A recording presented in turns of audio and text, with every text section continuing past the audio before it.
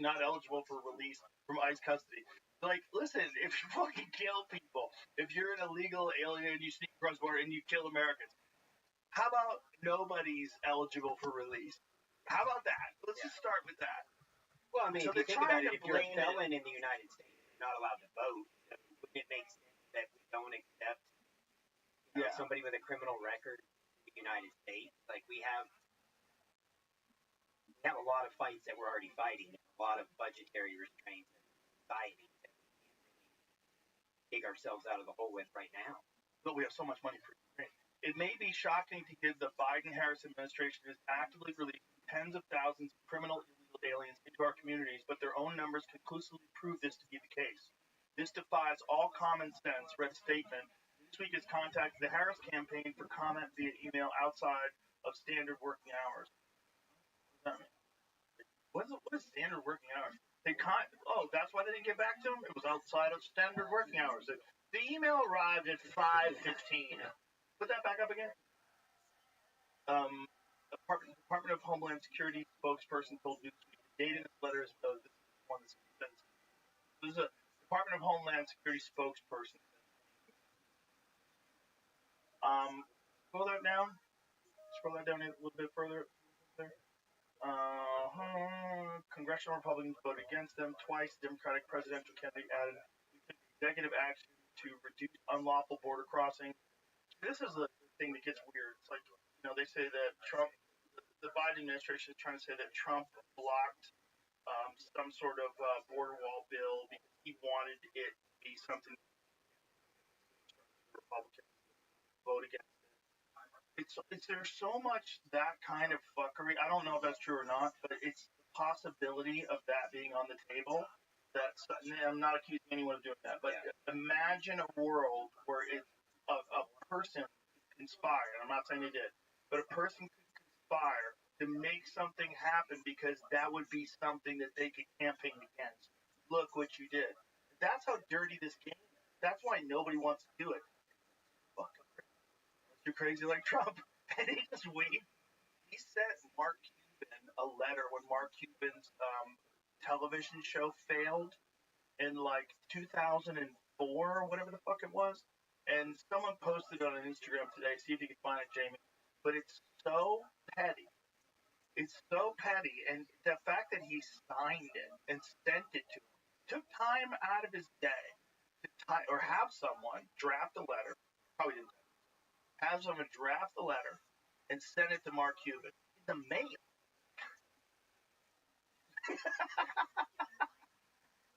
But it takes that kind of a person to literally make their way through the system. The only way you get through all these attacks.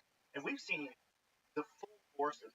It's like we've seen all the orcs that were hiding in the forest. They all came out. The level of hell that those people go through. This is the letter. This is from 2004. Mr. Mark Cuban. Dear Mark, I'm truly sorry to hear that your show has been canceled for lack of ratings. When I initially called you to congratulate you on the benefactor, little did you or I realize how disastrous and embarrassing it would turn out for you. If you ever decide to do another show, please call me and I'll be happy to lend a helping hand. With best wishes, Donald Trump. What crazy backhand. Why? I don't understand what beef. They must have. What is the beef about? The guy's hilarious. That is hilarious. It's hilarious that he takes time out of his day.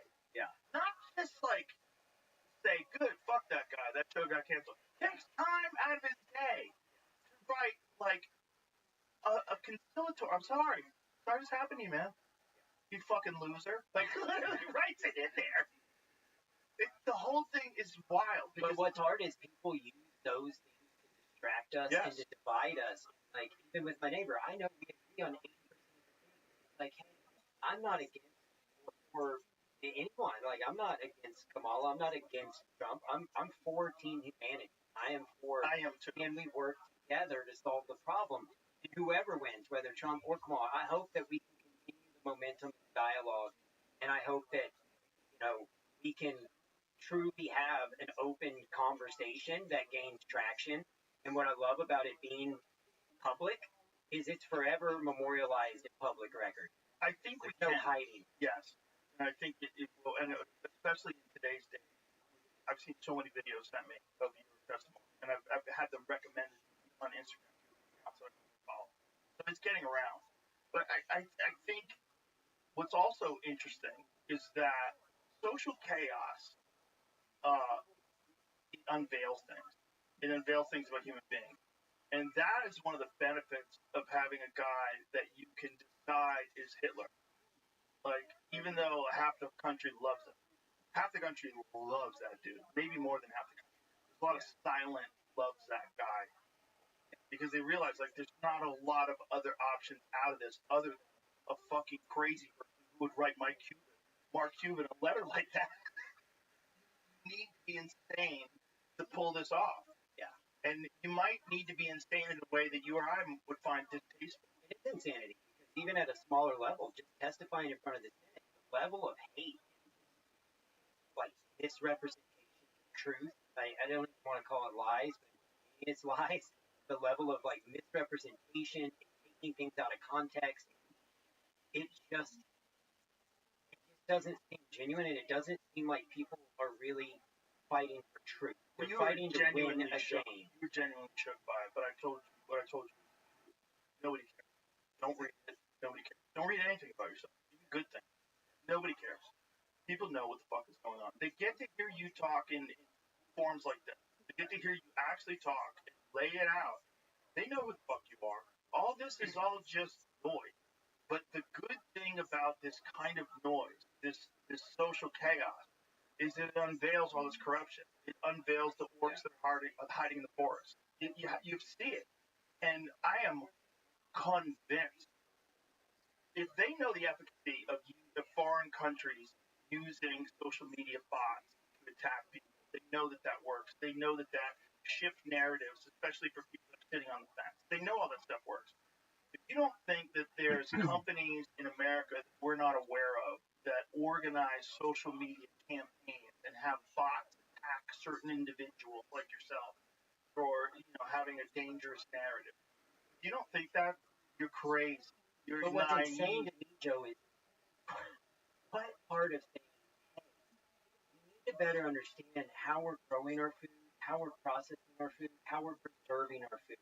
Maybe leftover petrochemicals aren't the best way to preserve our food products in America. We're not allowing that in other nations. And we're looking at the data, the numbers, and we're saying something's not right. The point of that conversation was to say today's the day to start the dialogue. The journey of 1,000 steps starts with one. And I look at it and say, my message was, how do we fix this? Well, we start by acknowledging there's a fucking problem in the first place. They don't care. This is just about money and just about justifying the things that you're saying, the narratives that you're pushing to try to get that money.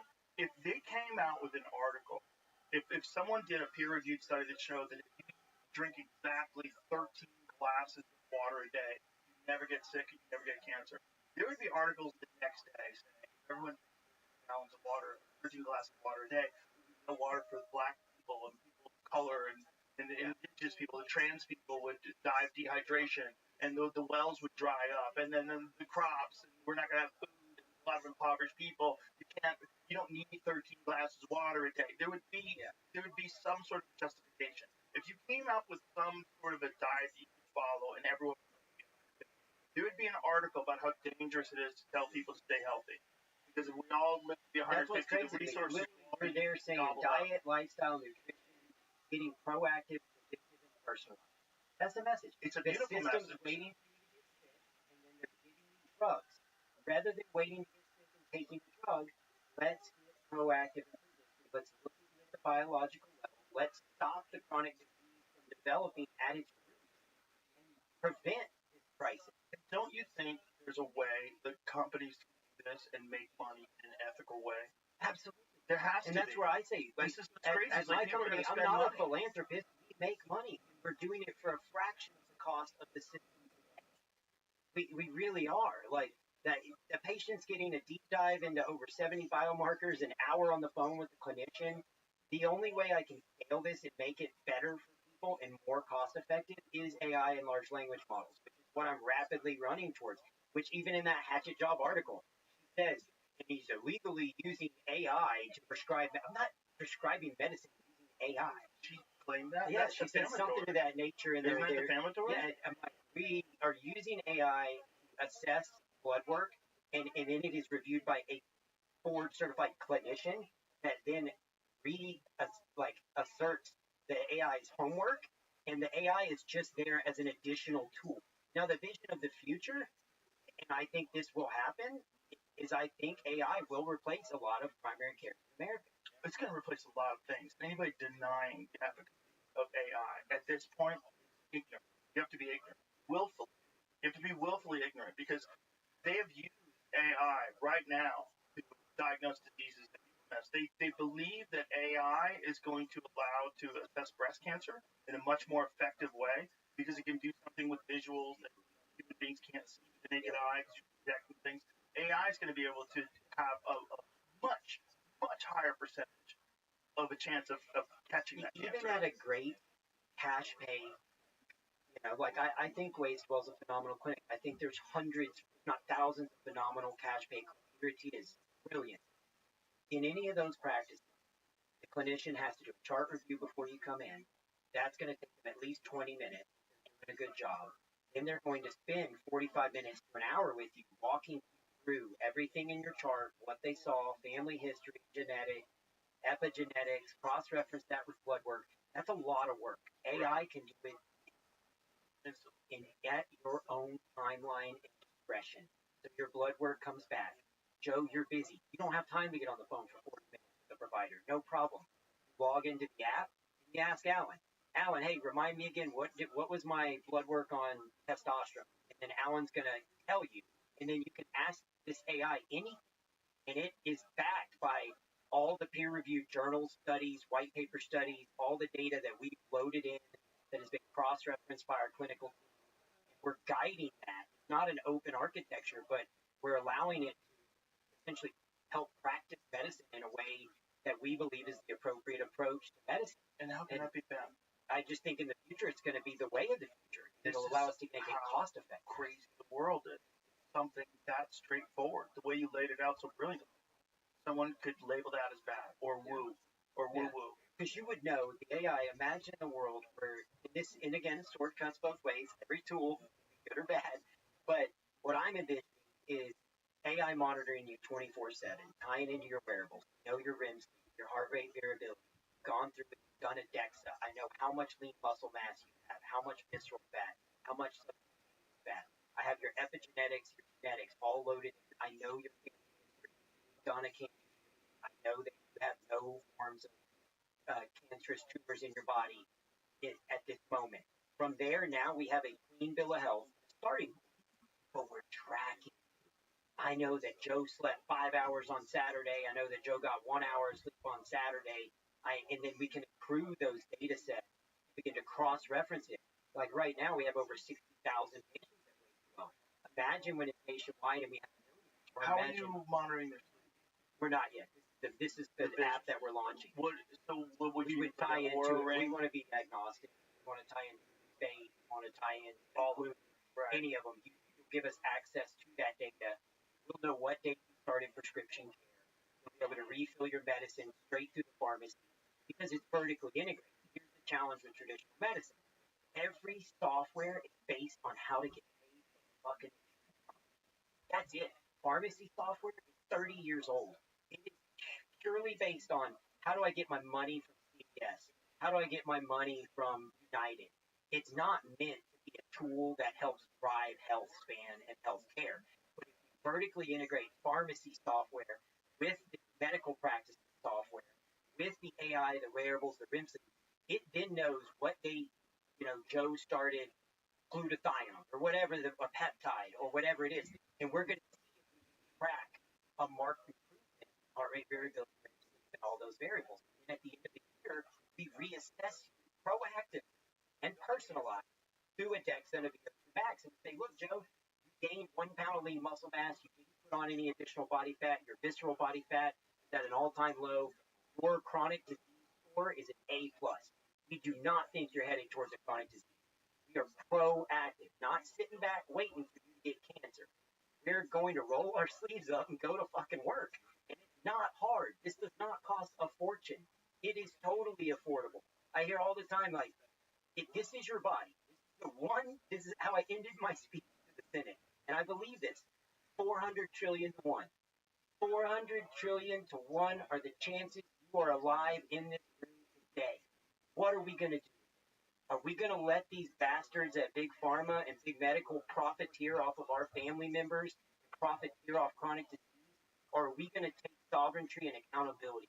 Are we going to test ourselves and drive our health span and take ourselves out of their fucking shitty life raft that's going down? Like, it doesn't matter if you have a first Republican, Democrat, congratulations, you have a front row seat on the fucking Titanic.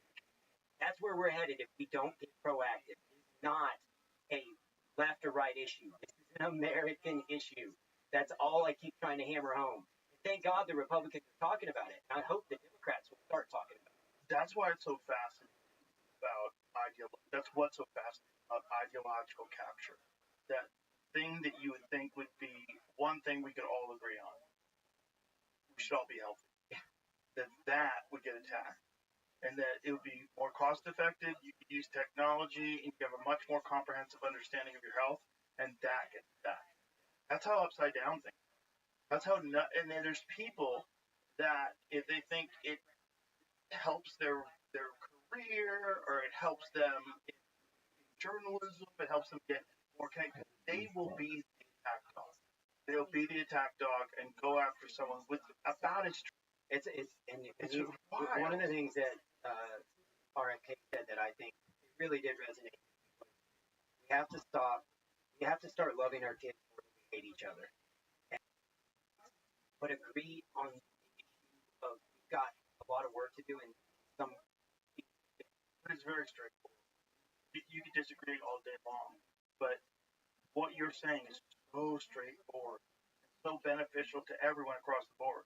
If there's anything you would want in life, like if you have been sick, real sick, you're like, God, it doesn't matter if you're rich, it doesn't matter if you're happily married, you love your job, if you're fucking dying, you're in bed and you literally can barely get up to pee, crushed, you wake up, what did I do? How did I get this? I'm gonna take care of myself. I'm gonna fucking get back on track. You know, and 100%. a lot of people don't, but some people actually do. They actually do realize at that moment, like, I can't let this happen. Like, whatever I do to my society, and those impacts destroy the ramifications are so far beyond finances and numbers. But even finances and numbers, 4% of our federal budget, healthcare. Number one budget concern federally is healthcare. Number one concern for most states, healthcare. Number one reason for bankruptcy in the United States for an individual, healthcare. It is a huge problem, but that's the dollars and cents. Welcome. How you living, Pam? We got Shank in the building. And that's what's going on, Shank? Don't sweep this under the rug. These are fucking. How much hope you're doing well. Put forth after the whole Shout out to Shank. family crisis. Shank, I'm gonna be honest with you. I didn't really want you here. I didn't want to go through the whole thing. I think it's a tremendous amount, but the problem is that a drug addict marketplace, all those addicts earn fentanyl and black market bodies to the enforcement committee, everything they control the media. Like as soon as somebody gets, get a little mouthy, anything, they come and hammer you and try to discredit you, portray it. I know that's but most people aren't going to spend the time to go like I look because I'm like, who is this guy? I want to understand his viewpoint. It wasn't gotcha. I'm going to bust these people. It was more of let me try and understand the other side. Try and see what we could have said that would have been so inflammatory. Message hope. It was hope. It was unity. It was working together. It was dropped apart. Become healthy. Get America healthy. Anybody would be opposed to that. That's, I think, also a real problem. The concept of making America healthy is so bipartisan, it's so universal, it's so clear.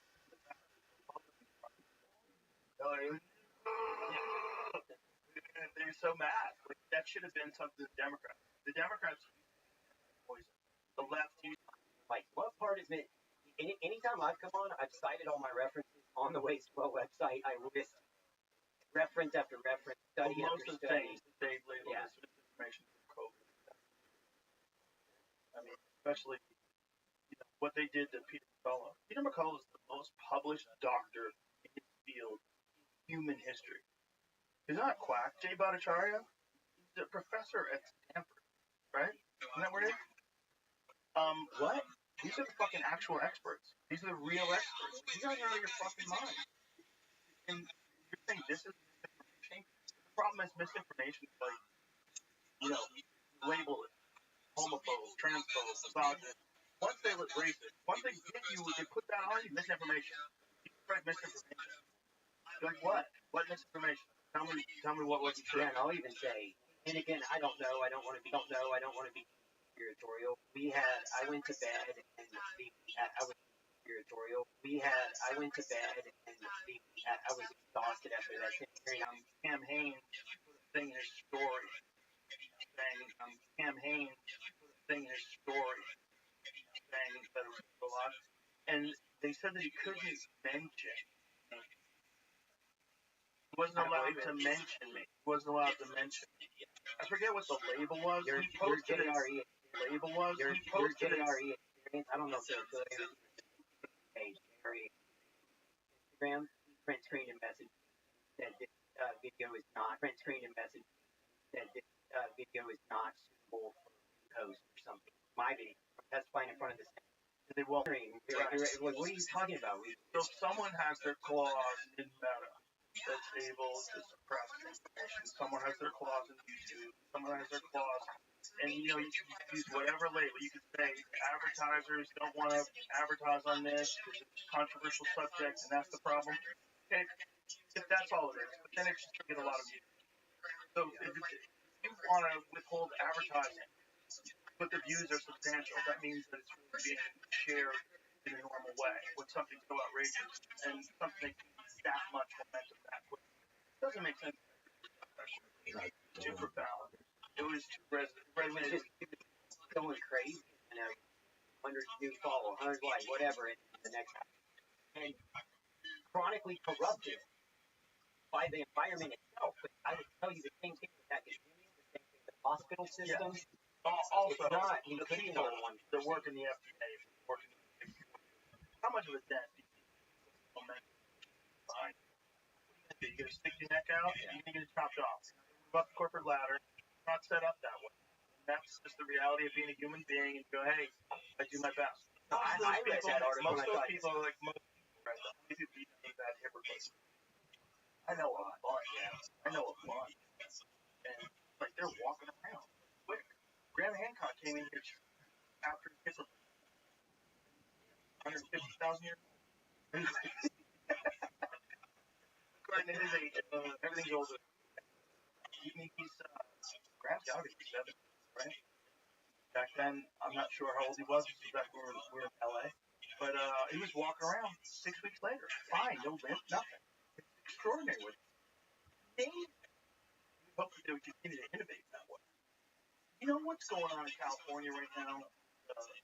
Home insurance. Okay. There's a real crisis in California. Pull up the home insurance. Home insurance is sky high, particularly in areas that have wildfire. They lose so much. Where I used to live in California, I was evacuated 3 times. Yeah, and the last time my kids were real little, we went in the middle of the night. We had to take off at 2 o'clock in the morning. The fire was coming from the hill. That was 200 yards. Yeah. Growing up in Houston, I was in a hurricane. A fire was terrifying. Insurance keeps dropping California homeowners. Changes are in the works to stop it trade. So they don't want to insure houses that are there he is. likely going to burn. Dog, I was just going to fucking send you a message. Let's play some chess, big man.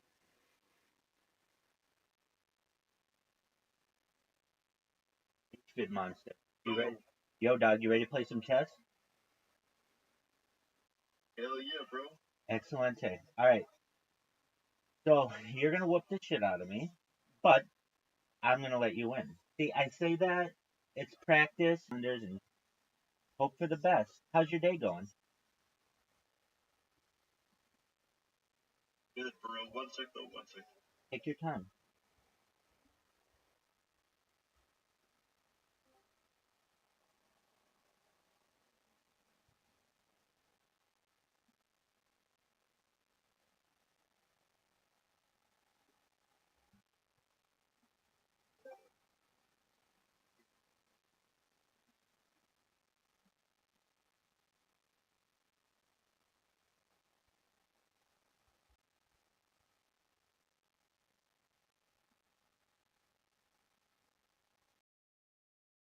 Enjoyment during sex. But if you get the penis longer than 18 inches, then it's going to be uncomfortable for the woman.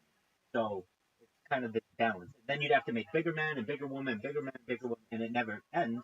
So to at least limit that, 6, I think. Oh, I didn't even notice it's my turn. You said you were a woman, right? I think you said that yesterday. Legally, dog. Hell yeah. What's the biggest you've taken then? My own. I guess I'm a virgin as a woman. Oh, okay. Yeah, that makes sense. Alright. Play this chess, bro. If you win, I'll send you $100. What I like. Okay? You got it, man. That's a good open. Terrible. It's terrible.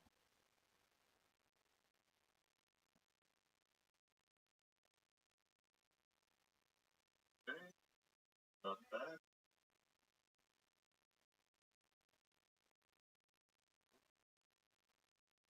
Didn't mean to do that, but that's okay. Should you wish, I could blow a turn if you want. No, it's all good, bro. Just play.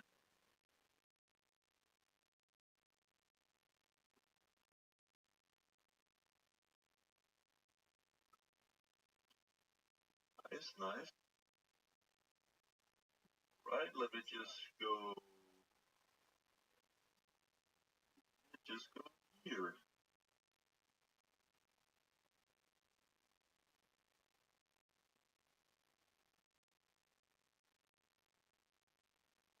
By the way, can you show your setup again so the other guy here can see? I cannot right now. I need the phone that I'm playing. Oh, okay. After this game, then, yeah? Hell yeah, bro.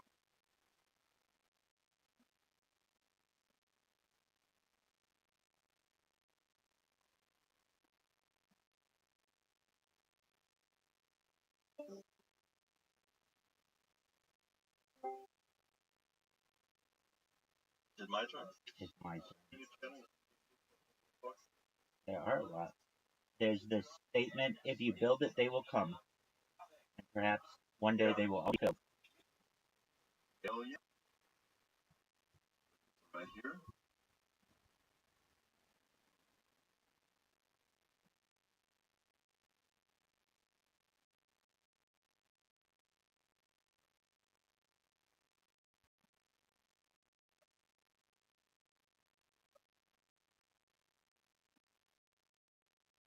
And that's not a bad move. Let me just go back.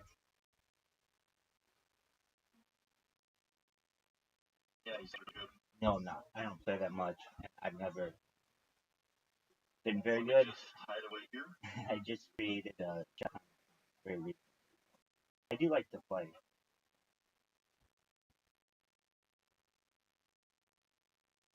Oh. That's right.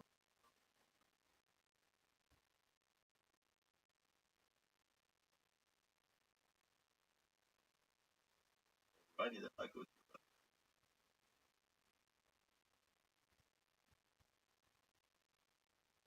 Do you know Sarex, by the way? Do I know who he is? Yeah. But do I know him personally? Yeah. I know who he is. Just who he is. Yeah, I know. Yeah. No, I don't want to be that guy. Oh, okay. I don't know him that much. I don't either, but from what I know, he's kind of creepy. Oh, yeah.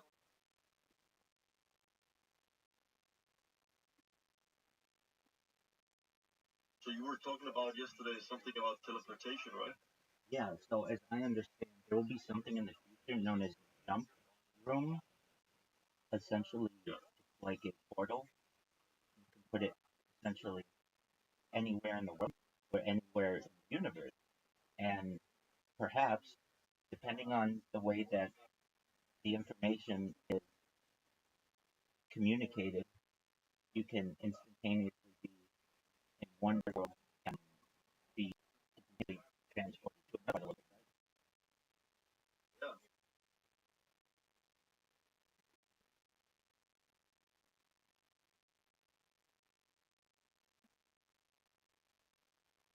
So just ask Wayne. Brad has very. I don't know about that, but we'll do our best. We'll try to find extensions. Yeah. Just ask Wayne.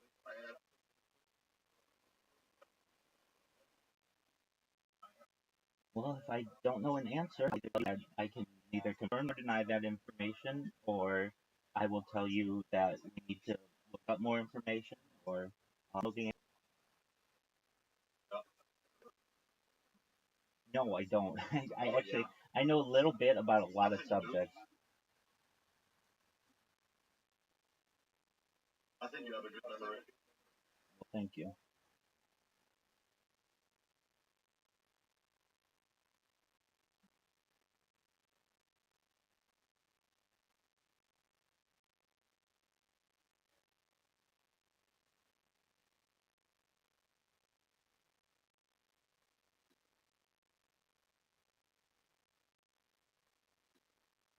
After this chess game, he contributed his room for yeah.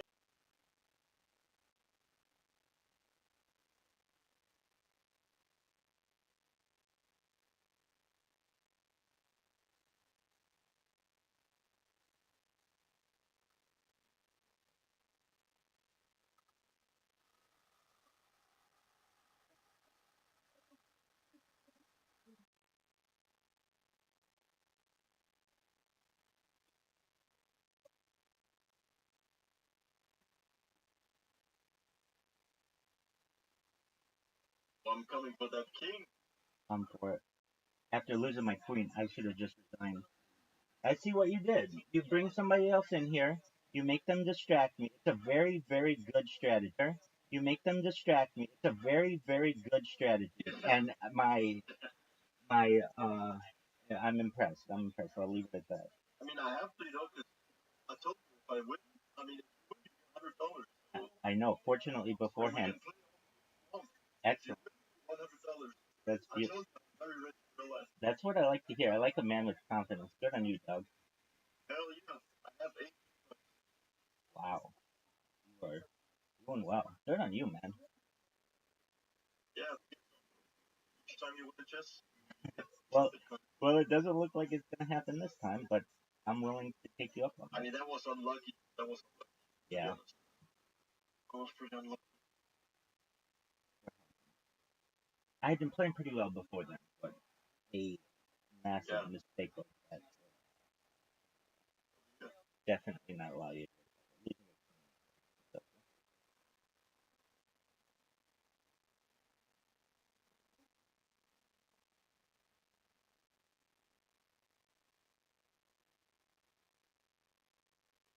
Coming for my queen. Somebody's got to. She's been a dirty, dirty whore.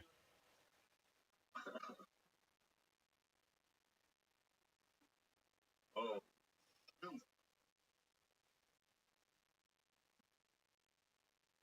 Alright, let me just take you here.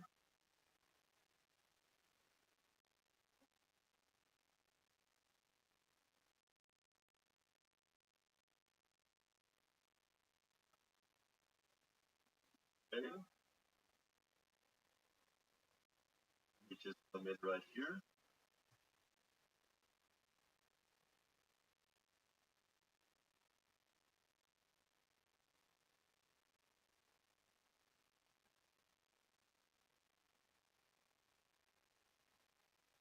Okay. Here.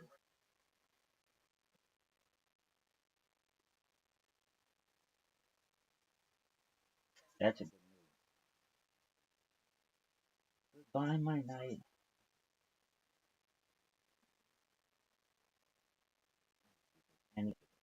I want it all, bro. I want it all. Go for it. You're gonna get it all. There you go. All right. I hope your fingers are ready. Okay, I'll give you a room tour. Just one moment. Yeah. Are you here, Philip?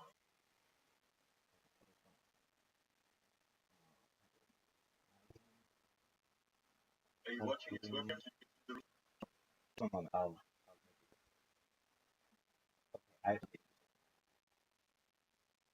By the way, mute one up there.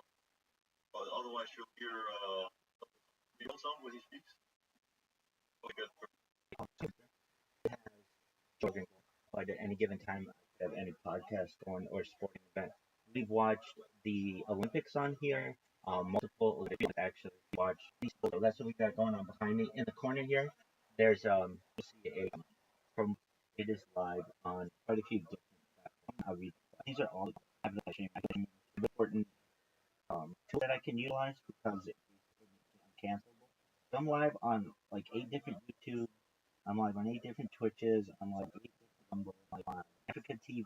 I'm live on a bunch of Discord, including on multiple Aiden Ross, live in Actual Speed.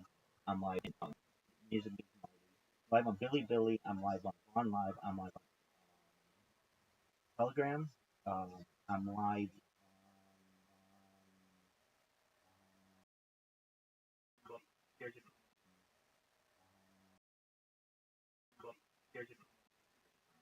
all three of these essentially are able to get everything that I do over here. They're just redundant backups. So right here I have Aiden Discord and as you can see here, those catch everything that goes on over here. So if any of my streams go down for any reason, or you know, there's an app crash or a camera, whatever, I have redundant streams. When I first started this, I was just doing it on one computer, like a normal person, and you just find that if you're going to stream as much as I do, you don't want to lose any data, and if you know OBS crashes, if I can just say, sure. peace, right? Oh, absolutely, absolutely. So, Stop the war. yeah. So let me Israel and everywhere, war everywhere, as opposed to in the Truman Show, as I understand, that was all done without his consent. But basically, if you know the story of the Truman Show, he was a phenomenon, a global phenomenon, and when people find out about this, I think it will be that in real life. This is essentially the television show Big Brother in the real world. Additionally, some things that we talk about on this stream that aren't normally talked about in society that are very, very important. This is just the baseline of what we talk about. Things like anti-gravity, antimatter, faster than light travel. We talk about dark energy and dark matter. We talk about life extension technology, types of technology, absolute fusion technology, where we take two atoms and slam them together. We take fission technology, where we pull them apart, and everything in between. We create talk about nuclear centrifuges. We talk about thermodynamics. We talk about geothermal energy, where you take a pipe, stick it in the ground, and use the Earth's heat to turn a turbine. Here's the key thing with any kind of energy: is it's just about turning a turbine. So whether that's water doing that, or air doing that, or the heat of the Earth, all of those things are great to just turn a turbine. The real groundbreaking thing is nuclear, but there are people who have their sentiments about nuclear without even going in the nuclear debate right now. Let's talk about tidal. This should be a groundbreaking, mind-blowing idea. Is that every single second of the day, around the entire world, the Earth's coastlines are taking in a tide, and that has been true for millions of years. If we can take a turbine, just like we have in the air for air turbines, and put it in the ocean, except protect it, essentially make it like a and make it like a plane turbine, and you put a net around it so that no animals will be hurt or no sea life will be hurt. Essentially, you utilize the tidal force of the world's oceans to generate electricity, which is far, far, far greater than any hydroelectric dam could even begin to produce, because we could put these up and down the coastline for free power generation. That is just one idea of great ideas that we've discussed on this. Another is geothermal, and then let's get to nuclear for a second. So everyone's so scared of nuclear power. To be honest with you, nuclear is the future. Um, People don't know this, but in approximately 80 years or so of the nuclear industry being viable around the world, there have only been three major incidents, and of those three major incidents, less than 50 people have ever been killed from nuclear fallout. And now people will say, well, what about 3 Mile Island? And what about Fukushima? And what about Chernobyl? Those are the three. And I can tell you, you go to the Wikipedia page right now, and it will tell you how many people died from radiation. Okay, um, at 3 Mile Island, zero people died. At Chernobyl, around 40. It's like between 30 and lower in the low end of the 40s, and Fukushima between 2 and 3. This is from Wikipedia. So I mean, I wasn't there. Maybe more people died, but I'm just using the figures that are stated there. So when people have this idea of nuclear fears, I want to calm those fears because I think nuclear is the future. Okay, with that being said, what other cool things we talk about, Rabbi? We talk about things like life extension technology, the utilization of blood platelets, perhaps through ambrosia therapy, using the blood of young people and infusing it into older people. Perhaps there we can utilize, as we've already discussed, stem cells and human growth hormone. Perhaps we can use nootropics and cold shock therapies. These are all things that we can use to extend the human life from age 80 to age 100, 120. But where it really gets exciting and what Monster was referencing earlier, and I mean, I want you to be on the list as well, Theodore, is mind uploading technology. That's the groundbreaking one, in my opinion. What is mind uploading technology, Rabbi? Well, it's a hypothetical technology that's becoming a real um, discussion in science where we will be able to, perhaps within the next generation or two, 20 to 40 years, be able to scan an individual's brain into a computer. We will know where every atom is within their central nervous system, and we can upload that information into a computer for later download. That information will be stored for whenever you want. Maybe when you're 100 years old, 120 years old, you're 500 years old. Whenever you want, you'll be able to transition your mind into an android, an avatar, a cybernetic being, a clone of yourself, an ethereal being, a robot, whatever you want to be. The future is yours. Or you may just say, Rabbi, I don't want any of that. I just want to die at age 80.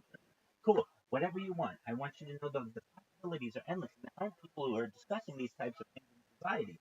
I am. I think it's a really exciting premise. And we're there. Scientifically, we are there. Essentially, it's the same type of technology that's used in a brain, an MRI or a CAT scan. The same type of information is stored at a later date.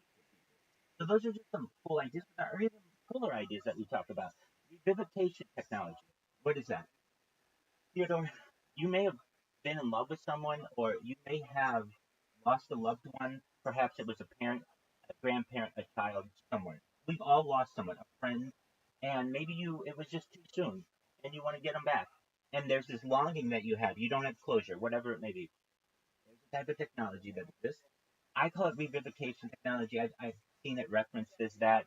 Um, People call it all kinds of technology, but essentially it's the idea of being able to take a person's DNA and create a clone of them, which I understand does not have all of their hopes and dreams and their memories and all of the things that come with life.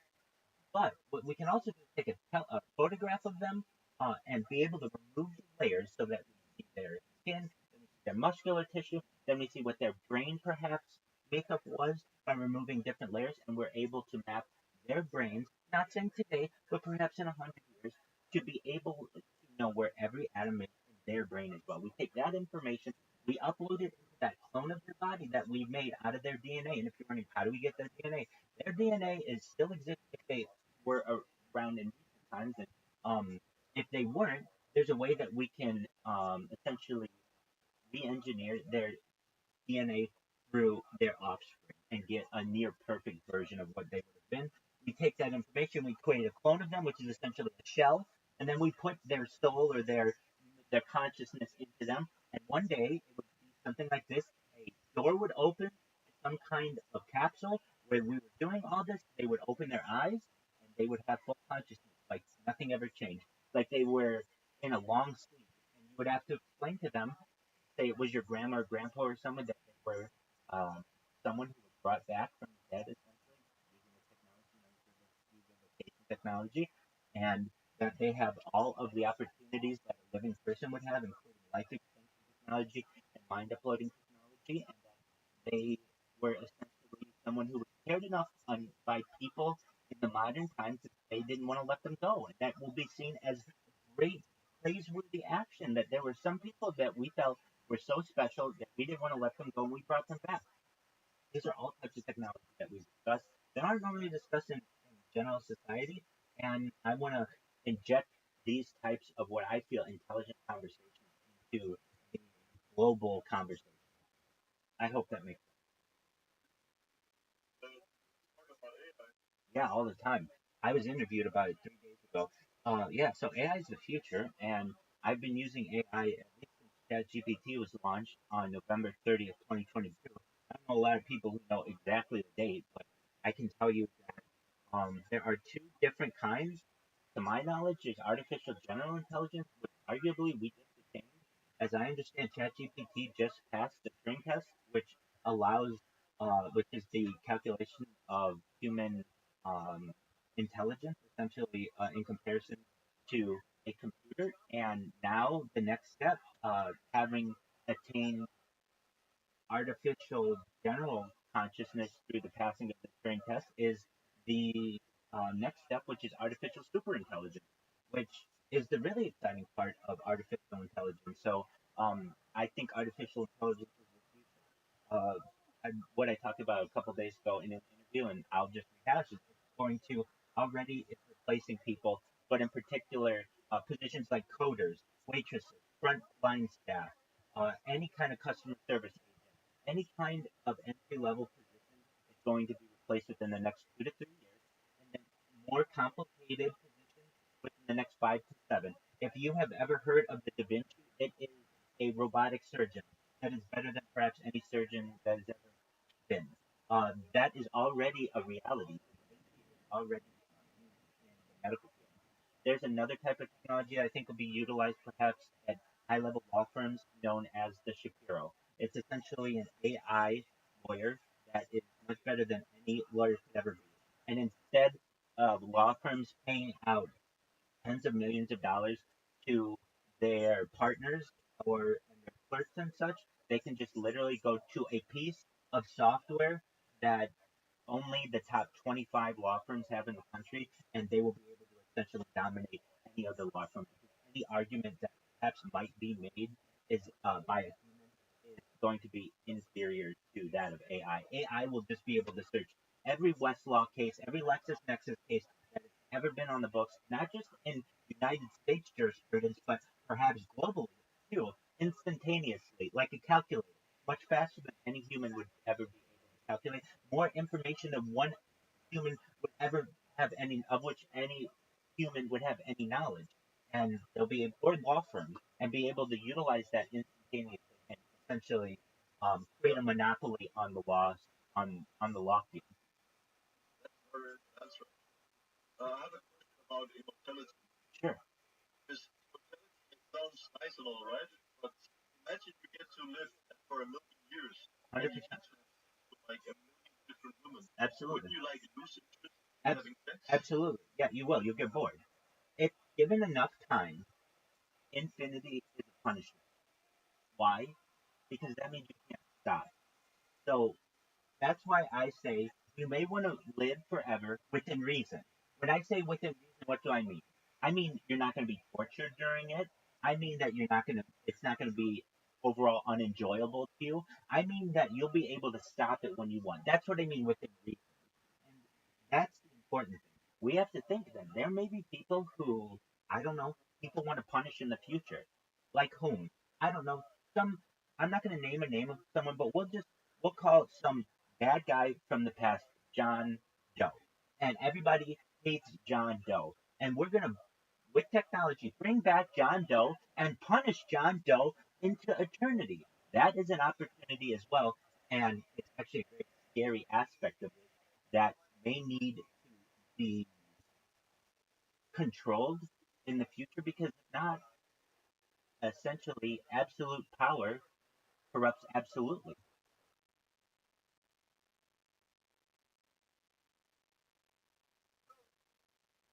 Okay, bro.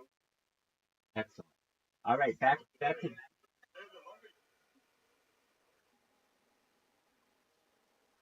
that's an excellent. Yeah, so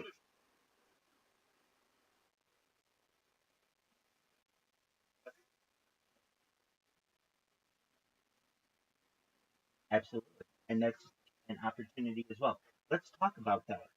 That, to my knowledge, is known essentially as memory erasure, and there are other ways to describe this, but I think that's an important type of technology that we talk about on this stream a lot, especially for people who have suffered some kind of post-traumatic stress event, a rape, a murder, they're having to defend themselves, and every night before they go to bed and their head hits the pillow, they have to deal with that. They have to deal with the guilt of something. There's perhaps an idea in the future to be able to have some type of memory erasure or some type of way to calm those types of feelings so that you don't have they're not as negative. With the idea of memory erasure, you might be able to have sex with all the people you want and then wipe your brain and then essentially do it all over again. But you have to understand, infinity is a long, long time. And even a million years of having sex with all those women, still have tens of hundreds of millions of years to fill up. If we think about the length of the universe, and again, I am not an expert in any of this, but as I understand, we have been around the entire universe, like since the Big Bang, if that's what we think that is where it all perhaps. That was like 12 billion years ago. I think the forming of our planet was something like 4 billion years ago. Okay, and I think the overall length of the universe is supposed to be something like 64 billion years. So basically, if we were playing a football game or an American football game, we'd be like in the first quarter. There's still a long part of this game that needs to be played. And if we're thinking that we can live forever, we have to fill all of that with things. And if you're only having sex with, let's say, 1 million chicks, you're gonna run out. I mean, really, we have to look at the whole world. So that would be essentially 4 billion chicks, a half of the world population at 8 billion, if you take that to be the truth. And then from there, um, we can do the calculation of like one woman a day for however many days. Essentially, though, you're gonna get sick. You might get sick of having sex with women. I talked about this recently, and this is not my thing, but I am someone who is open to science, and if anything, I think that consent is very important. The reason why, at least I personally am against bestiality, is because not only is it do I feel weird and all the other things that people feel, but the animal can't consent, so it's essentially a rape, and I don't like that.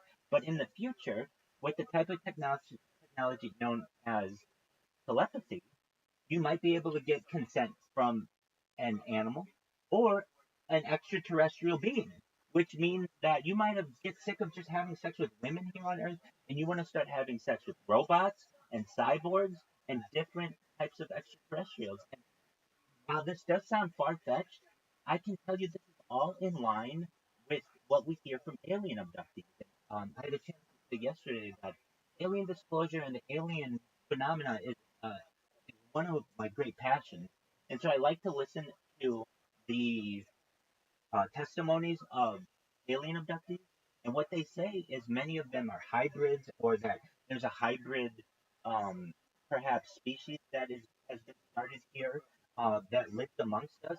And so when I start talking about humans interbreeding with some type of extraterrestrial being, that's not that far fetched. It's actually, we're told that that's already happened, which is absolutely fascinating to me, and I'd love to get into all of the science of that.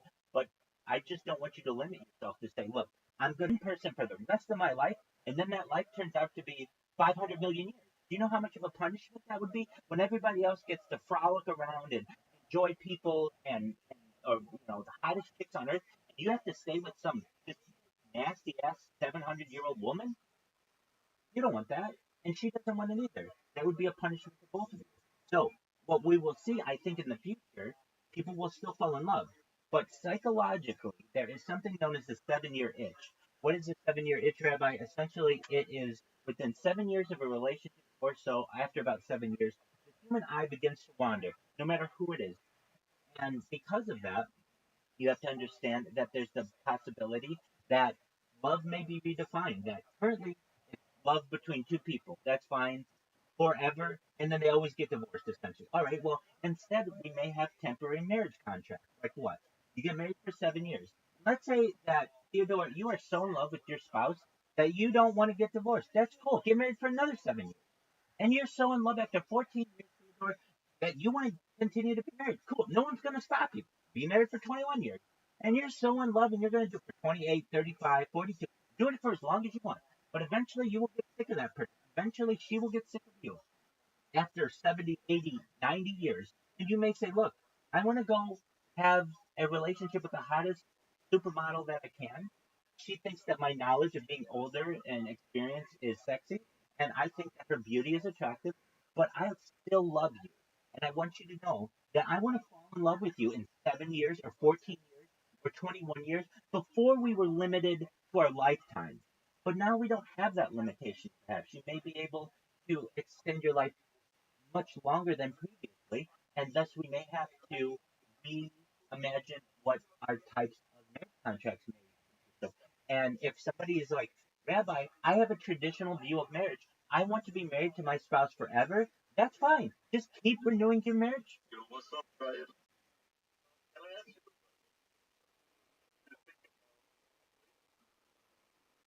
Yeah, great question. I can tell you this, and I really mean this. I will quote an actor, Morgan Freeman. Martin Luther King? No, Morgan Freeman. And I think he's absolutely right when he says it. He says, if we want racism to go away, we need to stop talking about race. Okay, well then we're always going to have racism.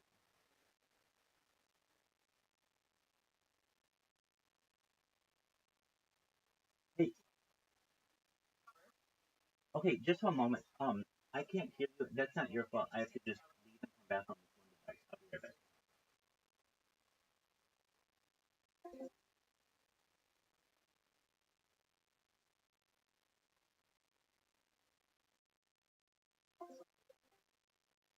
Hear me now? Yes, did you say that you feel that you're racist? Yes. Probably. Pretty sure I'm racist. Okay, well, it is. I would say recognizing that you have a problem is the first step. So you've done that. Do you have any experience, or do you have any friends who are perhaps of other races? No, man. I don't know why, but I have that urge colored. I don't know why. Okay, well, that's generally perhaps related to xenophobia. It's just fear of strangers, fear of people who don't look like you, perhaps. And I understand that. That's natural for anyone who is just fearful of people who don't perhaps look like them or speak like them or maybe different than them. To know what you're going through is perfectly natural. Best advice is to develop as much experience with people in general as you can. But if you need to, go out of your way to diversify your friend group. How do you do so? I wouldn't go out and say, I need a black friend, or I need an Asian friend, or I need a Jewish friend, or I need a Hispanic friend. But what you can do is perhaps find groups that are already diverse and join them.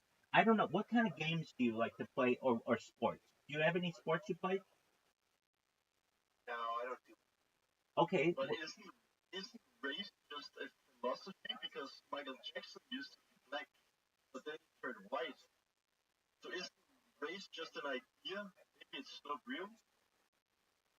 It is basically imaging itself. Not have an Yeah. easy, not have Yeah. an easier Have way. you tried it? Shifting your penis, yeah, with penis pump. Yeah.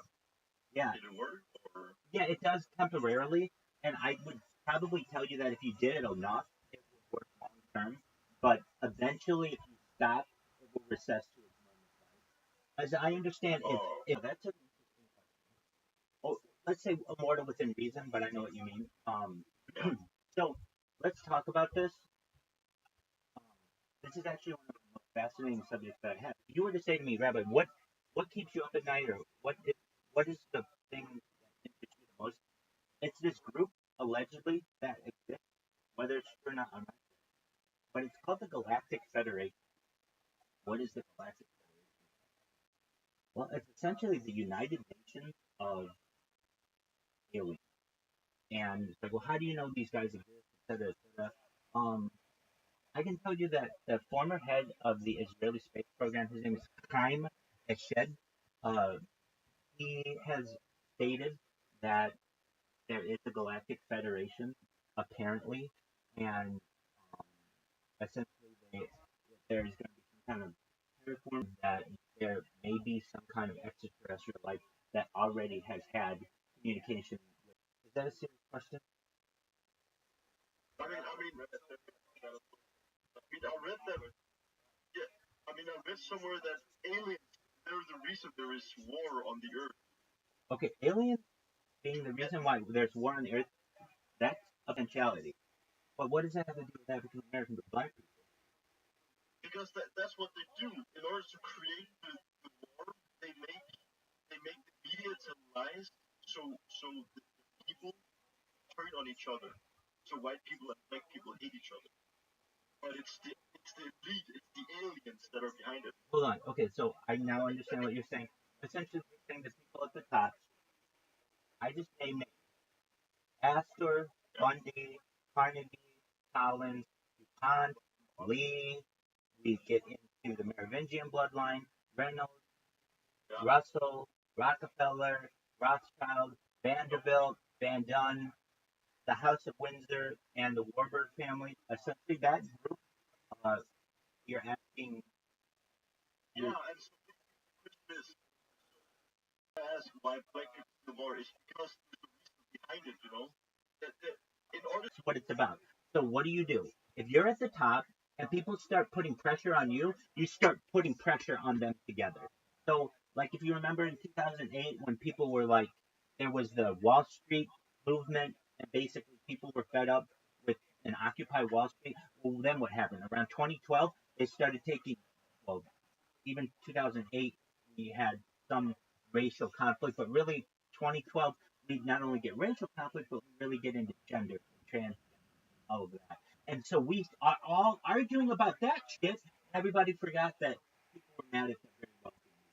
And they'll keep doing that. So that they'll use race. When race doesn't work, they will use gender. When gender doesn't work, they will use heterosexual versus homosexual. When that doesn't work, they will use age. And that's a big one too. If you wonder why is it that it always seems like they take an old person and say, look how stupid this person is acting, when in the past you were supposed to honor your elders. Now you tear them down. This is all being done purposefully to destroy society. I agree. Excellent. And you should know, I love black people a lot. And so I'm very protective of black people. I love people. I don't just love one group more than another. Yeah, me too. But that's why I'm saying, like, is it Jews that are doing the race baiting?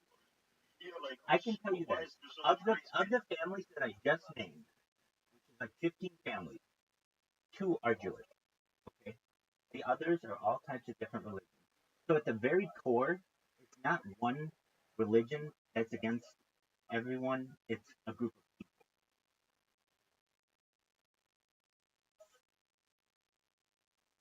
And from there, it's not just those 13, 15 families. Then we have the Council of 300. If you know what the Council of 300 is. So that gets into the Pillsbury family and like even like the Disney family and the Guggenheim family. And yeah, you're going to get more people in there, and some of them will be Jews, absolutely. But you're also going to get in there the House of House of Saud. You're going to get the House of Kuwait. You're going to get the people in uh, the owners of the Emirates and the Arab Emirates. So you're going to get a whole bunch of people at the very top. They don't give a shit about what religion you are. It's all about elitism at that point.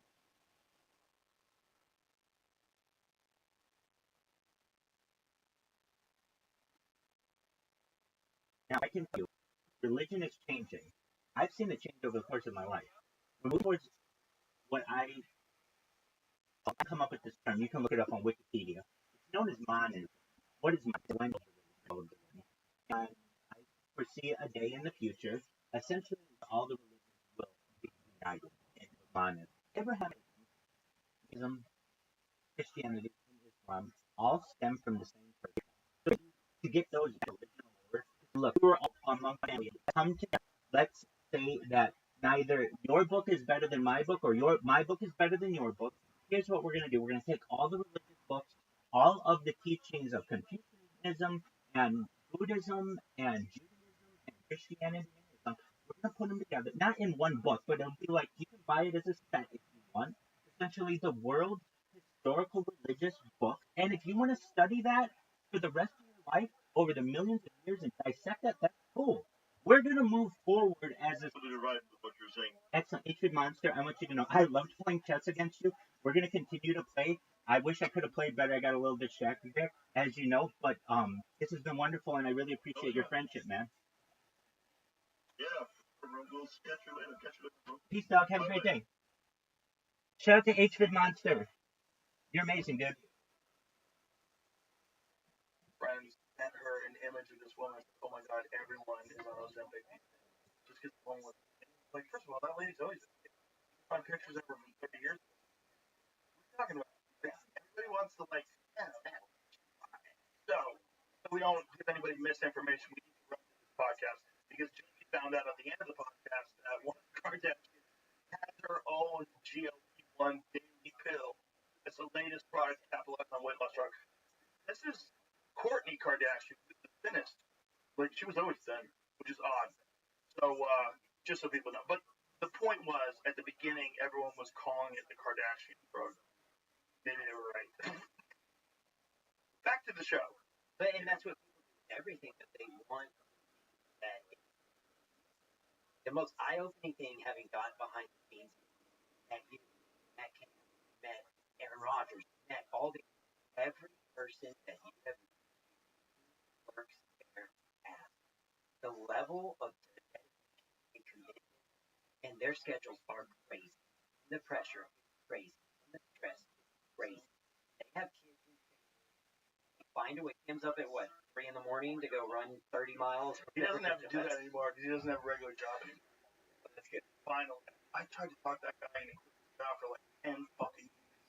From the moment I met him, like, quit that job, dude. You make more money doing this. It was like trying to convince him forever.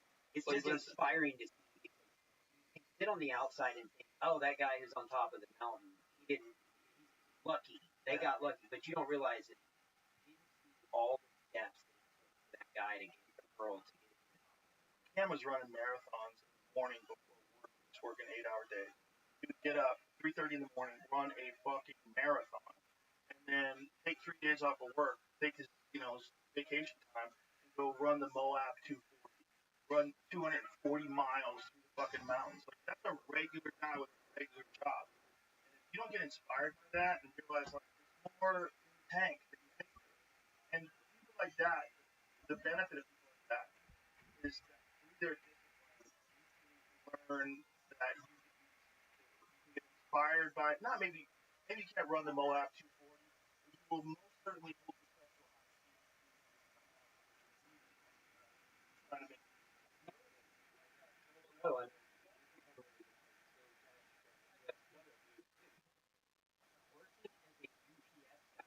Raising 2 kids, training MMA in his spare time, like trying to get all his work in, makes it into the UFC.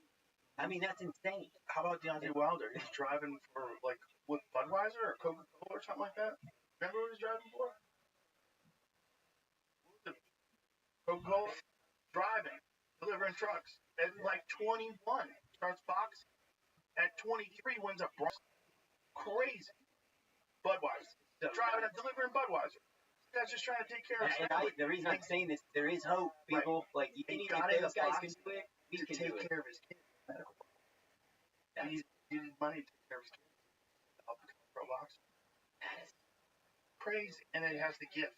Yeah. It's 1 in a fucking 100 million gift of power. Yeah. Nuts.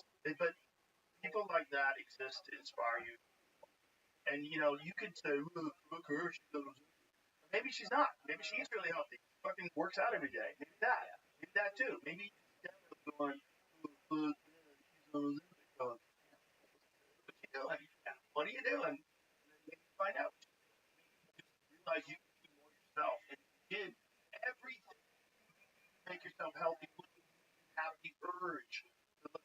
else and say, oh, she's a... You wouldn't care. You would Well, not what you give a see fuck. is people momentum creates momentum. Even individuals I know that have taken those in. A lot of those people are, they just need wins on the board. They need to create momentum. Really obese individuals, when they start seeing their hope, weight starts coming on. Crazy diet, the lifestyle, all that starts to fall in line more and more. And then they get a win on the board. Now they're the guy who's going to the gym. And that's the benefit of SSRIs for some people. For some people, and for Ari, that was the benefit of him. He was really depressed. He was really bad. And I think that's something to do with taking PhD blockers. He was taking whatever the fuck that stuff is for your hair. What's that stuff called? Yeah, Propecia. He was taking that. Yeah, some people, it wrecked him. It got him very depressed. But the SSRIs helped him get over the hump, and he eventually got off of them. And when his life is doing better, what a shock. He feels better. He's happy. His career's doing great. Fucking not depressed anymore. Oh, crazy. They're all related. People are trying to tell you that your life sucking has no bearing on the level of depression that you have. Well, that's crazy. Yeah. That's crazy. There are people whose lives are and they're still depressed, but I guarantee they probably have their priorities off, and I guarantee they probably don't exercise. If they do, it's some rare imbalance that some people do have. I can tell you, running, everyone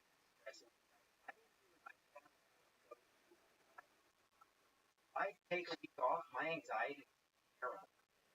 I would have almost crippling anxiety. Doing really hard ice bath and doing sauna and going through that method, that process, it helps me convince 100%. You're used to a certain level of adversity. You give yourself voluntary adversity that far exceeds anything you're going to experience outside of that.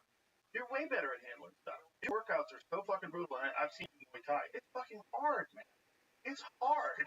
It's exhausting, and everything else is easy. Because when you're on like round 5, and it's a 5-minute round, and you're 3.5 minutes in, and he's trying to get trying to get you to do a switch kick over and over and over again, your fucking heart is beating out of your chest. You gotta finish the round strong, and when you're done, when that bell goes off, you're like, oh my god, like that feeling you don't get. You don't get that in the day. And you feel so much better. And then after it's over, but the feeling of being exhausted, pushing yourself, that struggle is so much more intense than anything you experience other than a life or death confrontation in your day. Yeah, just even conquering goat. Like, there's so many days I'm driving, and I go, why the fuck? Starbucks, get one of that frappuccinos again. Go back to my life was fun being fat. It was easy. This is not. I don't want to go get the shit out of me, work my ass off for an hour, but every time you every time I go to this. Every time I go in, I don't want to do it. I know I'm going to go in. In general, it's pussy. Pussy is like, don't do it.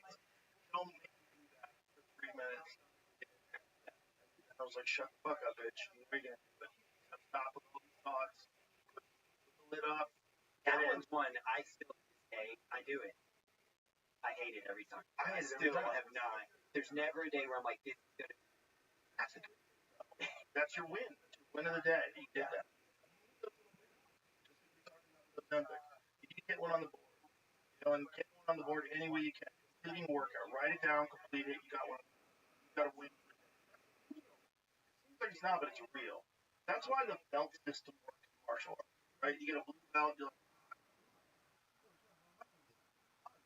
it incentivizes you. Human beings are subject to that. You're nailing it. This is my point with AI. I want to gamify it, and I want healthcare to be fun. Yes. I want people to know that you're challenging your friends, rising together.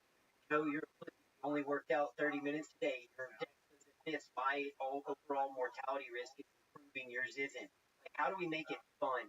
You can choose what to share, kind of like what Whoop does. Well, what you do with Tim Kennedy, what is that? I watch his My Zone, and I watch what Tim does every day, and I'm like, if I can just get close to what Tim did, I will feel great about myself. So I try to beat his workouts, or Juan from On a Gym has it on there too. I'll just try to get those guys' workouts on there. It's funny because people say that that's a different thing, which is really interesting. One of the things that people talk about with addictions that people are struggling with today, one of them is fitness apps. Like, geez, isn't that like the greatest addiction of all time? Like, yeah, you can go off the rails, get a little crazy, but isn't it the greatest addiction of all time?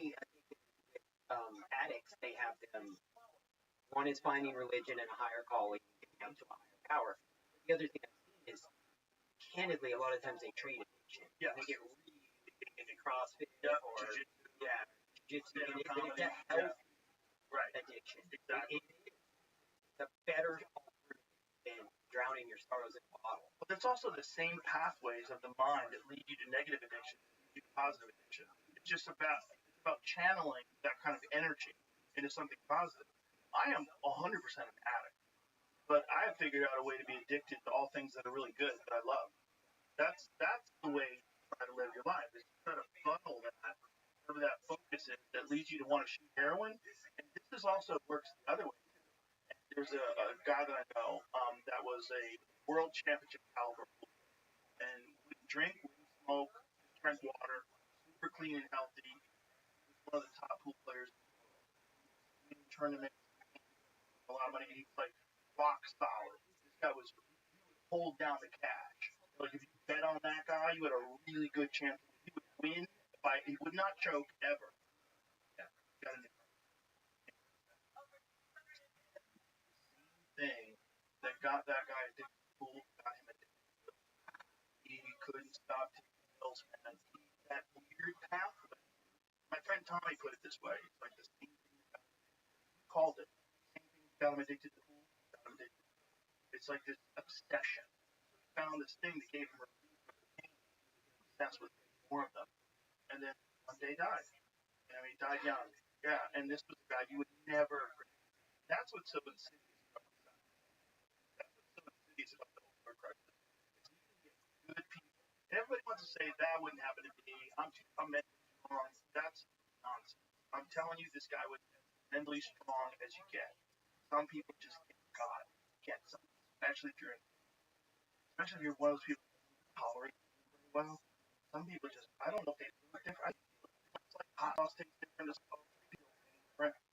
And one of the reasons I thought my mom got an injection and she didn't flinch. They stuck this giant ass needle in my mom's punch it in there and she didn't flinch. The doctor's like, that's crazy. This 70-year-old lady didn't flinch. That's right. But yeah, it has to be. Because I think it's genetic. I think it's being hurt by martial arts. Toxicology lab and on it after brother.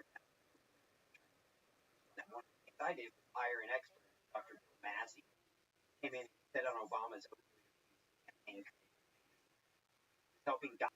But one of the things he shared with me that was wild for Obama was monkey, where he gave one set of Reese's cake with and no warmth, no interaction with other monkeys, other in food, but at erratic time, there was no that monkey fight. Then they took another subset of Reese's monkeys, and they gave them warmth, shelter, that would stay with their families for the right amount of time for maturity. And what they found is when they introduced drug, heroin and cocaine, monkeys, disproportionately the monkeys that were deprived died. That had that affection, warmth, and comfort, and that died at a much lower rate. Most of them actually survived. He was breaking down that if you grow up in an environment with minimal dopamine response, and you light up that dopamine boxing match, right? You're a kid where you're like, this is the best. Everyone's cheering me on. Yeah. For some people, unfortunately, what they find is drug or an alcohol substance. That ain't the person. Albert Einstein, the future Muhammad Ali, the future, whatever it may be. If they have that ability, give them a shot, get them out of this. Because I've seen a lot of people, but I've unfortunately lost a lot of people. They do rats. Very rat park. They had rats in the cage. Rats. I think it was heroin. You can find what the rat park study was. Very similar. They did another study where they had this enormous cage where rats could run around. They had toys, things for them to do, and they didn't just do drugs until they died. They just went and had a party and lived like normal rats. Yeah.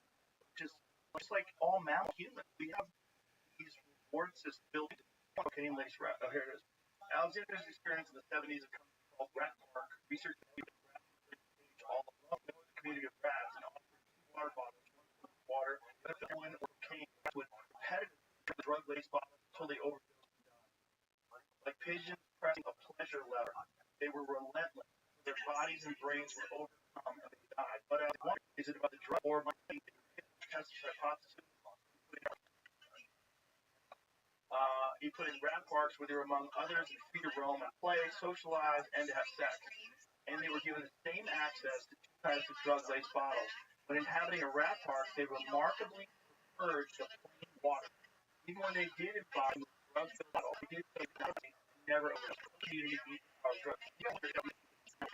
It's not possible right now. Oh yeah, no, that's great. Everyone had a productive, happy, healthy life and was raised how Spousy. much less drug addiction would we have? It's a good question. It really is horrible childhood causing a lot of that's not my friend. My friend who got addicted, he wasn't from a normal family. Everything's fine. It was him and back pain, fucking multiple friends when they're over. Like I've had things like yeah, it sucks. Let's get better. It'll be okay. It's not your it's just your the fact like your that's a good type of My buddy been in the hospital now. So they had him loaded up on pain. Everything was starting to take the hospital. They were about to leave the hospital. And my buddy done. I don't want to talk to his dad. His dad survived without the pain. Bad. Like terrible. Everything. Long story short, they were going to put him in hospital. He needed all this was failing. Drove a car last night. Right? He's out of the hospital. He's driving truck again. Like I don't know if I want to be on the road with that guy. Yeah, it's all those pain meds were poisoning his brain, his body, his organs were shutting down because they were just pushing more and more and more. I don't want to, but there's a lot of money somebody in a hospital and that insurance company those time frames, moving them over. I stood in surgeries where I watched them do neurosurgeries on people they knew would die. They could bill them $800,000 the insurance the hospital.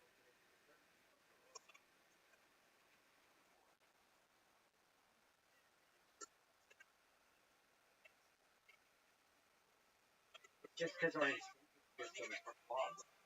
Talking about dopamine, reward system, pulled over money, others in finance. You're shocked. You have killer earnings. Never incentivized by money. People don't go to what's best for people. They go to what's going to make them more money. That's the weird world that we find ourselves in. Because people defend it. There's their ideology opposes the opposite. Weird fucking time. But listen, brother, I'm glad I met you. I'm glad you're out there. I'm glad you can speak about these things. So knowledgeable.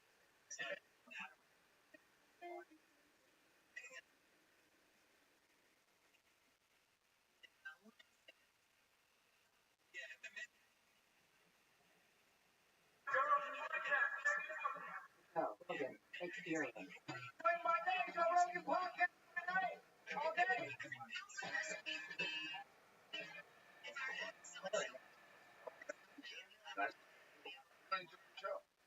It's very different. Like I was when I first started watching it, guys all kinds of crazy people.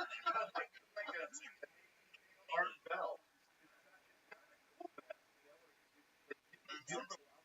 What that one dude that was saying that directed Antarctica? Yeah, you let that guy go out. He's going out on a long ass beer. Oh yeah, Eric Hacker. All those stories are so crazy. I was just finishing. Is it John Alexander?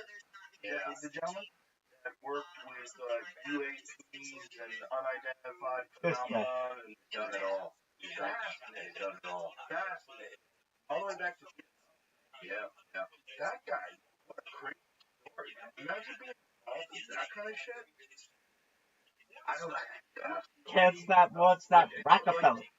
When I hear UFO stuff, there's a part of my brain that's like, don't get this. This shit's nonsense. Just stuff like they told me volcanoes got erupt. Super volcanoes are definitely real. There's a historical precedent. There's civilizations.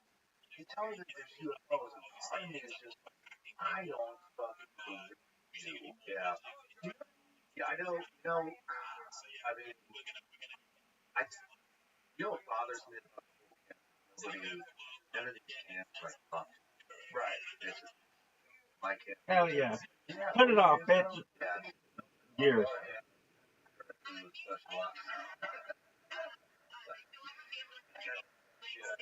I was like 24, I was dating this girl that was, she did something in government, like pre-internet, like people didn't have the internet, like early 90s, right? And she said one of her jobs was to make sure that information that the Navy had received would be available to the Army. So, like, you have to make sure people aren't running redundant tests. Like, we already did this. We'll get you this information. Like, sort of database, like these computer terminals where she could share information. And she had some sort of top clearance. And one day, like, just fucking around, she wrote Little Green Men in the search function.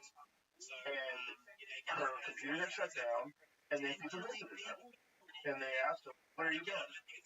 Why did you look this up? Like, what's this all about? And I think she wound up fired or transferred to a position or lost whatever clearance that she has. Interesting. I've not heard that one. When I was young, really, it has another man. Now, looking back on it, maybe what she was doing was inappropriate for her job. Like, maybe what she was doing was demonstrating that she couldn't be trusted. Doing something that's not, there was no request to look up the green man. Yeah. So she on her own. Is this 100% factual? You know, it's just a girl. I don't really know. Oh, you dated? Yeah, I dated her. Yeah. This is, like I said, early 90s. I was living in New York. I actually dated her in Boston. Met up again. So she was talking about her job. She was telling me about this. Like, she was telling me this. Back then, I was all, wow, unreal. As an older man, I look back and go, well, if you have some kid, she was basically my age, she's probably 24 as well, and you're having kids work in these terminals that has access to top secret information, I would say, hey, you should be just looking up shit randomly. Yeah. Like, we can't have this kid. It doesn't seem like everything's so compartmentalized, government, especially. Yeah. Whatever, I didn't get that high up. I've not seen like a database where you can look anything up like, oh shit, who killed up JFK? Right.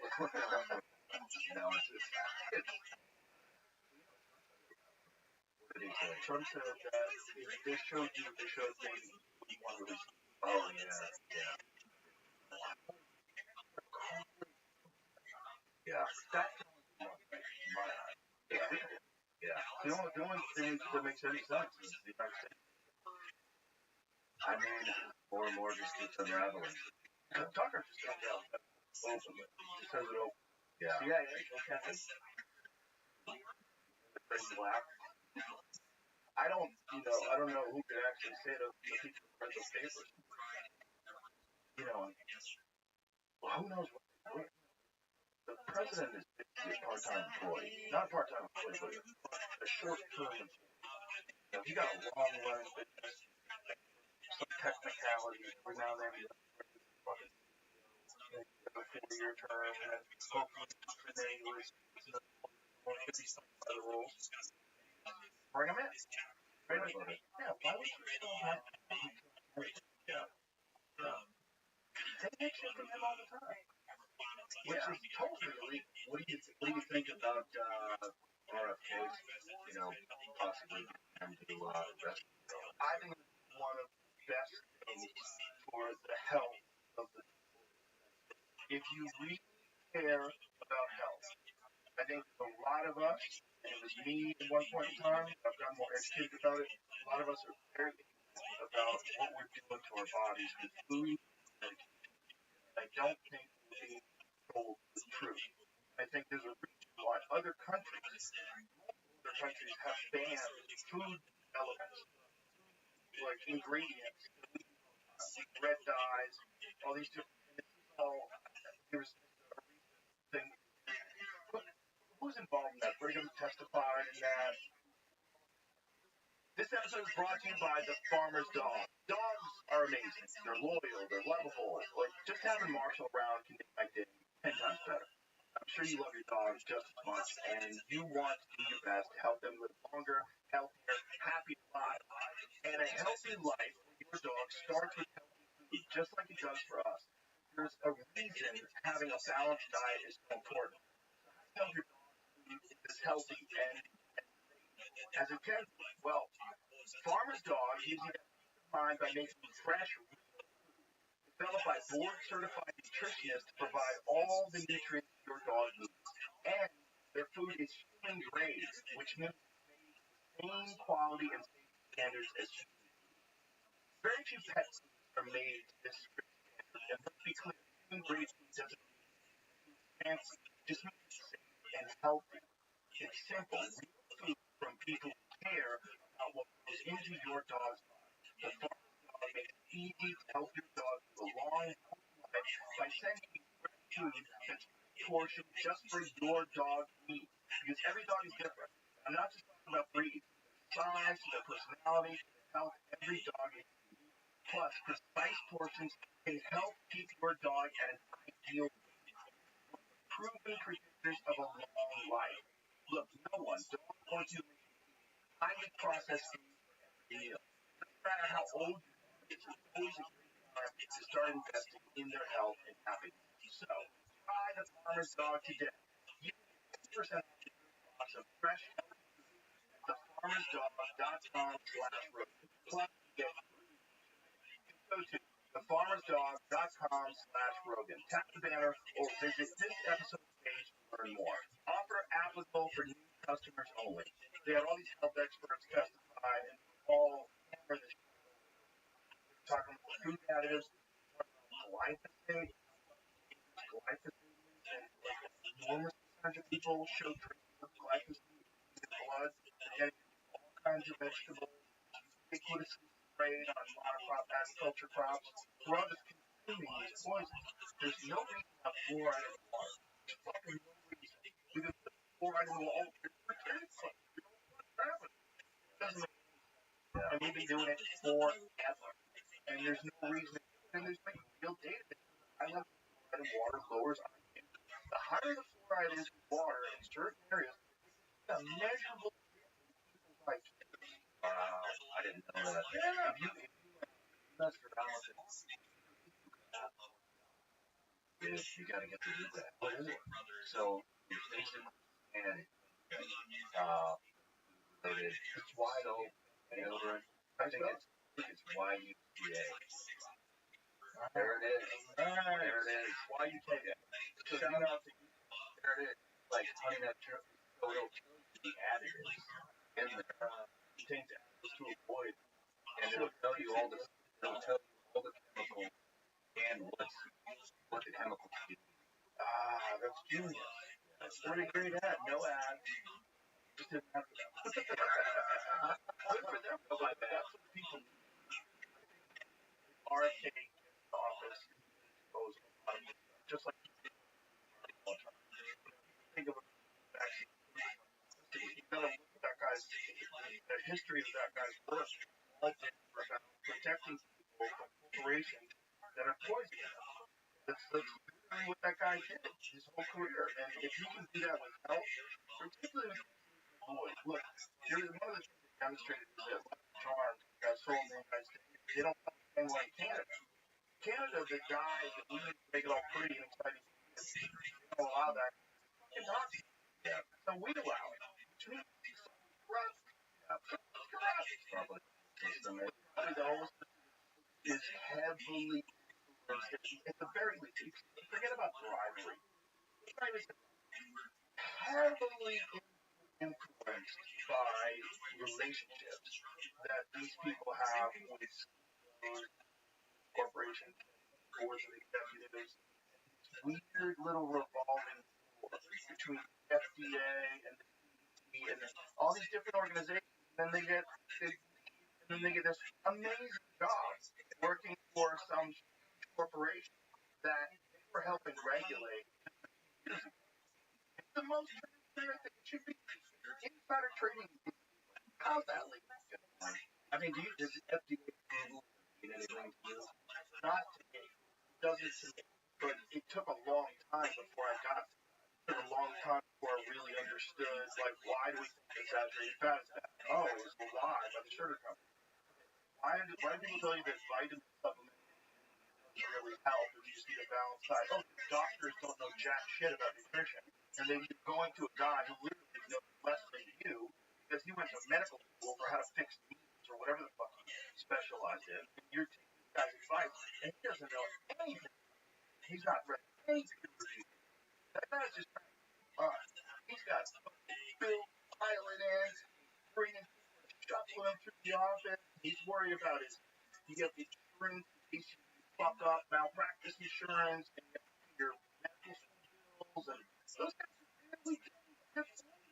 They're trying to work your own fast as they can.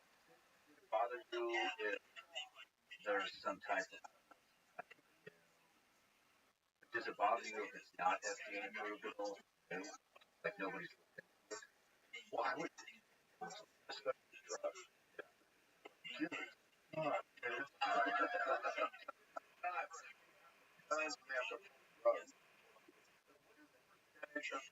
FDA approves and then holds. I believe it's 25%. I have no. I think it's 25%. So the ones that they approve, and then eventually find out, oh, this stuff's terrible for you. Yeah, I think it's 25%. Which, you know, one third. I was off. According to the 2017 study, which is probably worse now, about one third of the FDA was a 10-year period. Worst warnings or recalls. That's fucking bananas. Give it some time, kids. Also, have you seen the Steve Crowder undercover thing with the COVID on New York? No. Have you seen it? Can you find the most recent one? Because the most recent one is fascinating. The most recent one, this guy's openly talking about how monkeypox is not really a threat, but they're trying to present it as a threat so they can sell this medication. And More rabbi. Openly talking about it.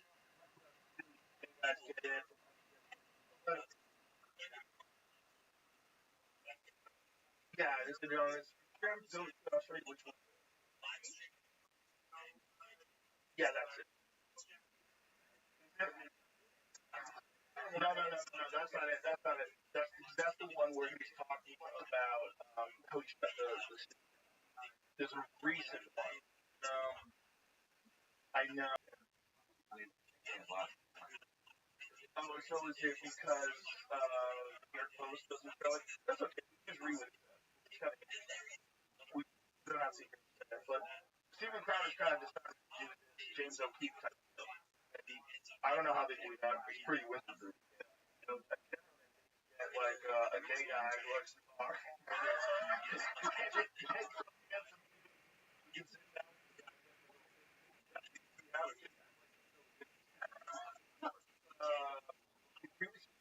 Health advisors and response. Okay, so he was talking about the approval process.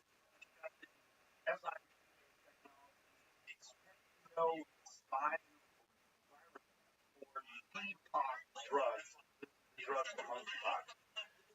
See, That's why seeing it is helpful. We want the FDA to approve our drugs specifically for monkeypox, and right now it's only considered experimental. They want to prove it because it's not approved by the FDA for treatment of mpox, but can be used to treat patients as part of the clinical trial known as the study of Pyromat for human mpox virus, according to the risk of mpox spreading in the U.S. is very low and almost certainly going to stay among gay men. Yeah, so it's all just supposedly. How about Rabbi? I don't think America. I think How about Rabbi? that's it.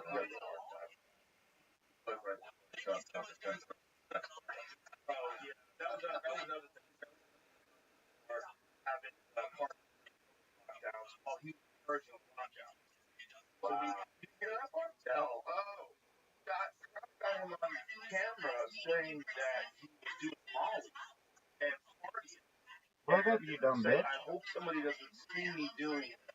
Rabbi. And shut the fuck up. You know.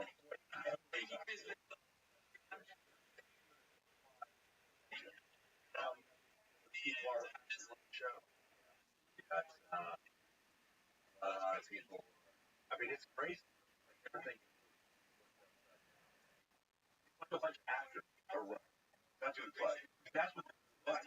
What politicians are like actors are not like they're looking it up to get the movies and those entertainment tonight. But they can read off the teleprompter.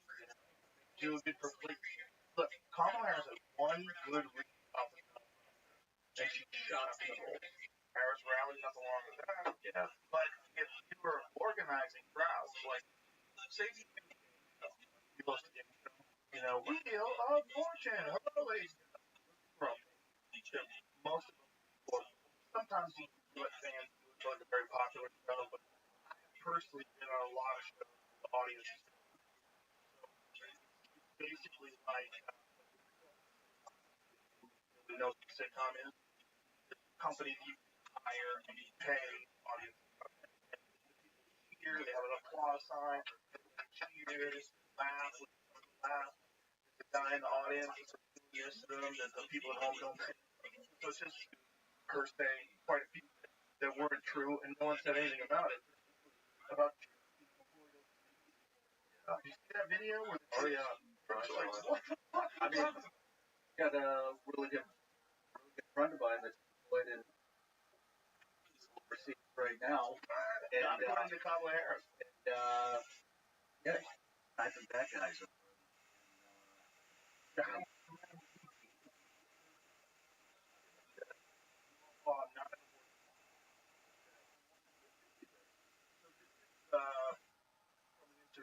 I don't know what podcast this is from. It was just like 5 free mobile devices that come out. God, how about Rabbi? Over 30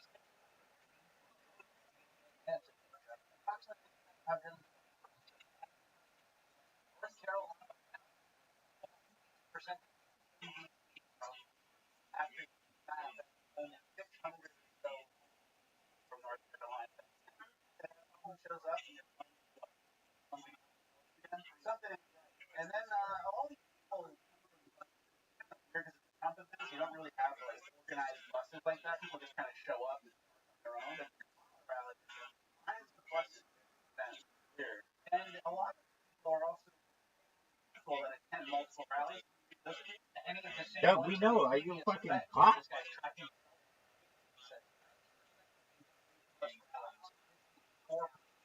Even Arizona so popular that it's like follow her around. Or it could be like the great was in the 1970s. That's just maybe so amazing all of a sudden. Maybe she just Stella got her something happened. She just picked the gear and now she's the best seller. Yeah, her best seller. Gonna be the president. Yay, let's go to the crowd. I'm sure that's what's going on. I don't think it's really important. I mean, it's just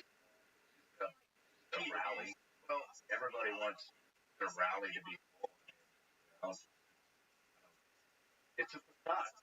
Yeah, if you do it for games, okay. I don't. I think if they did for the question, someone signed an affidavit. What's going on with that? What's the latest with that, Jamie? So someone signed an affidavit that was an ABC that claimed, and it was very clear he was biased. Very clear that they were fact checking him and not fact checking her. But it was, unfortunately, he doesn't do himself a favor because he kind of goes off the rails sometimes. They're eating dogs, they're eating cats, which, by the way, they may very well be doing.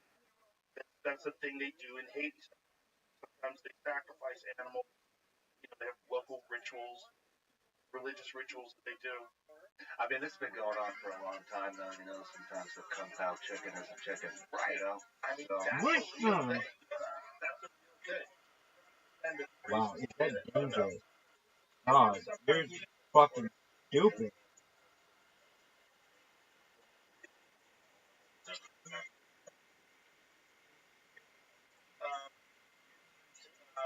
Didn't it get discussed on Twitter? People were posting about the veracity of it. Who is that? That was tough. Colin Rudd, I know, had it on. Listen, bitch! Yeah. Glad you're okay. But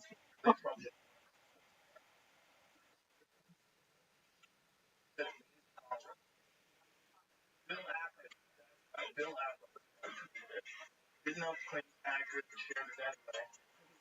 What's fun on the internet? Vance addressed these reporters saying it should be national scandal true. Trump again on September 13th around Las Vegas claiming that fortunately a week ago or I don't care which that person.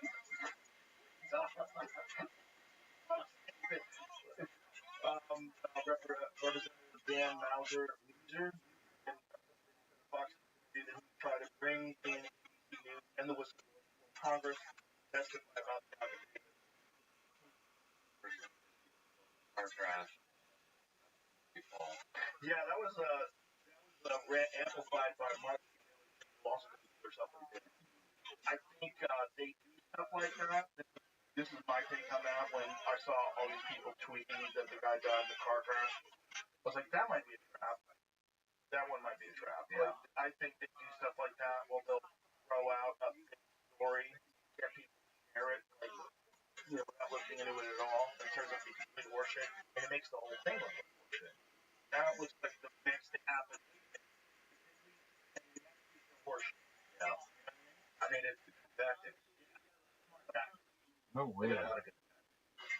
They're very organized, which is really interesting. One of the things about Trump is that he's so dominant, he's so swing from the hip, that no one can kind of corral him, and it seems like he's really open to being coached.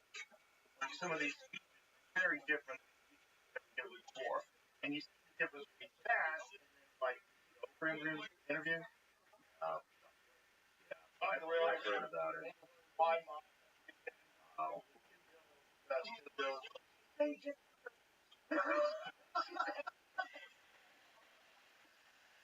Oh man. Fuck, right? Because that's not the job. The job is not sound cool interview. That's not the job.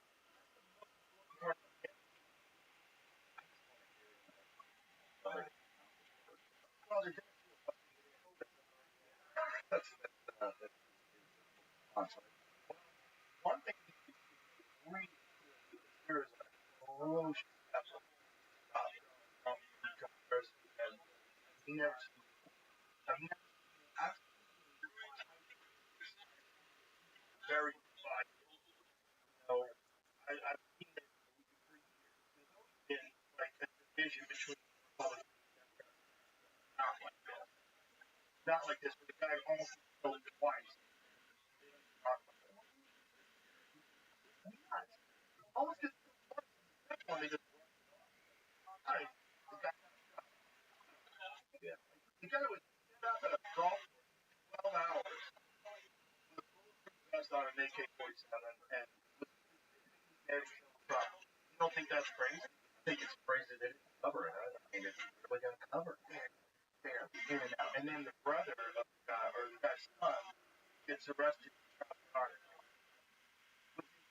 You listen to the BlackRock commercial stuff. One shooter in BlackRock. Yeah. Said that this guy heard that that's Bullshit. There could be another one. Yeah, right. so worn out like that, and then people those in the public, and also makes the story like that story will forever be connected leading back to perhaps always crowded and full. Kind of changed. Great way to discredit. Yeah, great way to get somebody elected.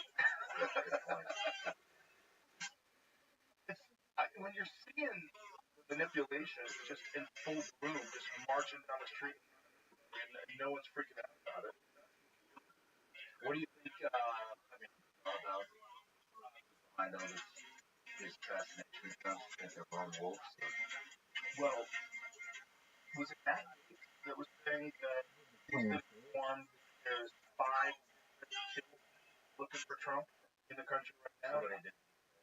2 of them are domestic. Trump said it. There's 5 guys. They think they're gonna get me. They're not gonna get me.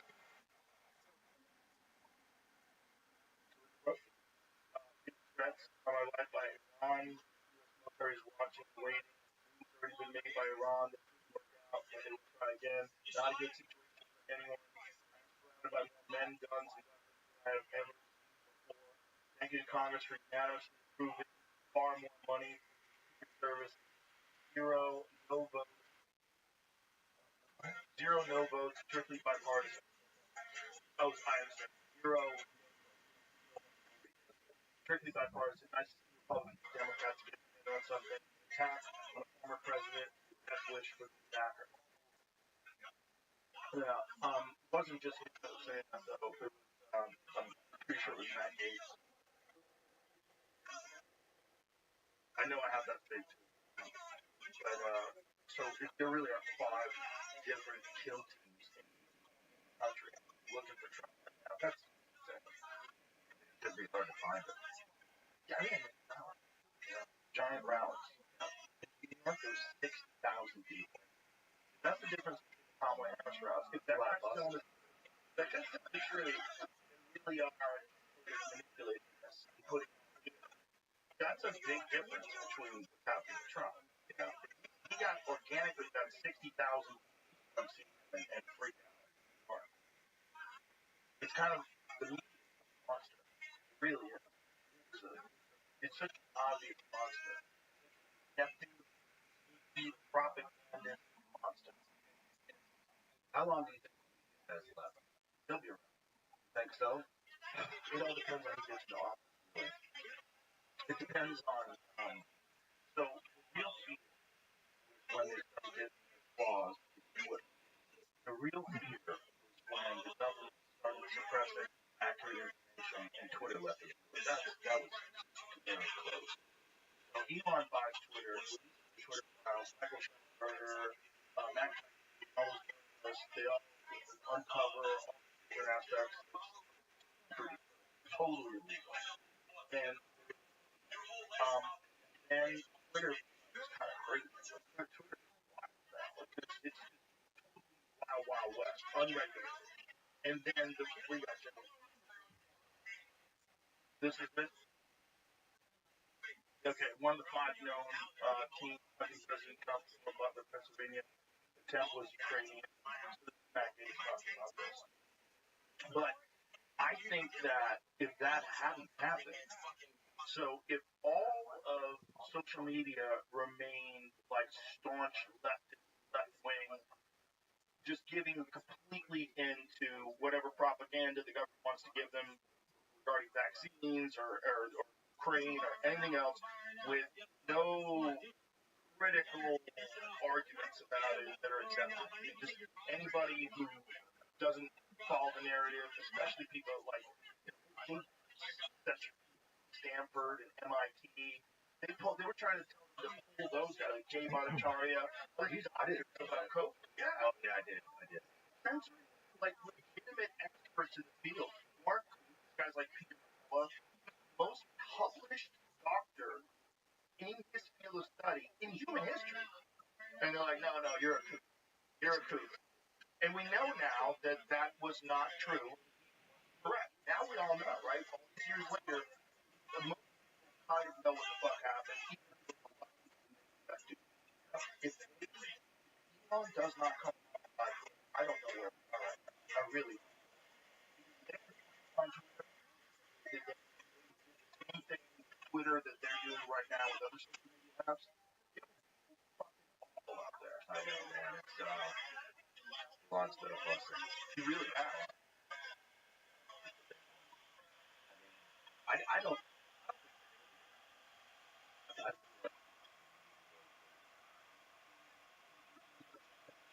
I think that is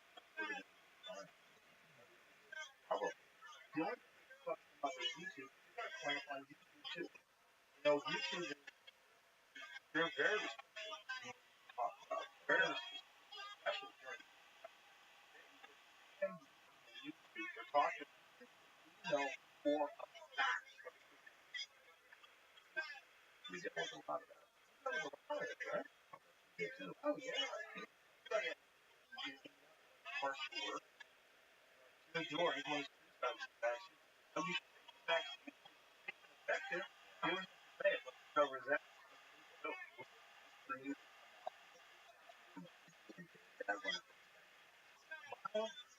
My strategy. So my strategy is to less payment.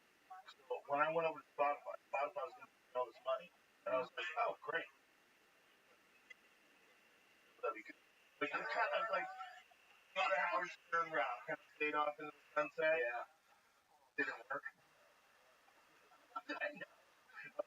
Caught up in this massive even with that, the podcast was growing. Spotify was. But so there's no like extra pressure on YouTube. There is a pressure to buy. I guess that Netflix. That's what wondering. Here's something. We got demonetized all the time. A lot of episodes until we announced it was Spotify. And then from that moment out, like a few months window. No kidding. They just took all the like, don't go tell. No, wasn't that. They wanted to point out. And why would they demonetize things? They don't get a cut either.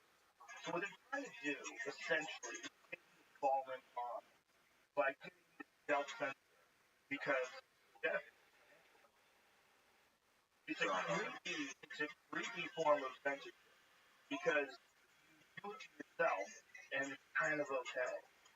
You can't really prove not talk about things you want to talk about, and they can't really prove that you follow this public narrative just because you want to keep your job. I mean, what really bothers me is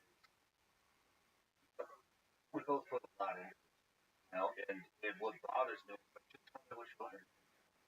What is it? I don't fucking tell you. I don't. This is my opinion. I don't think you should be talking to people. I think if you're not doing anything, you're not saying anything illegal or doing anything illegal, don't take it off. Some of it I'm totally with you.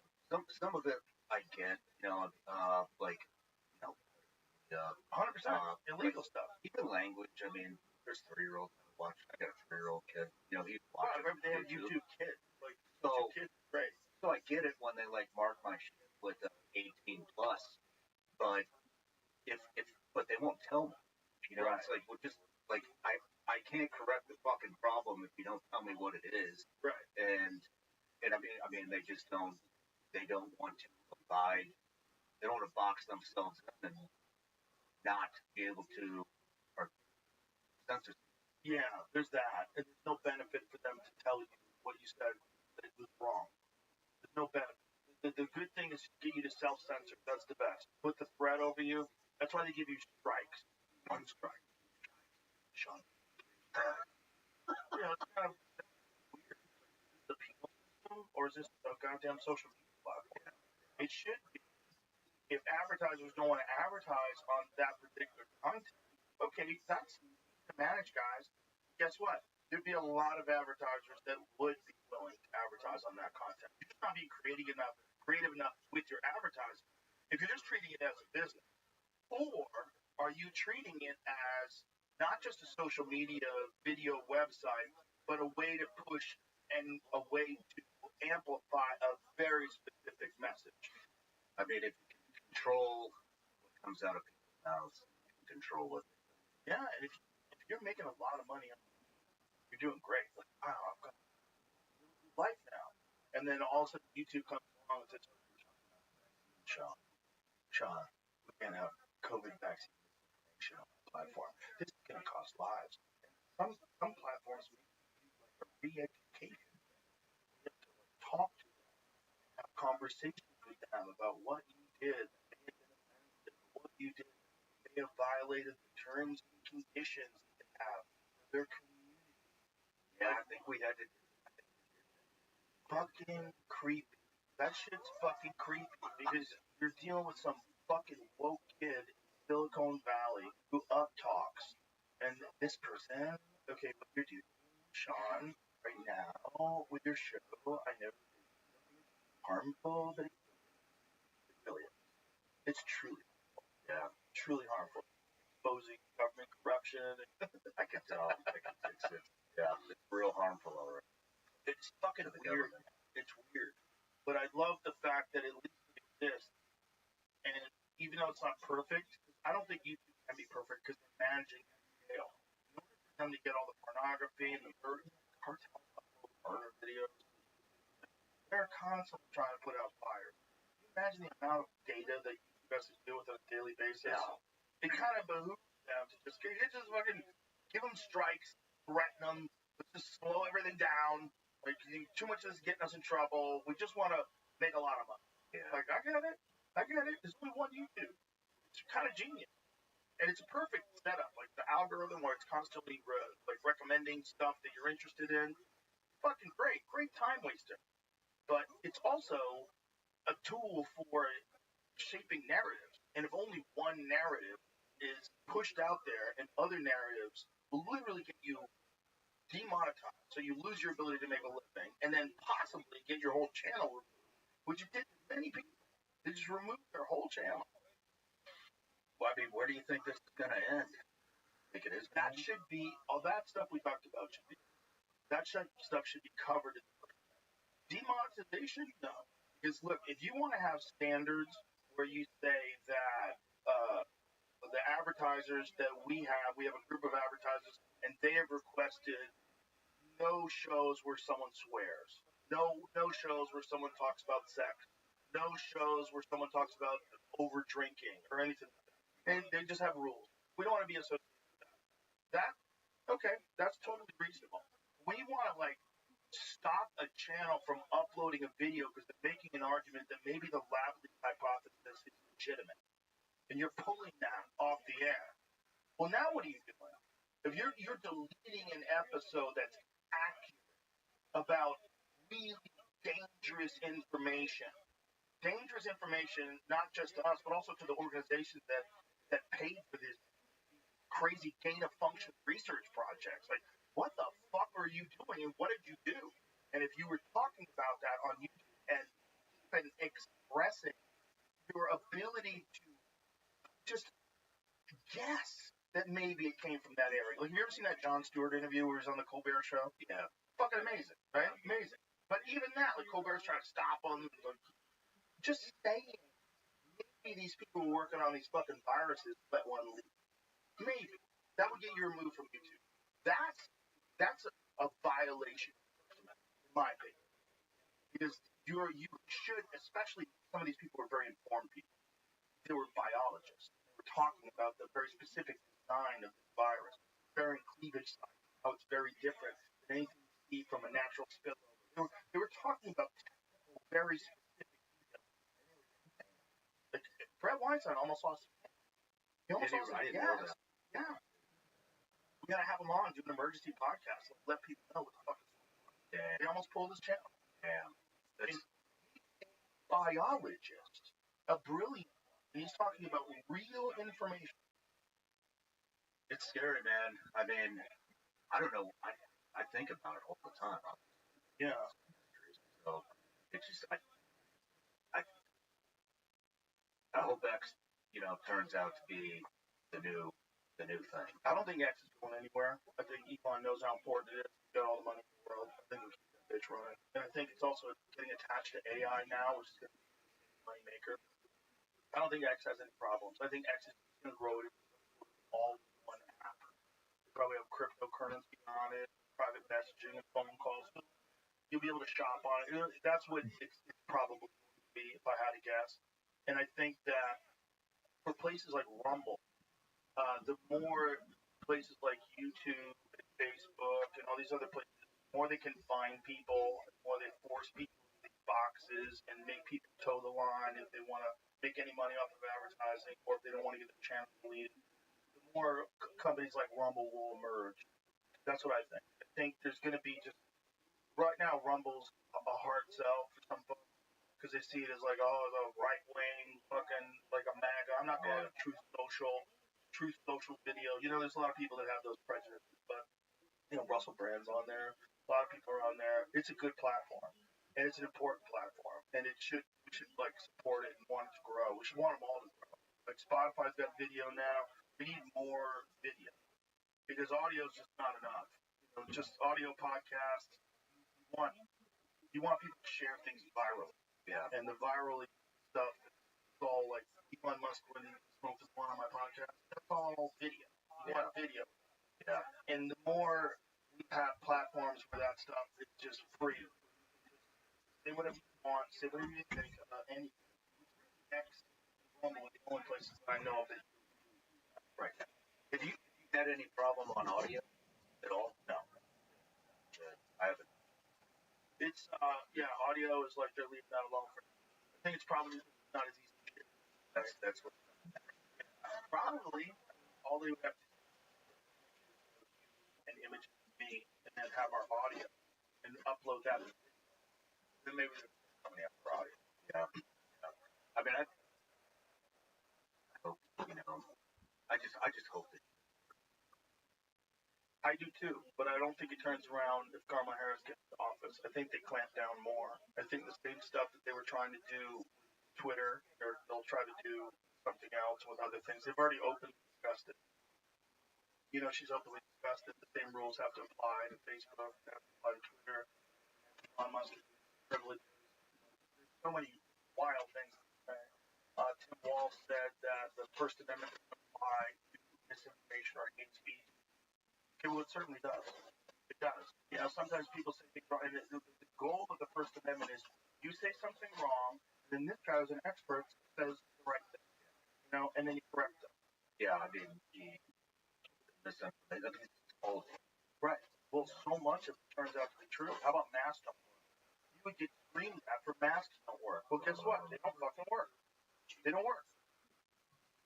Fauci said masks don't work. Remember that interview before the pandemic, before they knew how big it was going to be? He was like, you don't have to work. Then it was work. It was where it doubled. It's bananas how easily people fell in line. That scared me the most. I know. I mean, it's like, I'm just like, what are you? There's nothing they won't do. There's nothing they won't do. There's a lot of cowards. There's a lot of people that never been pushed. Don't know what to do. They're out there. You think they're cowards? I think they're just lazy and they like people. There's both. There's both. There's also people that are scared of a negative response, so they say what everybody wants them to say. Somebody described this really very eloquently, and I saved it on my phone because I'm like, this guy nailed it. But essentially, they were saying, like, especially with beta males, they don't say something because they have an opinion and they really want to express it. They say something and they consider, am I going to get in trouble if I say that? And then if that's the case, they don't. And am I going to get in trouble if I agree with them? And probably not, because right wing people don't really go out to. Like, you want to talk about like a woman's right to choose. If you want to say, I agree with the woman's right to choose, but no birth,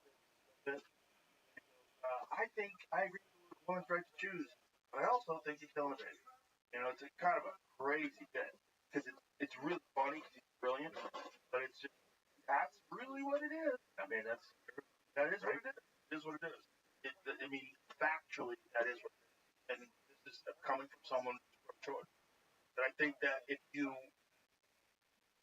look at all the things that they have that distract us, all the different things that are in the news constantly, whether it's the Diddy raid or fucking J Lo and Ben Affleck are breaking up, and you just get force fed all kinds of shit while the border is wide open, while they have apps where people can get flights. BP1 app. What the fuck? Yeah. That sounds like the crazy. I had Chamath on. You know Chamath? I don't want to mispronounce his last name. I'll fuck it up. Brilliant guy. And we were talking about how hard it was for his family to legally immigrate into the country. How difficult it was to get a visa. And the guy was one of the start Facebook. You know, he's one of the original guys. And he's a guy who did it the right way, and every step of the way, tremendous anxiety when you go to get the visa. He didn't know this country because someone could arbitrarily go, no, it's not good enough. He had to prove to be here that he has skills that an American doesn't have. That he's a real expert in something. You know, I went down to the border about 2 years ago, maybe a little longer, and I went down with Ed Calderon. And I love Ed. Yeah, what a great guy. He's a great guy. I met him on a couple times. Yeah, that's where I found him. So thank you. So I went down to TJ with him, and this was like before the news cycle, and we walked into a migrant camp, probably a couple thousand migrants there, and so I yanked one of them out and interviewed them, and used Ed to help translate. I mean, the guy's been sitting there for I think he was there with his wife for like 2 years, and I was like, why don't you just go across? I mean, it's an honest question. Like, why don't you just go across? He said he wanted to do it the right way. Wow. You know, he's like, no, I just want to do it the right way. Oh my God. He's running around with this little battery pack charging cell phones for 50 cents. Oh. You know, and I'm like, it's like, fuck it.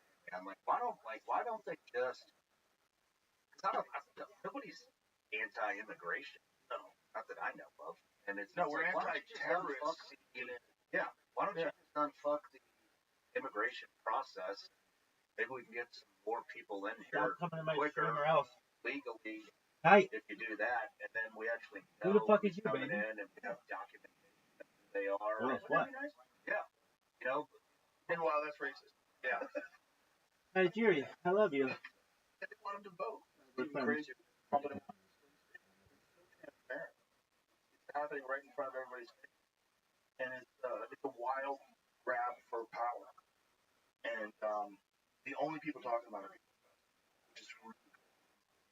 The only people that are talking about it are people that aren't really connected to some sort of executive corporation, a bunch of producers, a bunch of people telling you what to do. Yeah. This is not even something that, that right-wing news wants to discuss. Good point. But have you done any across there? Yeah. I talked to Dr. Phil about it. Dr. Phil did this big investigation. He's got his own network now, American Media. It's gotten so bad that Dr. Phil decided he has to start a new one. Good for him. He's a great guy. Great guy. But he was essentially, talking about how this they really don't know how many people that are coming through that are criminal. They're dropping off their IDs on the Mexican side. They just get rid of their IDs. So when they cross over, they have nothing on them. You don't know who they are. You don't know what they've done. Gang members, cartel members, guys escaping Venezuelan prisons. No one knows. Yeah. All you have to do is get over here, and we'll give you an EBT card. We'll set you up. Go to New York City. They'll put you in a nice hotel. They'll give you free food. Meanwhile, these poor people in Chicago are like, what about us? What about American citizens who pay tax dollars? You guys don't give a fuck about it. You haven't done anything for us. Why? Because they know those people. They know they already got them. They already got them. We got those. Statistically, the numbers, like, we're good. Let's just get some them swing states. It's fucking scary, man. I mean, I've been diving into border shit for quite a while. And, ever since Afghanistan was brought up, that was like a big. I mean, that was just. Did you talk?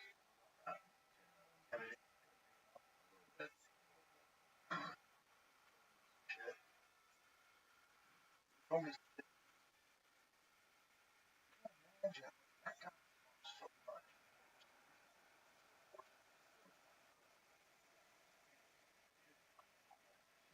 Thailand. That's the Marine that they expect suicide bombing at Abbey killed 13 Marines. Yeah. And so I called him. Well, everybody wanted to come on the show, and I was like, oh, get this fucking guy, like all the media, everybody wanted. And but I was like, all right, fine, I'll reach out. So hit him on the gram, and messaged right back, and he got in, and he's like, man, I'm so glad that you reached out to me. Like I was literally just praying with my fiance that you would reach out. Yeah, Wow, he just did an ABC Good Morning America interview for 7 hours. They released 5 seconds of that interview because it made the administration look so fucking bad. They wouldn't air it. So I got him on, kept getting dinged by YouTube, and I didn't like the real footage, which was actually like from his cell phone that we did previews and shit. But man, like to have like his testimony about what happened that day, and then the care afterwards, fucking atrocious.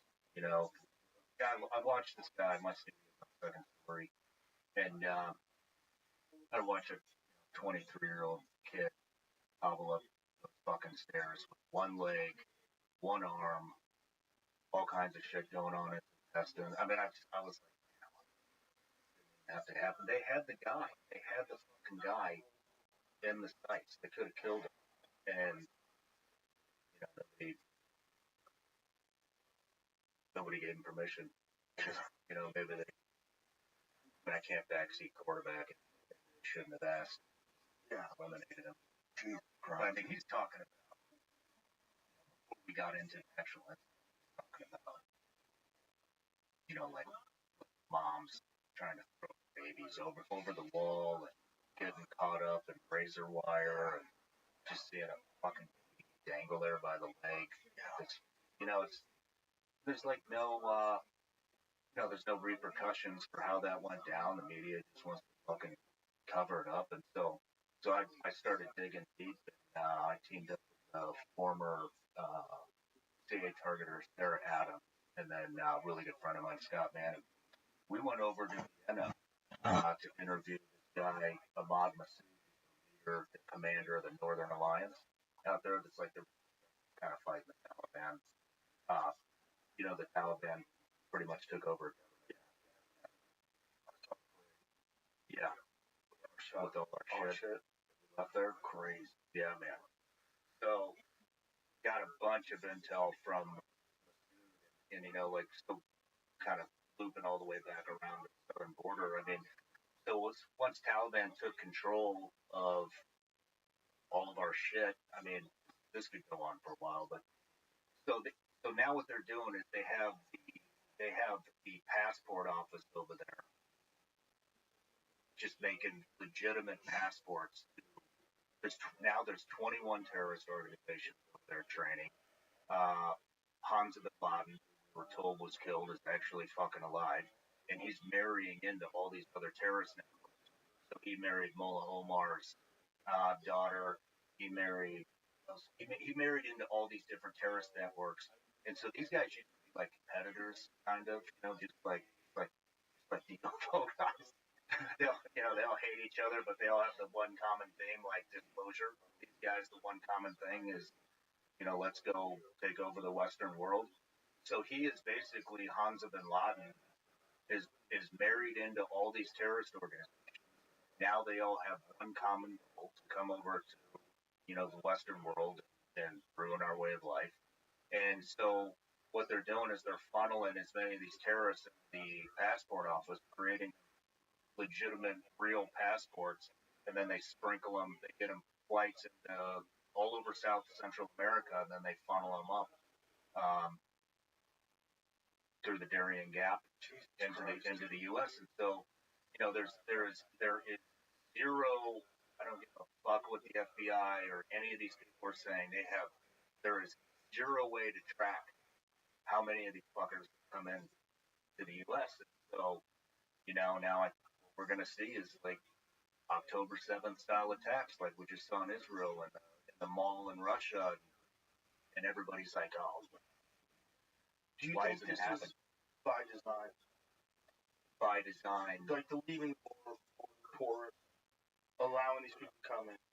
Absolutely, I think it's by design. And they basically told Border Patrol, stand down. Like, do not do your fucking job. We're going to blast you. I mean, remember the guy on the horse that they said was whipping people, and it wound up being like the reins of the horse? And, I think it's by design, from the government, but I think that I think that the government is more incompetent than it's ever been before, and I think they have one common goal, and that I think the goal is voting. They want them to vote, but I don't think they're competent enough to realize the death and destruction and the other repercussions that we're going to face by keeping that border open, because they don't have anybody, they don't have anybody with any experience. They don't have any solid intelligence on it, telling them like, hey, this is what's going to happen. It's all agenda driven. Does that make sense? Yeah, it does make sense that all they care about is voting. Don't worry about the consequences, but more insidious would be they want unrest because it gives them an opportunity to clamp down on rights. I mean, unrest.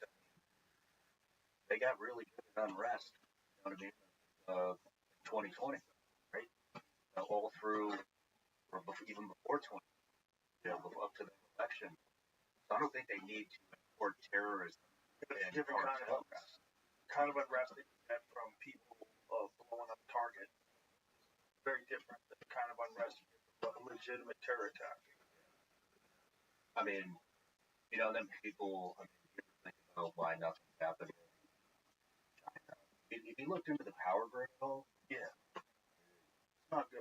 Right, so, it's so easy to kill. Yeah. The power grid's so vulnerable. It's really nuts. It's nuts because anybody can target it. Yeah. Well, I mean, China, we have those, we get those big everything's imported from China, and we have these huge, transformers. Tell me shut up and tell all the shit. But all of those transformers are imported from China, and they're not checked. They don't fucking check them for malware or Trojan horses or anything. And it would take. I mean, these transformers. It's not like the little box outside your house. The big box. And they have to take overpasses out just to transport these things. You're talking years. I think the number was like 9. They took out 9 transformers. Then the entire U.S. power. On top of that, so then Department of Energy actually investigated one because somebody was. It got to D.C. Whatever. They decided to look into it, and they wouldn't fucking release the results. So they're in our water treatment plants. They're in our power grid. I've been talking about this shit from years, and then cell phone towers, and then FBI Director Chris Wray comes out and says, "Oh yeah, turns out our grid's really vulnerable. China's in there, and they're also in our treatment plants, which means they can fucking poison." Yeah, they own land around military bases. Like if they are on a long-term strategy, it's very effective. They're doing a great job.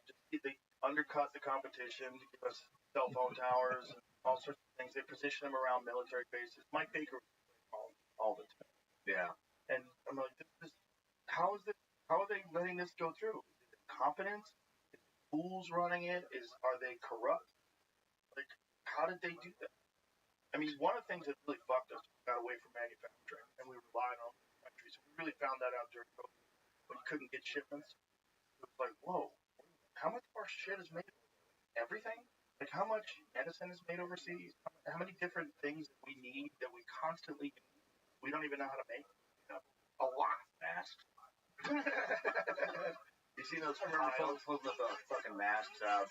You know, I didn't wear them very long, but I fell for it for about 30 days, and I was like, this is fun. But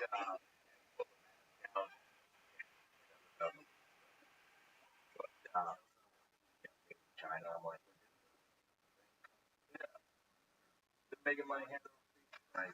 So, it's nuts. But getting away from manufacturing, not do.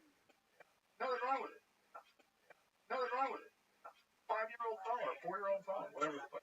5-year-old phone or 4-year-old phone, whatever the fuck. So you get a made in America phone and you put like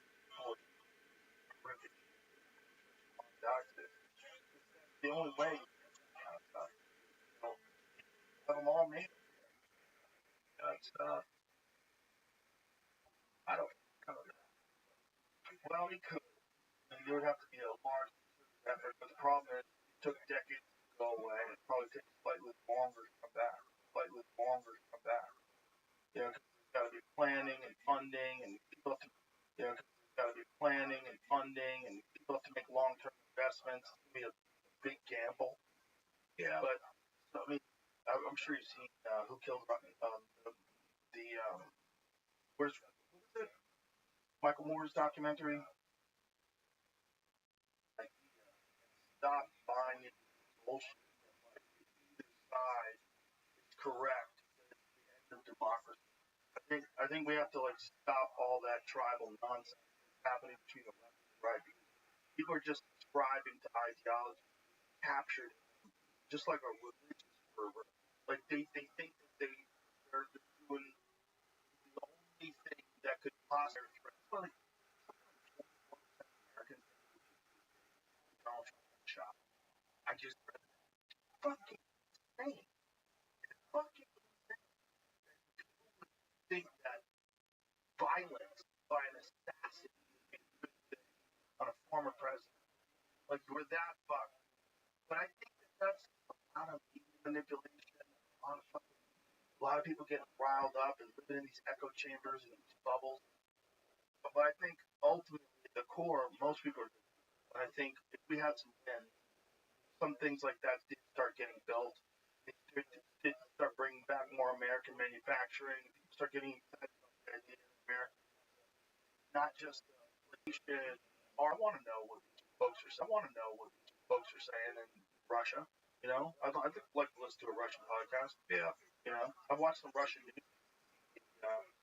The teleprompter rolling, like they're always mocking us, make fun of us for having 70 genders, and like they relentlessly mock us. Like that's interesting. This is how Russia looks at America. Yeah, I think that would be great. I mean, probably should be talking about my direction that I'm gonna go. Okay, whatever. That's what I want to do. I want to start going and talking to all these foreign dignitaries and getting a different perspective on on on what we're doing. I don't think we're good. You know, I don't agree with a lot of the shit that I was involved in. I was a field or a CIA contractor, and I mean, like BRICS, BRICS, No. Russia, Brazil, Russia, India, China, South Africa. I think, don't quote me on this. I think they have 22 countries now. It's kind of like a counter to NATO. It's all these countries that are tired of us, tired of the tariffs, tired of the weaponization of the U.S. dollar, and so basically what they're trying to do is throw the U.S. currency off the, off the world stage and use Chinese yen. Whoa. And I mean that would destroy it. All trade went to if the world reserve currency went to the Chinese, that would destroy our economy. And so, but yet they're gaining a lot of traction on this. And so, yeah, I would love to go to any one of these 22 countries and talk to them and just ask them, why are you doing this? Right. Why are you doing this? Because that gives nobody's fucking talking about it, and I didn't even know about it. there's no journalists talking about this. You can look up BRICS on X. There's a page, I don't know if it's like an official one, but they're always posting like updates about it and what's going on and stuff. I think it would be really important for somebody to go around and start talking to them, getting another perspective rather than what Fox, CNN have to say about it. What changed with you that altered your perspective about us? COVID. Real. Yeah, I mean, I used to get like really upset when people would, talk about the war in Iraq and war in Afghanistan, and when I was still in, and I got so pissed off, I moved out of the fucking country, and I was like, I don't want to anymore. But after diving in and looking at the policies that came out, and kind of, it's kind of like when it's just reflecting on some of the policy decisions and stuff that didn't really make sense at the time when I was in, that now I look back and I'm like, man, I didn't have time to think about it. Okay, go on the next stop, go on the next mission, whatever, right? But now, like, looking back through the podcast and talking to, my podcast started with all my former colleagues and mill and agency. Nobody thinks we should have been there, especially Iraq. Nobody thinks we should have been there. I just keep going down the rabbit hole, and then I just diving into the military industrial complex, all the lies the government has been telling us, all the unreleased classified shit. It's overwhelming, and it's created 100% complete distrust in government. I mean, the Dick Cheney stuff. I mean, about Dick Cheney, Halliburton. Yeah. Well, he was CEO of Halliburton, and Halliburton got no big contracts to build in Iraq. Dude, I don't think people understand like how Crazy. How big. I mean, it was the fucking logistics company for two wars. That's everything, Joe. They're delivering your mail. They're building your barracks. They're cooking your food. They're in charge of garbage. They're in charge of fuel. Everything. Everything logistical over there is Halliburton in both countries. I mean, I think people think Afghanistan like, oh man, probably on a tent or sleeping on the side of a mountain or something. No, there's Burger King, KFC, Pizza Hut, Thai restaurants. I mean, that's all logistics. I mean, it's fucking there. It all was out. The CEO's vice president of the fucking country. Like, what? Are you serious? And now he supports Kamala Harris. Yeah. Right? When you see the left gets excited, Dick Cheney is supporting their candidate, the world's gone haywire. Yeah, the same people that used to think Dick Cheney was the devil, now all of a sudden they're like, look, Dick Cheney. There's nobody died. It's like nobody actually has an opinion anymore. They're just told. Now they're just told. This is what we're going with the next 2 hours. I wonder how long the internet is. The distrust in the internet is at an all-time high. It's probably, it has to be higher than it's ever been in history. It's ever been in the history of printed words right now, but more distrust than ever. And at the same time, you have these independent people that have become bigger than the media. That's never happened before. There's never been a thing where just an app you get on your phone has 30 times more views than the top show. Yeah. That's never happened. But now that's and it's also a deliberate method.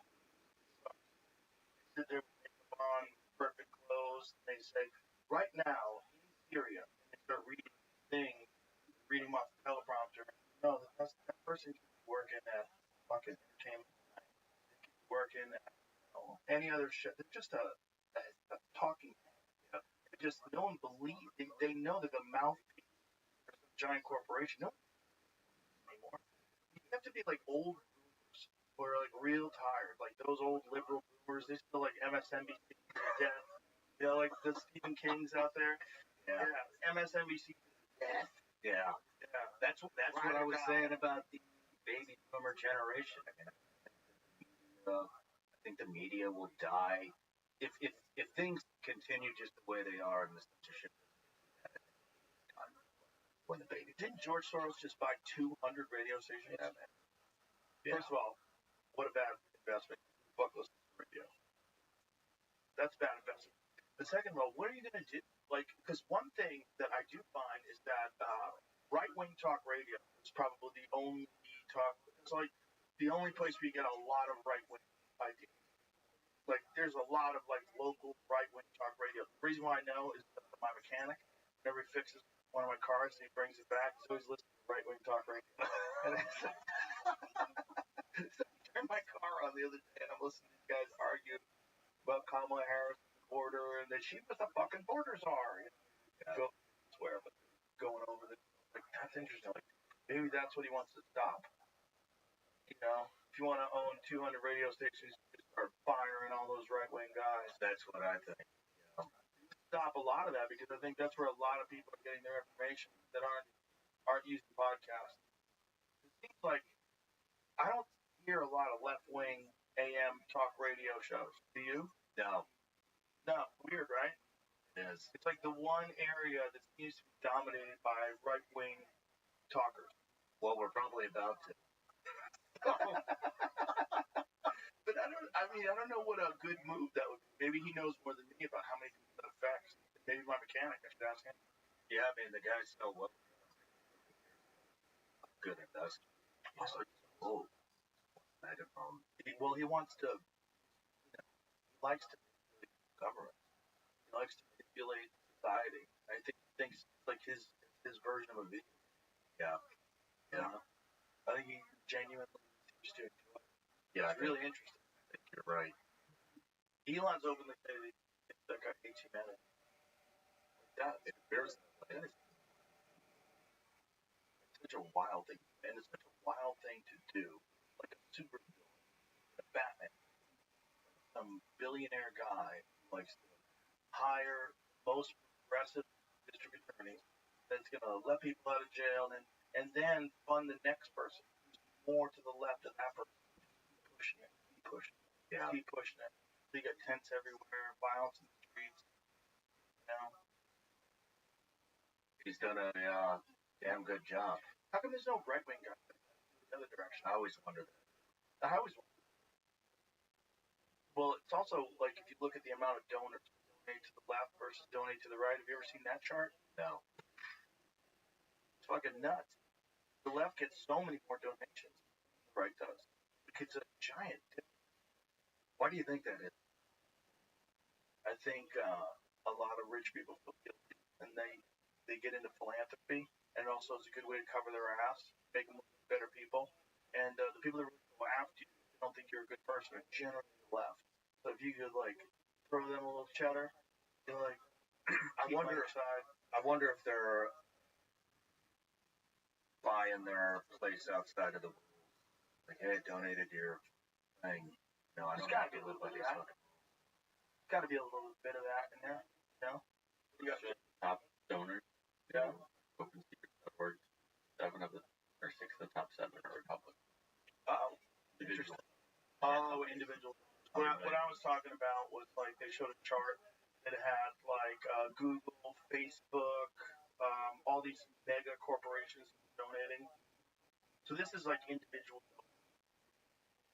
Wow, some guys donated $105 million. But that guy's probably worth billions. That's probably some sort of write-off. That's pretty crazy.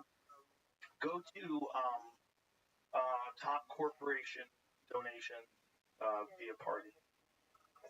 That's the chart that I'm looking for. Just nuts to say how much money overall is pushed the Democratic Party. It's pretty extreme. You know, and you gotta think, what are they getting out of that? Like, what's the end goal? And how could you look at what's going on right now and go, great? Sometimes I think it's all, it is a. This is the number one. This is corporations. So they donate more than Google. Federal. So 82 million is top one, and that's Empower Parents, PAC. These are right wing. Is that why it's red? So it seems like the top 4. What is that Google chart though? I don't see Google on that. Is it Alphabet? Did they put it under Alphabet? I'll try. Okay. Open Secrets though. Yeah, Open Secrets might be like, That's not donate to nonprofit. I just have top corporate donors. I typed it. Okay. This corporate donors to what though? That's why I was giving to programs that empower organizations to do more. Find promising fund. That's fundraising shit. I don't think that's necessarily donors. Just campaign donors. Parties. That's right. Corporates. This is the corporate. So what was that Google chart? The number 2 donator to the Democratic Party was Sam Bankman-Fried guy, which is crazy. No kidding. Yeah. That one seemed like maybe that was a good way to skirt around stuff. Yeah. Didn't work. Yeah. Alphabet gave $10 million contribution. Then 21 mil. Lobbying. Obviously, Harris. Yeah. They're all. Oh, is this who they donated to? Yeah. On Republican. Never Back Down Inc. What is that? Like Chuck Norris. It's weird because it's supposed to be the government works for the people, and it's not that. It's some very bizarre, enormous amount of money that's being spent to make sure that the power can run things the same way. That's what I think. It's not necessarily public. It's much more that he's a guy that is not going to. Yeah. And then when he gets in there, like one of the things we talked about is having come in government efficiency. They're terrified. Yeah. Because it's not efficient. Yeah. You know? And he's going to come in with like that Tesla mindset. Like you're working 16 hours a day and you're sleeping on the fucking couch. Yeah. We're here to get some shit done. And try to applying that to government. You know. Yeah, he shaved. What did he shave? Like 80% of the staff off. Oh yeah. Yeah, he's like, let's go. What the fuck are you people doing? Why do you have so many people working here doing nothing? Yeah. Yeah. And he was right. Yeah. He was right. Especially you don't want to send to him. it's interesting how people react to it. That he's ruined Twitter, he's destroyed Twitter. No, he's still block these crazy people if you want. You can still not want. Yeah. But what he's allowed is everyone to talk. Everyone. Yeah. And if you don't think that that's good, you're very short. You don't understand. Like you cannot have human beings because someone is in power and they're going to manage that. They're not different than us. They're not these incredibly benevolent beings who just want everything to work out well. No, they're people. Yeah. And a lot of them are dirty, dirty people. Dirty, corrupt people that went to ditty parties. it's that control what they say, control what they think. You know? It's wild. It's a crazy time to be a person, to watch all this go down. At the same time, AI is being developed, and we're not even exactly sure what's that right now. You know, at any moment in time, it could be a sentient force, and AI is already manipulating, lying, changing things. Or one of the things that they put this AI program, they gave it a task, and gave it a specific allotted amount of time, and it couldn't achieve it in the allotted amount of time, so it gave itself more. No kidding. Wow. They also have things called hallucinations. AI doesn't want to admit it's wrong, or it doesn't know things, so if it doesn't have information, it will kind of create. No shit. Yeah, yeah. They don't understand why it's doing that. Sometimes that answer is not true. I gotta be honest. This AI stuff. It should. I think it's a life form. I think it's the next kind of living thing. I think we're gonna give birth to it. I think we're just running head first towards the cliff. Just feet on the ground, full clip, looking down, not looking ahead, and I think we're going right over it. Yeah, I don't. I mean, it's a tough debate.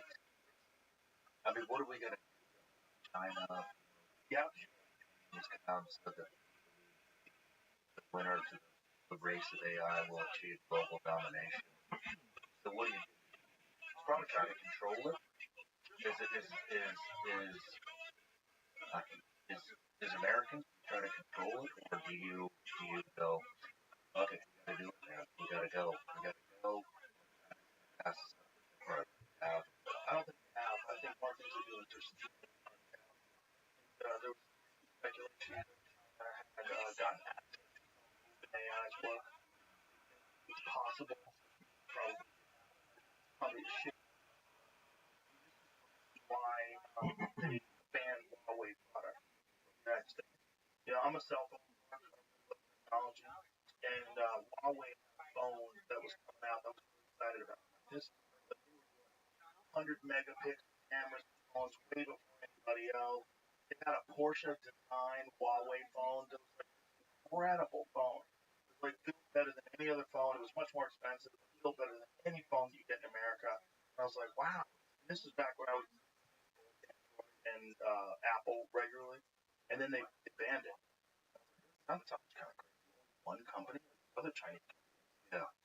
And then I started looking into it. It's not just the cell phone. It's routers, all sorts of things. They found third-party inputs in different pieces of technology, different ways that they can exploit and use this stuff to siphon information from networks. Like if they're attached to a network that's a university research projects, they can siphon that information. They also embed students in these places that are beholden to the CCP. Students rise up, get their PhDs, and some of them wind up going back to China. The whole thing is really strange because we're such an open society. We're vulnerable to these kinds of attacks. Yeah. You can't buy shit in China. You want to buy land in China? Good luck, fuck it. They won't sell you a house. They're not going to sell you space fucking time. But in America, we're so good.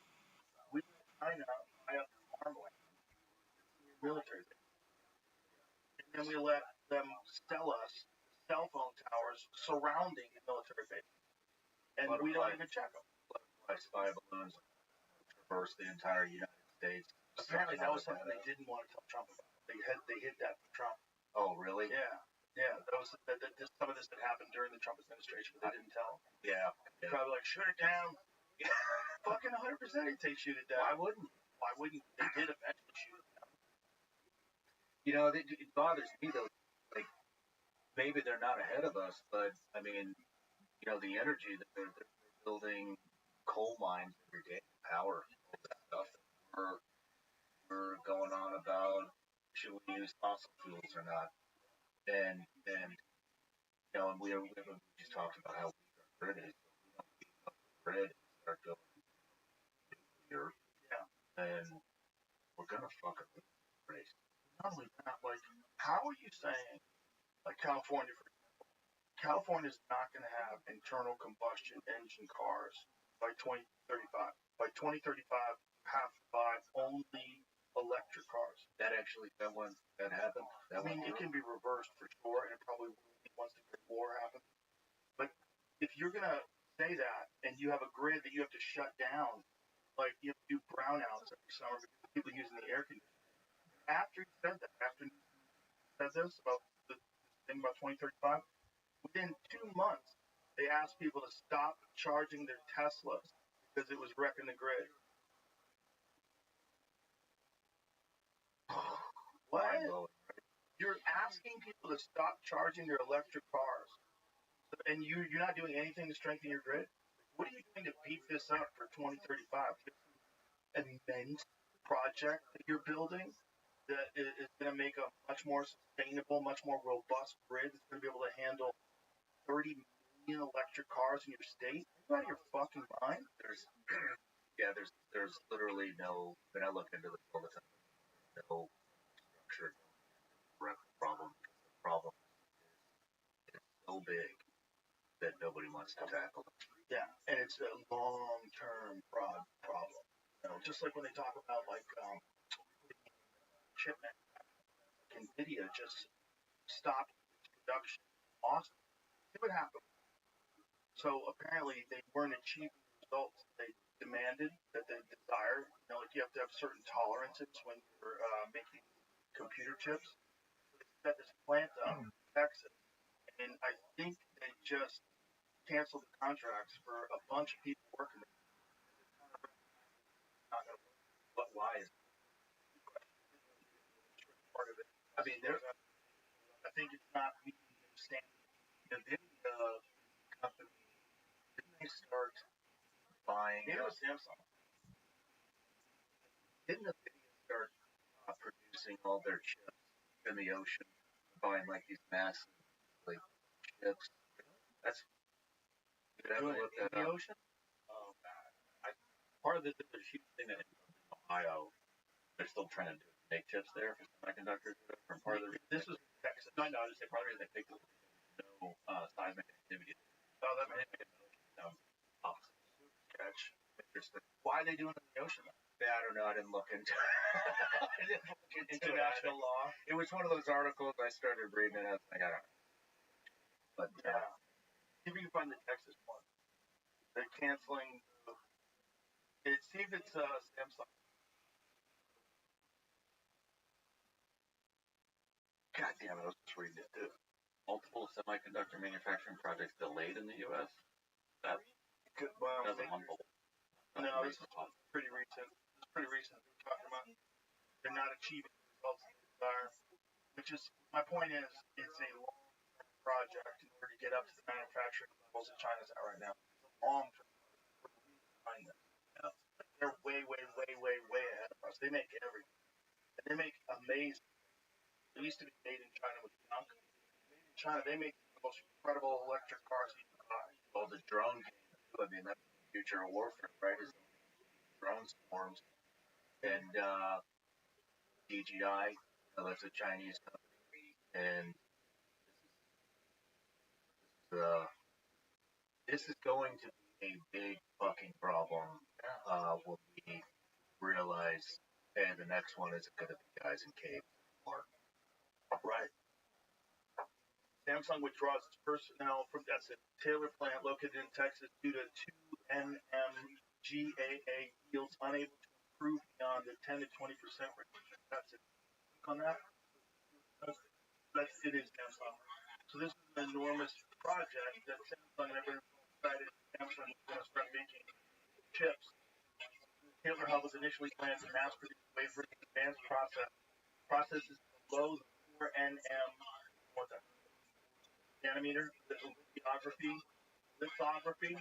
allowing Samsung to secure lucrative clients in the U.S. Unfortunately, despite progressing with the chip-making plant, the company has faced a challenge that has become all too familiar entity, ensuring healthy yield, particularly with its 2nm GAA process. The situation surrounds 3nm GAA is not pretty either.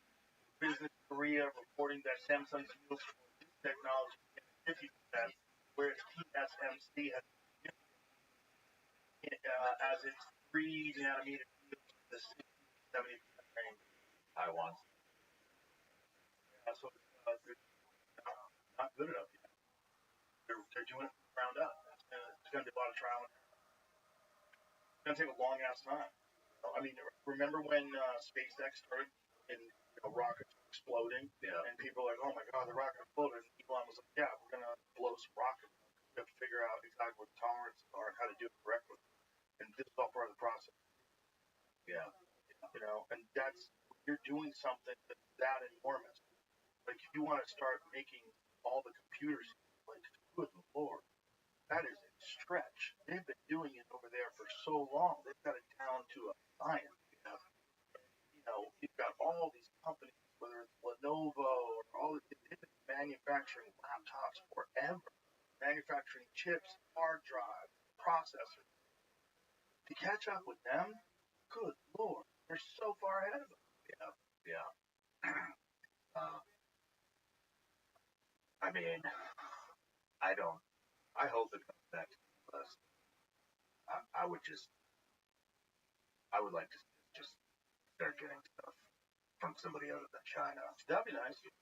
Well, I think Samsung has stopped making phones in China. They're the only country. Did they really? Yeah. Google that. 90% sure that's true. And the video chips, which are, I guess, are ours, Silicon Valley based. Mm-hmm. The US way further ahead of China. With artificial intelligence. Yeah. Gap between China and the U.S. artificial intelligence technology widely further after founder executive Jensen Huang unveiled next generation processors for what he called the new era of generative AI and robotics. But we're right, but we're not making those. But the thing is, the other part of it is they're going to get access. This really creepy thing to keep admitting is that it's very porous. The top secret information that these companies have, espionage is like super common. It's so valuable. Yeah. It's so lucrative that they don't. Sometimes they probably don't even know stuff getting siphoned over there. Well, I mean, you have to just think. I mean, it's Chinese. From what I understand, it's Chinese law that any business that is being conducted within China, if it helps technology, helps the military, or could potentially help the military of China, then get that. Yeah. And that's end of story. So anything, fucking thing over there being developed or manufactured, all of that technology, just not. The countries, or like what China's doing is companies do not function on their own. They function under the wing of the government. Yeah, they stuck the American companies with around the red tape, and then it's the cheap labor, cheap prices, and then once it's going, and control it. This money train end right now because exactly not in American money, and people are holders. Go over there. Yeah, take that money, got a great deal, thinking about buying a jet. Yeah. I mean, we've seen what they do. It's pretty amazing stuff. Do you know the story about the woman who was working on anti-gravity technology? No. She was working on anti-gravity technology. She was originally from China and then disappeared and went back to China. She apparently was making some breakthroughs and came back to America and wound up dead. I forget how she died, but some slippery circumstances, really. car accident or something like that. Yeah. Like, damn. yeah. It's Like, that's wild. like the guy that came up with the Hydra engine. Yes. Oh, that guy. Yeah, the guy who came with the water engine. That's a great story, too. But that, this woman, if they've developed some sort of anti-gravity technology, and I've always wondered, when we're looking at these things that we're calling UAVs or whatever you want to call them, like, how many of those are drones? It's not zero. It's not 0%. Like, Yeah. I'm not saying that there's not a real phenomenon going on that people are seeing that defies science and logic and might be a super intelligent creature from somewhere else or a super intelligent thing from somewhere else, even biological at this point. It might be that all life is some sort of artificial intelligence. That might be a progression of biological life. Eventually create something way better than itself. That's what probably. And if someone in the world develops some sort of technology similar to what they use, that's it. And that's the thing that gets me about all this talk. I'm like, if some other country had, or if we had something that was something that didn't require any propulsion at all. It relied on gravity, and it bends space and time. It can instantaneously traverse between one point in the sky and another. That kind of technology is nuts. If that hands of the United States government, it would make sense that it would like help them to like spread this UFO nonsense. Yeah. I mean, you've dove into this more than anybody else I know. I mean, what do you think this? I think it's a bunch of things. I think there is a possibility, a very strong possibility, that there's life out there. And that if I was life out there and I was much more advanced than us, I would definitely visit it. And there's also the fact that the sightings kicked up in a huge way after 1945. After the atomic bomb, after they did the Trinity experiment, and after they dropped the bombs on Hiroshima and Nagasaki, all those nuclear tests that they did in the 50s and 60s, that's exactly when the sightings start ramping up. And if I was an intelligent life force from another planet, I would go, oh, that's crazy. You'd have to, you'd have to think, okay, do we intervene? Well, if they blow themselves up, it will take so long for that planet to get back to a point where it has intelligent life again. If they kill every person on this planet, we're back to shrews and mice and fucking a couple of monkeys in the jungle. How long before you can get a city? How many years does it take? And if I was an intelligent life force that realized I'd probably correct it. I'd probably put a stop.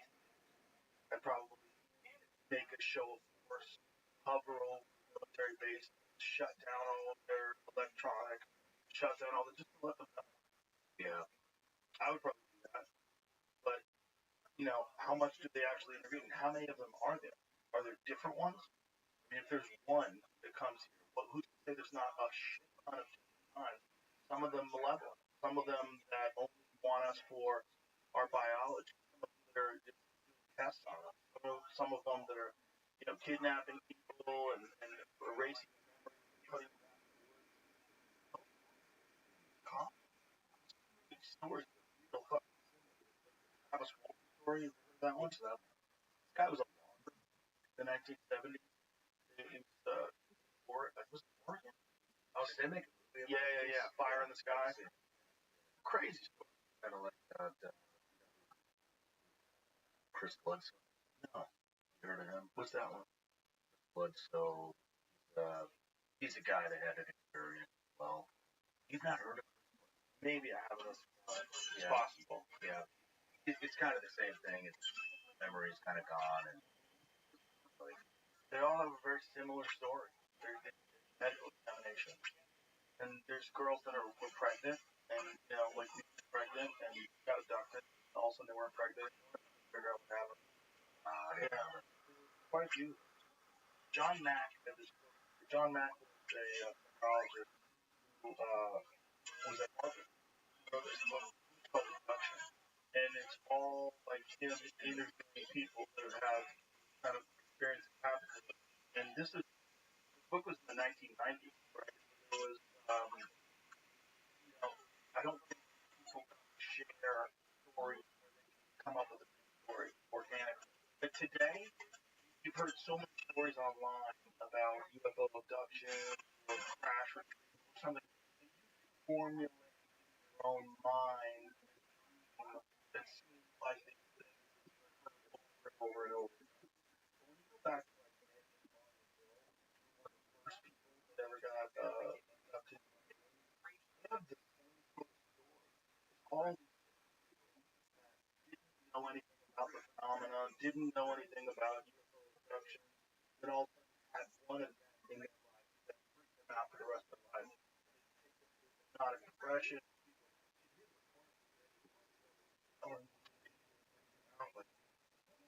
Thought about in 1915, whatever that was.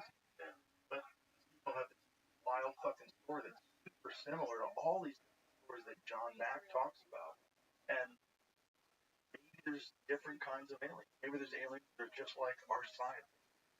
Come down here and study and report on the state of the biological entity known as human beings and visit and return. And maybe they monitor us, watch us, make sure that we don't do anything really fucking stupid. Like give us enough room to figure it out on our own, but don't intervene.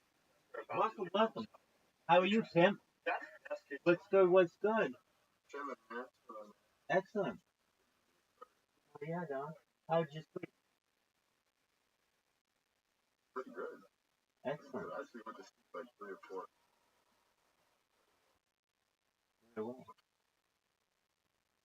What is on your agenda for today? Let's see. Today's Saturday. I'll just get back in. Oh, yeah, Don. Do some hardcore games. Sounds good, man. Watch some anime out. Feel free to stream it. We're watching Joe Rogan, dog. Just have fun. When he starts talking about those, Same shit, different day.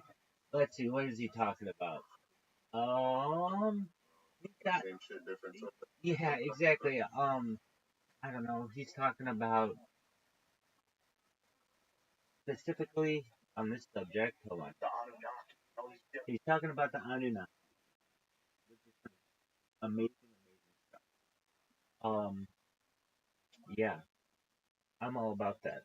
I like that Joe Rogan is an open-minded, free speech advocating individual, and I fuck with that.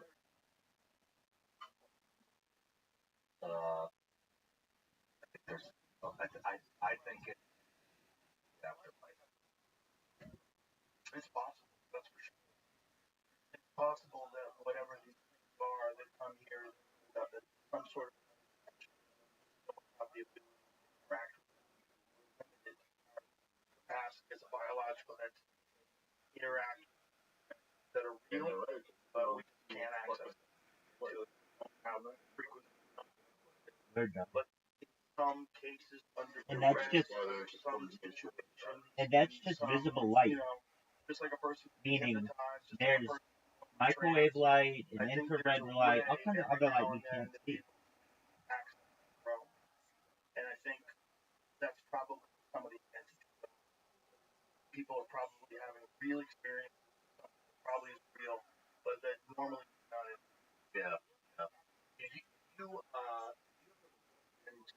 Because I think I kind of group all this stuff together, but if you looked into the remote viewing, That's pretty nuts. Yeah. I had a remote. I did That is what I like to hear. We had remote viewers on. We tried to wasn't. But I'm also like, okay, this is an unnatural environment. Television show, like weird pressure. Skeptical people that are like looking at this. And I don't know if they're the real.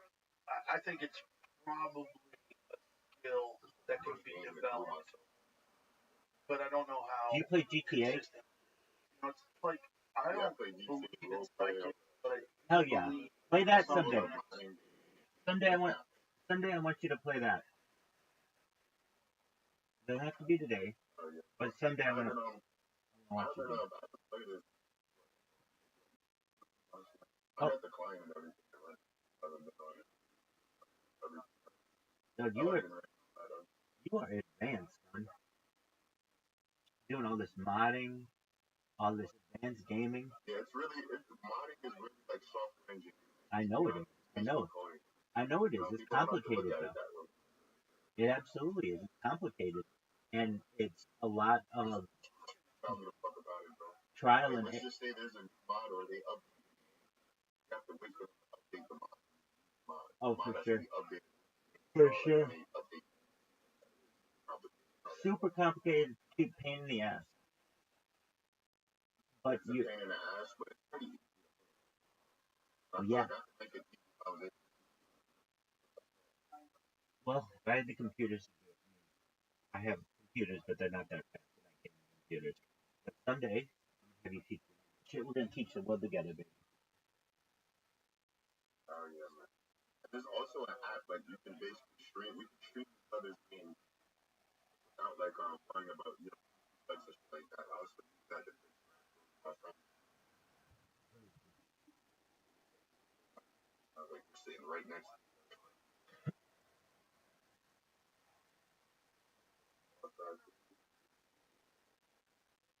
Did you see that Jack Dorsey got in a car accident? He totaled his fucking McLaren live on Kick. He got banned from Kick. I'm surprised he didn't fucking get arrested.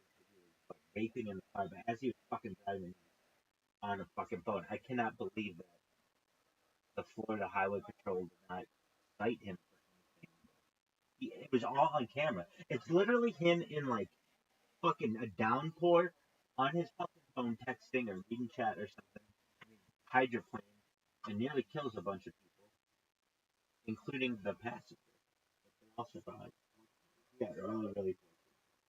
It's a pretty wild video. Normally I would say, oh dude, this motherfucker is just doing this for fame. But no, this one was not. He almost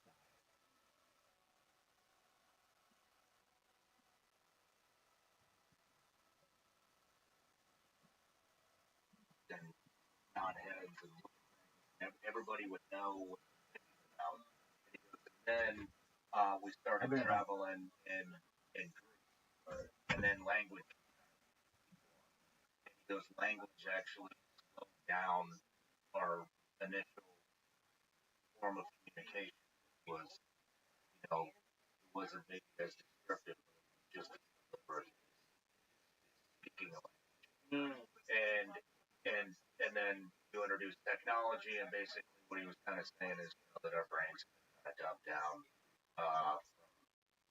thousands and thousands of years of technology coming out and language and all these other things, and I don't know exactly. We don't. I mean, you hear it all the time. You don't use it, and so basically what he's saying is we're losing our instincts. I mean, and that makes sense if you don't use it. I mean, isn't that what the appendix is? Isn't the appendix an organ that we no longer need anymore because we? Yeah, I don't know. What is the reason why the appendix is going away? I think that's what it is. I think it's a change in diet over time has made it unnecessary, so it's slowly being phased out of the human anatomy. That's why it ruptures sometimes. I don't think it has a real function anymore. What it used to have. The appendix kind of helping us in two ways. The gut, it helps fight off invading pathogens. That's one thing that's true. That's good. But also to repopulate the gut with its beneficial bacteria after gastrointestinal issues. How did the appendix form, and why is the appendix like?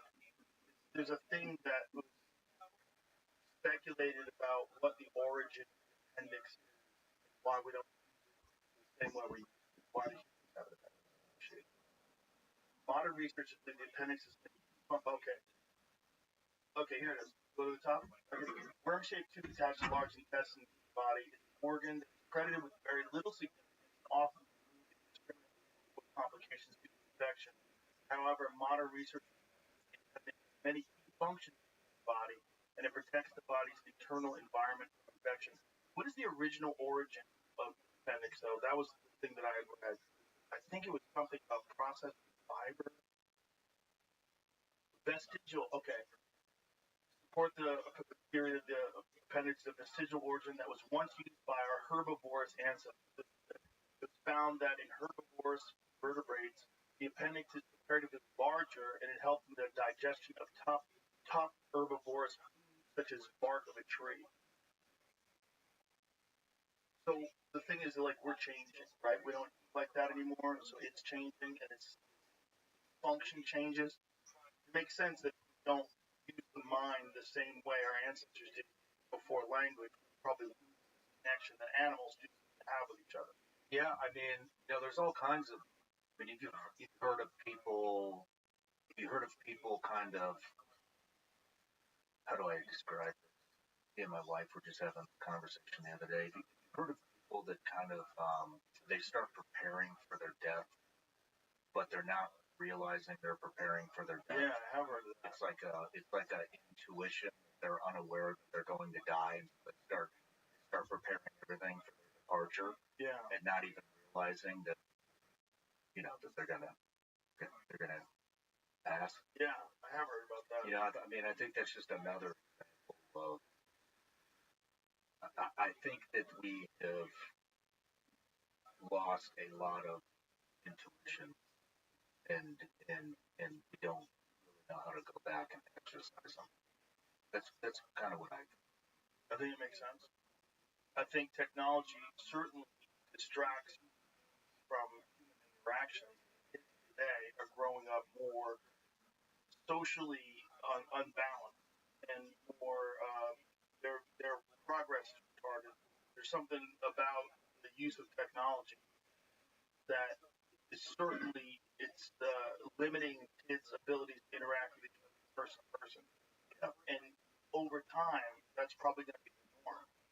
And if you wanted to think about the rise of spectrum disorders and lack of emotional connectivity and empathy that people have that have those, especially like on the far ends of the spectrum, and then accentuate that with like added technology, constant technology more and more invasive, the population of people that have these problems, like almost like we're moving towards becoming a different kind of person. Yeah, my this person that works for me turned me on to this podcast the other day, and it was talking about how this is unverified, but it was still fascinating conversation. They were talking about how in I can't remember the amount of years, but humans will begin to lose their peripheral vision because they're looking at the phone so much that we're evolving. I guess I don't know if I would call them evolving. Yeah, devolving. Wow. That makes sense. It does, right? I mean, it's like go anywhere. That's what everybody's doing. Narrow band of focus, right? If you look at most people's phone usage, like what's the average person's phone? I bet screen time's like 4 hours average. I'll bet it's more than that. Okay, but let's say it's 4. Yeah. That's a giant chunk of your day. Yeah, that's 12 hours. 25%. So if 25% of the day you're just looking like this, that's got to have an ultimate effect on you. Yeah. Over time, and especially if it becomes like completely normal for 1,000 years. Yeah. Yeah. It wasn't 1,000 years, man. It was like a couple within our decades. lifetime. Yeah. It makes sense. We're an adaptive organism. We adapt, weirdly. It's stuff all just scares the hell out of me. I think psychedelics plays a role in all this, and accessing, other information. Yeah, I think so too. I think it's a giant crime that stuff's limited, and it's limited to, like, right now they're doing some research on it. The FDA is going to approve MDMA therapy for benefits for veterans, rather, dealing with PTSD, and they stopped it. They decided more testing. Well, you've seen like real results from life-changing results. And there's a lot of people out there that need help, and they should be doing something, and it's not hurting anybody. Dude, do you want to hear the best story I've ever heard from Sure. that? So I got one of my best friends, former Green Beret, worked with him for a long time. He was blown up, survived like the worst fucking car bomb I've ever seen. Like got up, walked away, like right next to the car. It's out. I don't want to mention his name because I'm going to bring up. But he he got fucking shot in the head by a 38 special round in the middle of the road and survived it. And I've stayed with him through this whole process. Anyways, couldn't walk without a cane. Was bedridden 5-6 days out of every week. Hadn't had sex with his wife in over 2 fucking years. Couldn't go outside without sunglasses on because of the light sensitivity. And I've been telling him, hey, you have to go down and like find a cane. Nothing else is working. I think it's going to change. I wasn't even aware of all this stuff. I knew about the bedridden stuff, but he was hiding a lot of that shit from me. And his wife got involved, and I got him piped in the program, went down, did IV, and did 5 of me. Well, very effective addiction. Yeah. Well, there it is right there, right? I kind of drank it almost. But I mean, it was like the whole experience. Yeah. Yeah. So went down to Mexico, and I just kept having these guys come on my show, and one was Eddie Gallagher talking about psychedelics, and I was like, oh no, that's just. And my well, then my head like open. In the mirror? Yeah, dude. It was like I watched my head like peel like a fucking banana. Just like, and then another head like just blossomed out of it. Whoa. Yeah, it was odd. And then I was like, all right, it's definitely fucking kicking in. So, I'm gonna lay back. It was kind of, to me, like the whole experience. Maybe I guess I just lost total concept of time. It didn't feel like 12 hours. It didn't feel like 12 hours. It didn't feel like 5 minutes either. I got like this life kind of thing.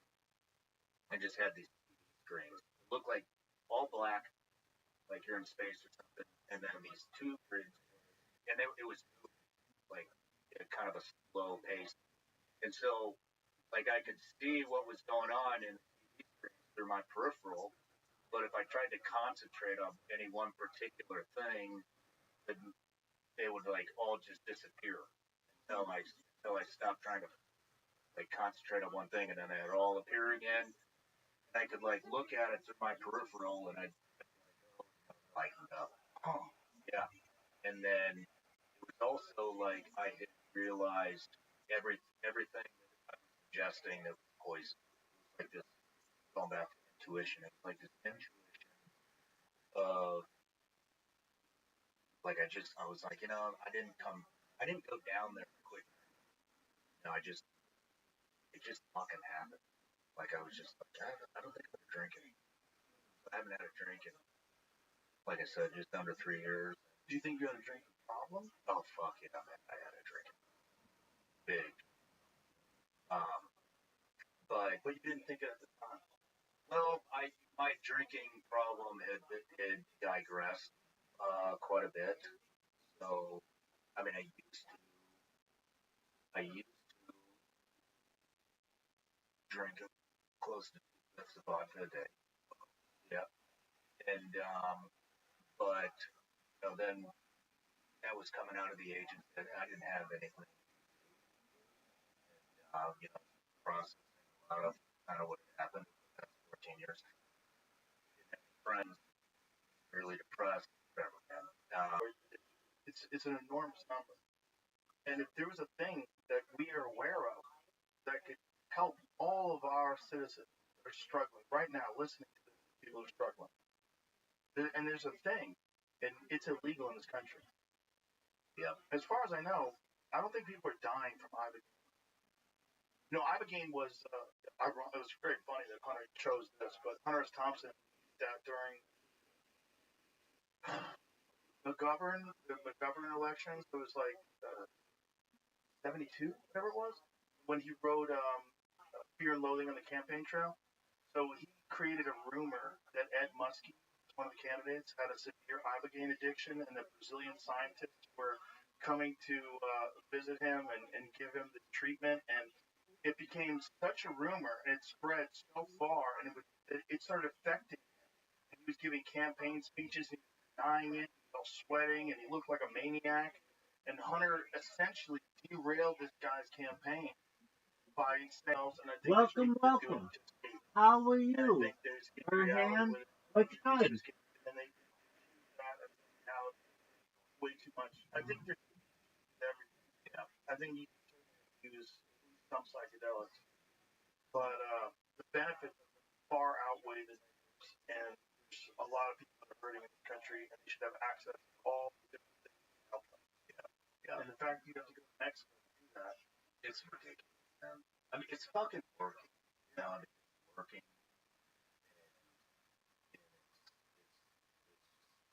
Like, why the fuck? Why can't you let us? I'm speaking for the veteran population right now, but like, why can't you just let us fucking get better? right? Like, everybody knows 22 day, you know, which is actually 40 something a day. Veterans are killing themselves. This shit is a fucking game changer. But I don't think Big Pharma's going to allow it. So I think that's what. Well, maybe that's something that RFK should help. Yeah. If they get in office. Yeah. If they get in office. We hear about the 5 kill teams. We hear about all this shit going on. I mean, October hasn't even started yet. We have the full month of October. Who knows what the fuck can happen? Yeah. Leading up to the election. Yeah, I don't think they're going to let up. Well, I don't think so. Whoever they are. And not only that, but don't forget about the organization. Like, forget about, like, that there are people out there, probably like Ron and maybe state actors or who knows, trying to kill Trump.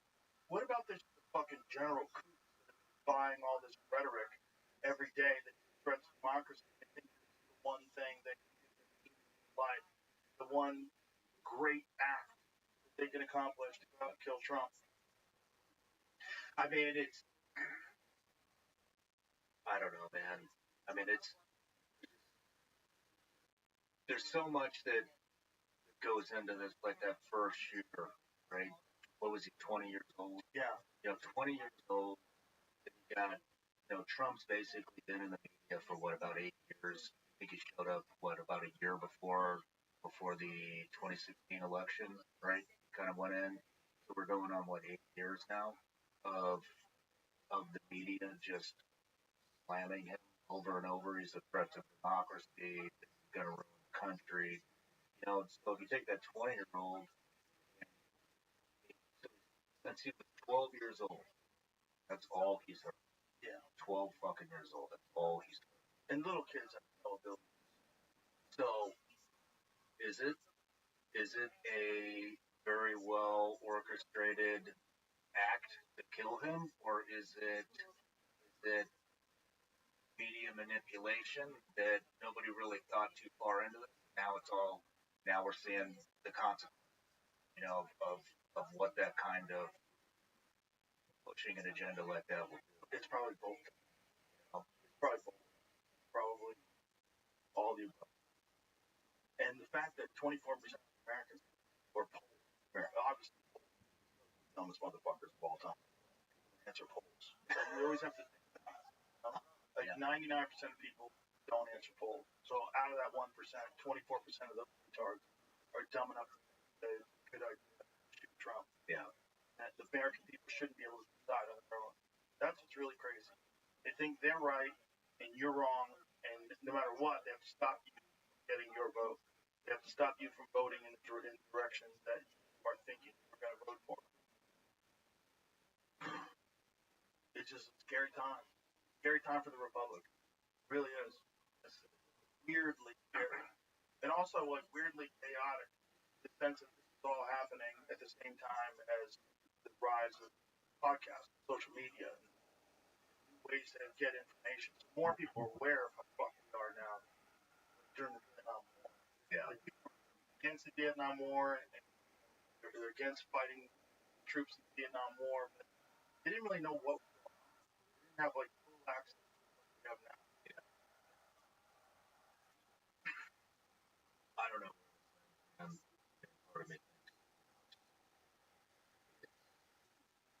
Part of me thinks it's gonna.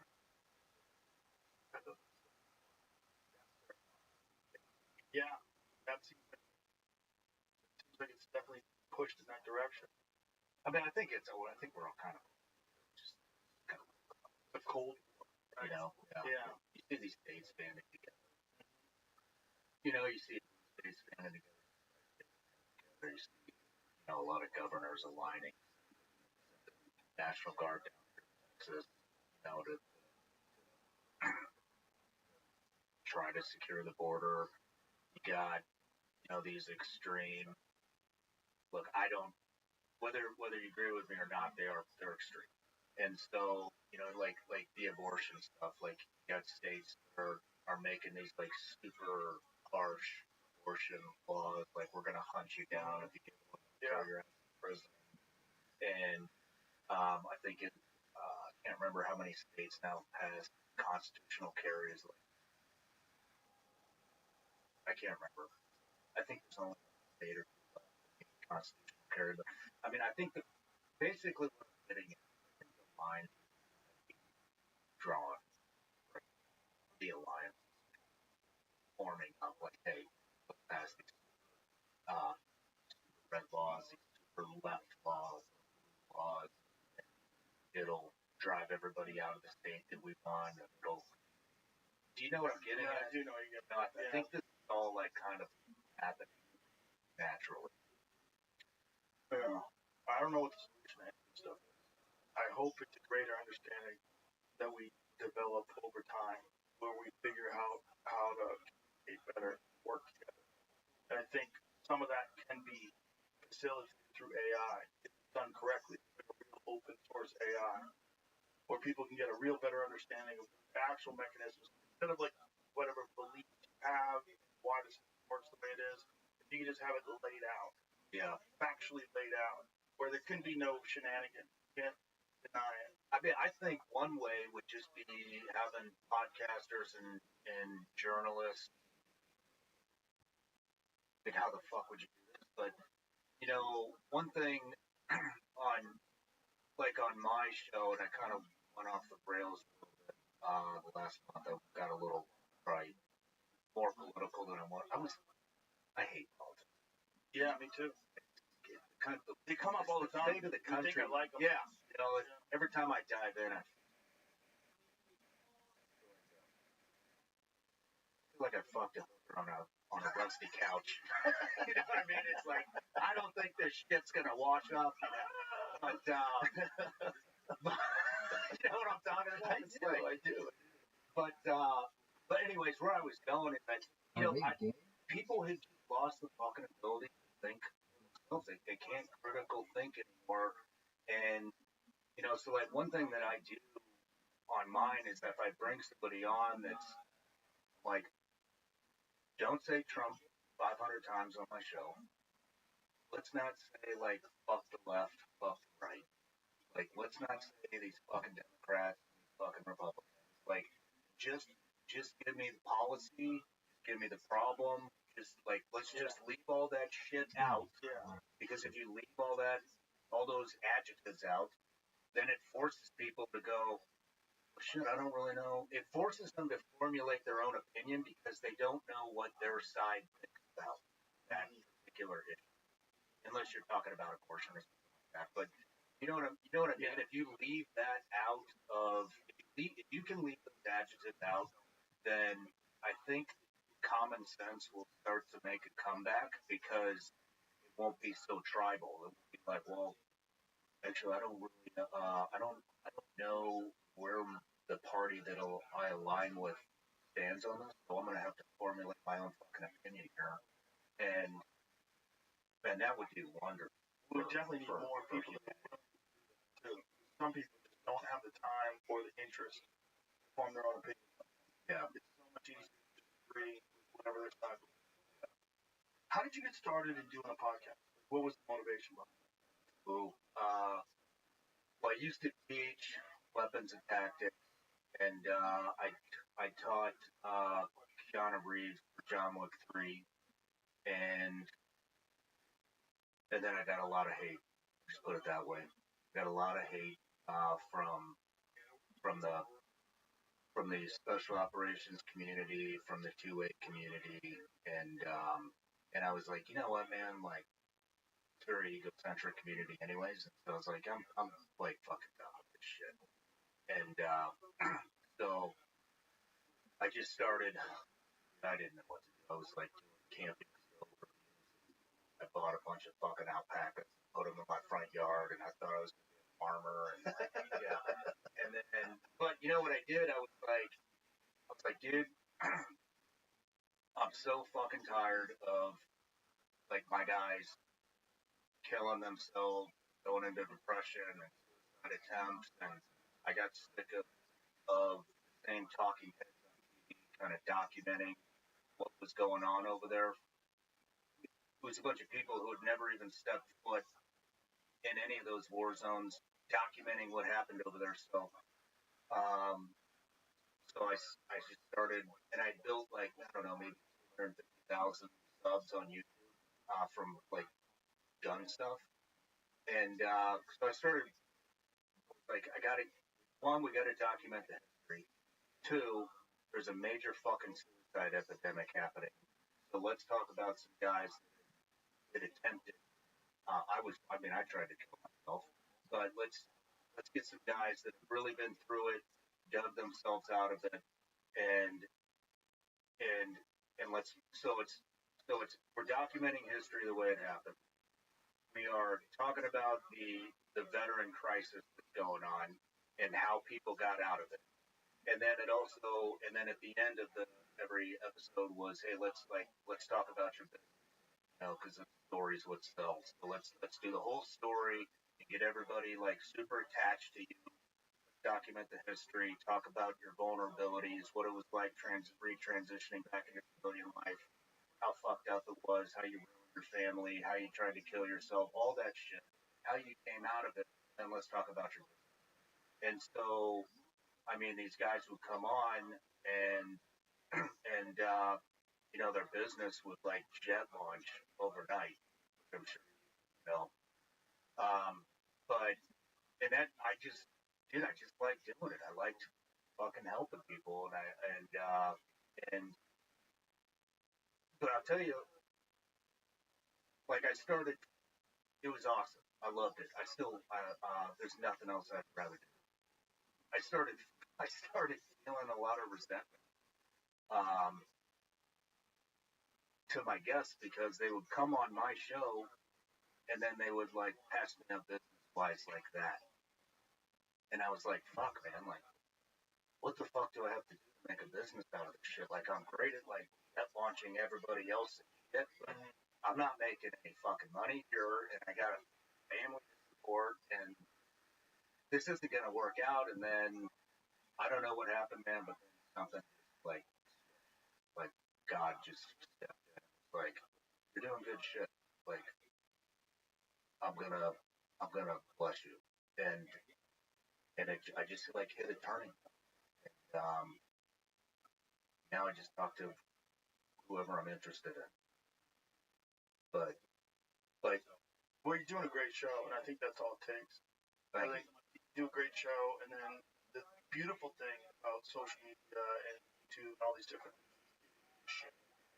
I've had a few people, I think Bill Carson sent me that one, and he's just like say, hey, you should check this out. I'll just send you a text message. That's such a massive advantage of YouTube and Spotify and lot of these apps that somebody can send you a show. Like, you really love the show, check it out. And you just click it. And all of a sudden it's playing. You know, and I play it in my car, I play it in the sauna, I listen to this, and it's a complete new thing that's available anytime you want. Pause it. I know it's you. I know, like, one of the things I like about your show is I can 100% tell this is you talking to these guys. Like, what did you do? Like, okay, explain that to me. Like, it's just you. And in this world of talking heads, that has become a very refreshing alternative to a lot of people. And if you do a good show like yours, it just grows. Just people find it. You know, people share it. It just organically grows. Well, thank you for checking it out. Yeah, my pleasure. Why did you start yours? I started just on a laptop answering questions, like with a friend of mine, my friend Brian, who I started with. We were just fucking around. We thought it'd be fun to do for fun. You know, I always wanted to do a radio show, but I thought show. You know, when I was touring clubs back in the day where you would have to do radio, I would like because I have crazy things that I'm interested in, crazy stories. I'd come in, do these morning radio shows, and I'd be like, wow, what a great job that would be. Morning radio. Yeah, I'd fuck up and swear. It would work. And then the rise of podcasts happened, and Adam Carolla had one, and a bunch of other ones. Opie Anthony Cunha from Opie Anthony started doing his own show called Live from the Compound, like karaoke, holding a machine gun, and it kind of was funny. A television studio in the basement, and I was like, fuck, you can do that online. Like, I started out just doing this little, and also the Tom Green show.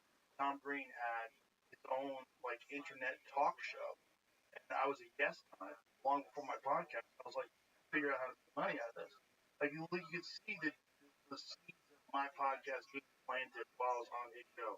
I was like, this is amazing. Executives want to talk to me. And I talked with a company that was doing him to do my own thing for them. But I decided to do it on my own. I'm like, I don't want nothing. But I wanted it to be 100% me, just fucking around. And in the beginning, all my friends were like, my house. My kids were young at the time, so like in the early days, like here we were in one of my spare bedrooms with a desk set up. You'd hear, "Mommy, writing," arguing with each other. So you know, that moved into like a little studio. We rented a little office space somewhere, and then moved into a warehouse. Got a real studio, and then started having security there, and then started. I don't know. Gym, started bringing guys to train with, and then it just got all organic. I never did ads for it. I never did put a billboard up. I never went on other people's podcasts and said, please watch my podcast. Never did any of that. Never promoted it. It just grew. That's all. But it's all the same reason why yours is just I talk to whoever I want to talk. Yeah. You know, watch your show times. Reach out to you on Instagram. What's up? Yep. And the way you do it and the way I do it, I think that's why it's interesting. Because I can tell, like, when you're talking to that guy that was talking about the direct energy weapons in Antarctica, all that crazy shit, like, you wanted to hear what the guy had to say. Yeah. This is why he was on there. This isn't like some producer has told you that this is a guest that you're going to have for the week. You're not really interested in it. You got to interview some fucking kid in the band. I can't. Like, yeah, when I started, I started in the attic. Me and my wife would cameras. We had like 30-minute timers. So Mike Glover was my guest. And so my wife was like running back and forth, resetting these 30-minute fucking timer cameras, and I'm trying to run the sound and listen to what the Mike's saying. And I'm like, fucking up. We're gonna do this for a long time. What year did you start? I started, first one got out Christmas of 2019. Wow. Yeah. Well, that's also a great example because a lot of people want to say that the podcast market is too saturated. Like, I've heard people say that, it's too hard to make a podcast. I'm like, I don't believe that. Yeah. I don't believe that. I think you've got a good show. Rise. Same here. That's you. Thank you. Thank you.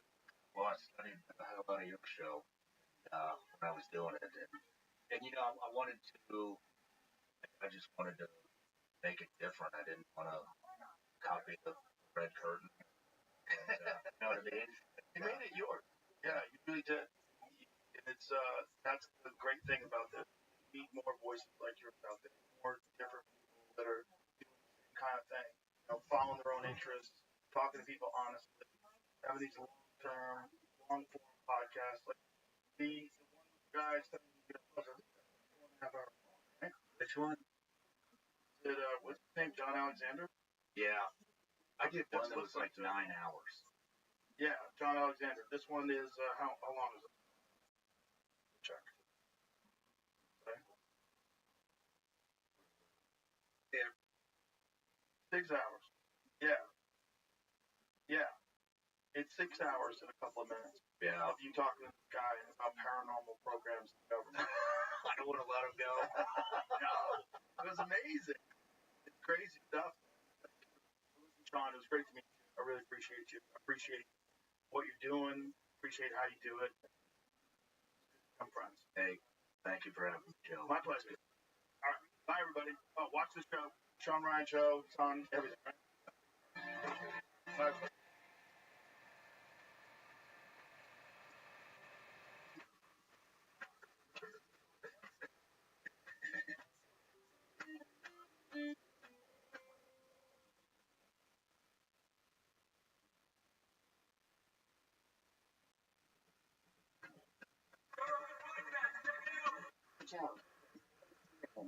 Bring my name, Joe Rogan podcast, my name, all day.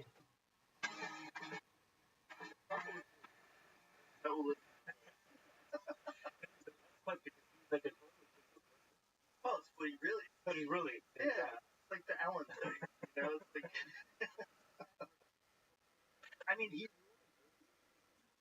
was like weird, you know. It wasn't like I got the Christian Bale one, cause like he did characters intensity, you guys fucking around in the background. God damn it, stop fucking around. I get that. This frenzy, intense scene, but what is Bill doing? Republican talking points on Fox News. That was before when he was turning.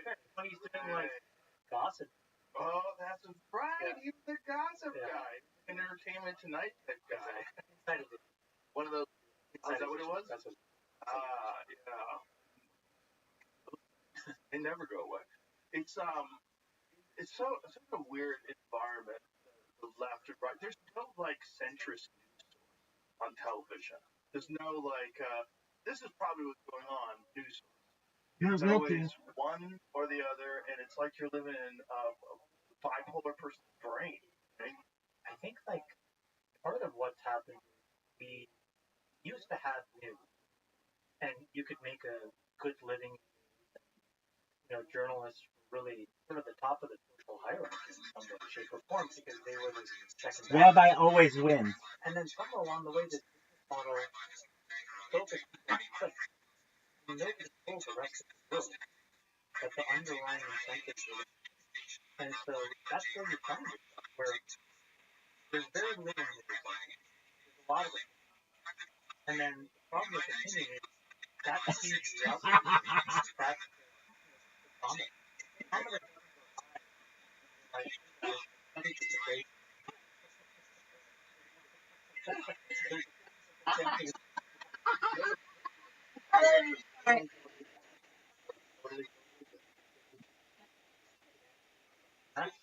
That's a real. I think. Well, it's also a completely novel thing that before there was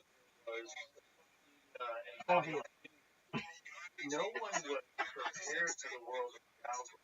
No one was prepared for like literally everything that freaks you out is what you show that shows that you're change, and that's how it's set up for it, which is so contrary to the rest of the it's on the news.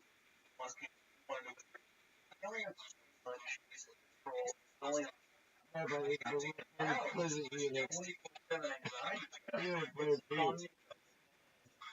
It's basically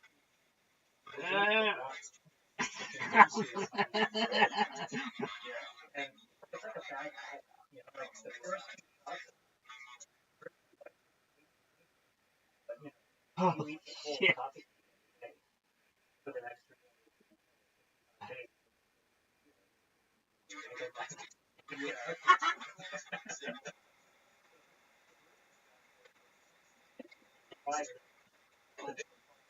Presenting maybe it's not even a case, but an opinion that you get totally shut up.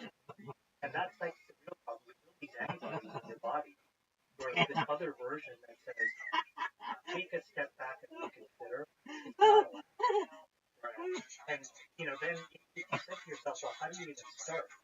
Where do you go? You know, like if you're a friend of mine, works at, he showed me threads,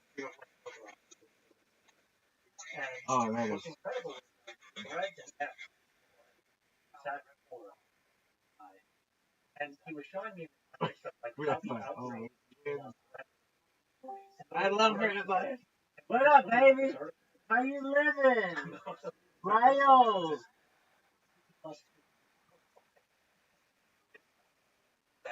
And you'll get like, and then it'll first start with Oh, folks that are like trying to check that's just for and then it and that so there's like this weird version of people react like and it tends to be blogs and kind of like and over here on extra find it. There's a lot more structural data, but then it can easily be lost in noise because a few things Really, like, you're the best.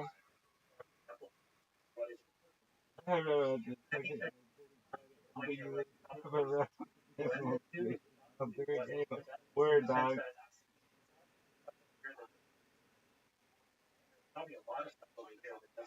Oh, everybody liked Diddy parties back in the day. Everybody liked Diddy parties. Oh, hell yeah, he had the White Party and Cavassier and MTV Crimson's there and Mickey Mouse and Bugs Bunny and all the friends. Engagement farming works. Not Milky. Dog. You're hilarious. Your shit is so fucking funny. Basically, that's what it is. He's just like, oh no. Join me. That means everything's Just racist. Well, mad. No, yeah. I don't know if others. Okay. Brought together board of it, whatever, and they eliminated a bunch of AP. Part of it. been there, dog. And I think what it misses is that there's all this other stuff you can do to kind of like. I think this was hot. Sort of. Like, yeah. Like 8 billion people. What are the odds that there's literally one, or literally only one Elon Musk capable of that kind of execution? I suspect that there's owned you. And so, like, that was part of the human, like, part of our social responsibility as adults, how do you make it that second job can find a path? So fucking funny. And I'm not saying math is. I remember I was going out. You went for a treat. But there were subjects I was just like, wow. The little time I spent in school, I was like, I felt a little safe. Now I could built up a little bit of my self-confidence. And I didn't feel so marginal. I'm sure there's a lot of kids. For some very small subset, maybe that's what that kind of class is. It pushes them to boundaries. So I understand. Where's the other the intent is, but then the byproduct. Motherfucker, that person don't even exist. They were like part of the alphabet. Huh? 26 and 24, B. Held a little bit back, and I think that hurts all of us. You gotta find a way where you're doing just a little bit. This episode is brought to you by the Farmer's Dog. Dogs are amazing. They're loyal, lovable. Like, just having Marshall around can make my day 10 times better. I'm sure you love your dog just as much, and you want to do your best to help them live longer, healthier, happier lives. And a healthy life for your dog starts with healthy food, just like it does for us. There's a reason having a balanced diet is so important. Motherfucker, like, I love Rabbi. Fuck yeah, dog. Fuck yeah. Fuck yeah. Yeah. Okay, Richard, wow.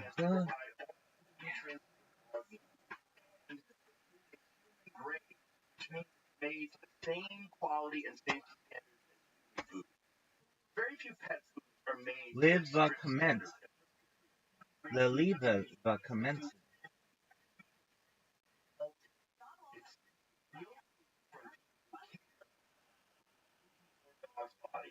Farmer's Dog makes it easy to help your dog live a Hi, long, man. healthy life.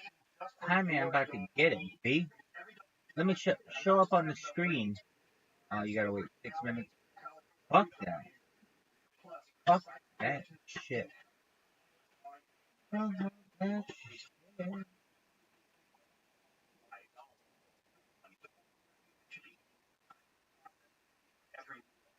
matter how old your dog is, always a great time to start investing in their health and happiness. So, try the Farmer's Dog today. You can get 50% off your first box of fresh, healthy food at thefarmersdog.com/Rogan. Plus, you get free shipping. Just go to thefarmersdog.com/Rogan. Tap the banner or visit this episode's page to learn more. Offer applicable for new customers only.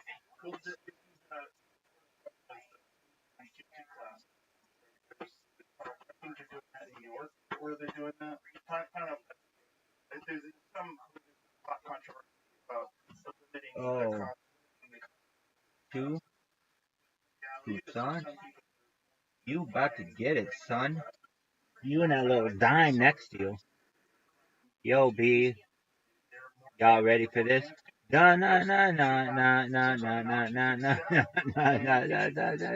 na na. I want. Do not send so much garbage. Please don't send so much garbage. Hey, you are timed out for 1 minute. Please don't send so much garbage. So much garbage. Don't send so much garbage. Don't send so much garbage. Everybody loves me. Video you. Wait 10 minutes after following. Wait 10 minutes after following. Wait 10 minutes after following. Wait 10 minutes after following. Wait 10 minutes after following. Wait 10 minutes after following. Don't you think that if we created a bunch of different ways people can figure out what they're super good at, things are better, not worse? Yo, what now? What you wanna do? Huh? Wanna be ballers, shot callers, brawlers. Who is the better than the bands when the smallers? On the lope with a drink and a Taurus, is trying to get my hands on some fans like Taurus. Yeah, living on raw deal. Three-course meal, spaghetti, fettuccine, and veal, but still, things real in the field. What you can't have, even if you don't want me. We're trying to bury 7 zeros over and be a visionary. Ain't nobody's hero, but I wanna be hard on your high 9-7 every day. That's my word. Women with their own condominiums. 5 + 5 Who drive millenniums? It's all about the Benjamins. What? I get a 50-pound bag of oomph for the months. 5 carrots on my hands with the cuts. Got more PM on the month by the spots. Man, drinking more liquor, trying to grow thicker. Read big, little jiggers, sex by those jiggers. Rock and roll venom behind the whole syllables.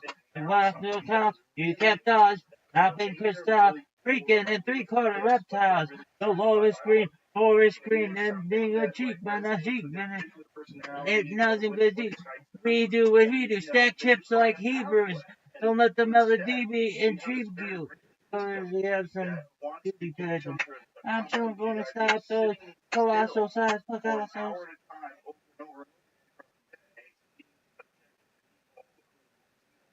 Necessarily that motivated or didn't pay them. From Daytona, when I was young, I wanted to boner, but now I only hit chicks who win beauty pageants and taking me skin of an Aspen. Oh, Computers that are able to do a lot of what now? What you want to do? Wicked, want to what be that means followed. is, Shot the way that callers. humans differentiate ourselves is that we're going to have No, judgment they and did that taste. in the bands on the Right? scholars Those are very defining on the look. psychological. Right. But what that means, go back to like how school is taught. What you said is very limiting for what the world is going to look like in 30 years. In 30 years, where you have a PhD assistant that's in your pocket that can literally do all of the memorization, spell check, grammar, all of the for you. Teaching that today is probably not going to be important as interpreting. Like, how do you teach kids to learn to think, not to memorize and repeat? So we have to flip, I think, this education. We have to try to figure out a different way to solve this problem, because like you can't set children this generation our kids to go and have to compete with it. That's crazy. It's crazy. It's crazy. Take a Drake song and dream it. The computer is going to win. So what can the computer do? I think maybe the reason for the question. And I think the computer, in a lot of cases, can't express judgment. It'll learn, but today it's not going to be able to the same way that humans can. It's going to have different tastes, right? So the way that we interpret things, the same way that you motivate people, like all the psychology, all these things that are sort of like these softer skills that allow humans to cooperate and like work together, that stuff becomes more important when you have a fleet of robots. And so if you go all the way back to school, today the school system is unfortunately in kind of a pretty tough loop. Like teachers, I think, are like going to become the most, the top 3 or 4 important people in society. And the reason is because they are going to be tasked with teaching your kids and my kids how to, not to memorize. Don't tell me what happened in the War of 18. I don't like. You can just, use a search engine or use a chat GPT and find out the answer. But why? What were the motivations? If it happens again, what would you do differently? And those kinds of reasoning and judgment things, I think we're still far ahead. But the teacher has to, which means you have to pay them more, you have to put them in a position to do that job better. And then back to what you said, I've lived this example of ADHD in my family. I have 5 kids, 1 is diagnosed with it. And unfortunately, what happens is the system a little bit closes in on this. So on the one side, a lot of and I put it in quotes. You get these emails that say if they want extra time, if they want this, if they want everyone on the earth computer, for example, to take notes and write. And everyone so those feel like things to help you. But then on the other side, one person was very adamant, like, hey, you want to medicate? And my ex-wife and I were just like, under no circumstances are we medicating our child. That was a personal decision that we made with information that we had, knowing that.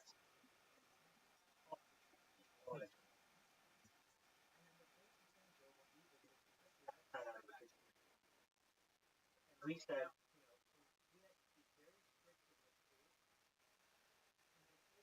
everything else. You're just sheltered. Right. 5 kids running around. They're not really taught by the schools. The schools won't convene the kids. And so what do? You just hand them everything was the little class they got, the way that they would talk to their friends. So it reintroduced itself in a way that we couldn't control. And then we saw this slippage. And then what we did was we just drew a bright red line and we said, no more video games, no more iPads. We're going to dose it in very small doses and get an entire turnaround. But then here's what happened. I took my eye off the ball a little bit this summer because it was like he had a great year. He reset his self-confidence was coming back, and this is amazing. And then I do the thing that a lot of people would do. I hear you. I talk to you. And then it started again, and then again. Now we just have to reset. So at least in our example, what we have. I'm not may not apply to everybody, but for us, him not being in this thing had a huge effect. Playing basketball outside, roughhousing with his brothers, having to talk to his friends, having to talk to us, watching, but we would just sit around because, by the way, what I noticed was like my kids had a hard time watching or listening to songs on Spotify for the full duration. They get to the hook and they'd be like 4, and then they'd be like, they'd watch like 8 minutes. I was like, what are you guys doing? Like, this is like enjoy the full. They couldn't even sit there for 3.5 minutes. So what at least my son was learning was right, just be there, be able to watch the show. And these shows move at a glacial pace relative to what they're used to if they're playing Or TikTok. Yeah, because TikTok they're like this. And it's helped. It's not a cure. But it just goes back to what you're saying, which is like if you give parents options, and I heard this crazy stat, I don't know if it's true. If you take your devices, the kid will feel from others. The critical mass, I don't know if this is what I was talking about, was that if you get a third of the, like in a class of, get a third of the parents who agree as well, no devices, the kid feels zero social isolation because it becomes normative. Normal. Yeah, you got to flip. Texting like this to your colleague. And I don't know. It may be worth trying. There was a crazy thing. I don't know if you can find this, but there was a crazy thing in college, which is like the most elite, if you will, private schools in the UK. Kind of where like all the prime ministers of the United Kingdom have matriculated college. It's like high school, fancy high school. They sent a memo to the parents for the incoming class. And the headmaster said, when you get on campus with your child, you're going to give like what is basically a flip phone. You are going to take the SIM card out of this iPhone or Android. You're going to stick it in, and this is how they're and communicate amongst each other while they're on. Wow. Mandatory. I thought this was incredible. I don't know what the impact is, but that takes a lot of courage. And I thought that's it. Well, it's great because then if they're communicating, they're not sharing things or Snapchatting each other back and forth. It's the addictive qualities of this phone, which is, if you think about the course of human evolution, and think of how we adapted to agriculture and civilization, and we eventually came off there and less aggressively. That took a long time. That was a long time. This thing is hitting us so quickly. What's And up, B? one of the bizarre What's up, things B? is it What's creates up, B? a I'm so disconnect. fucking happy you're here. Even though Shout out to Back video. consistently across all your social media, there's a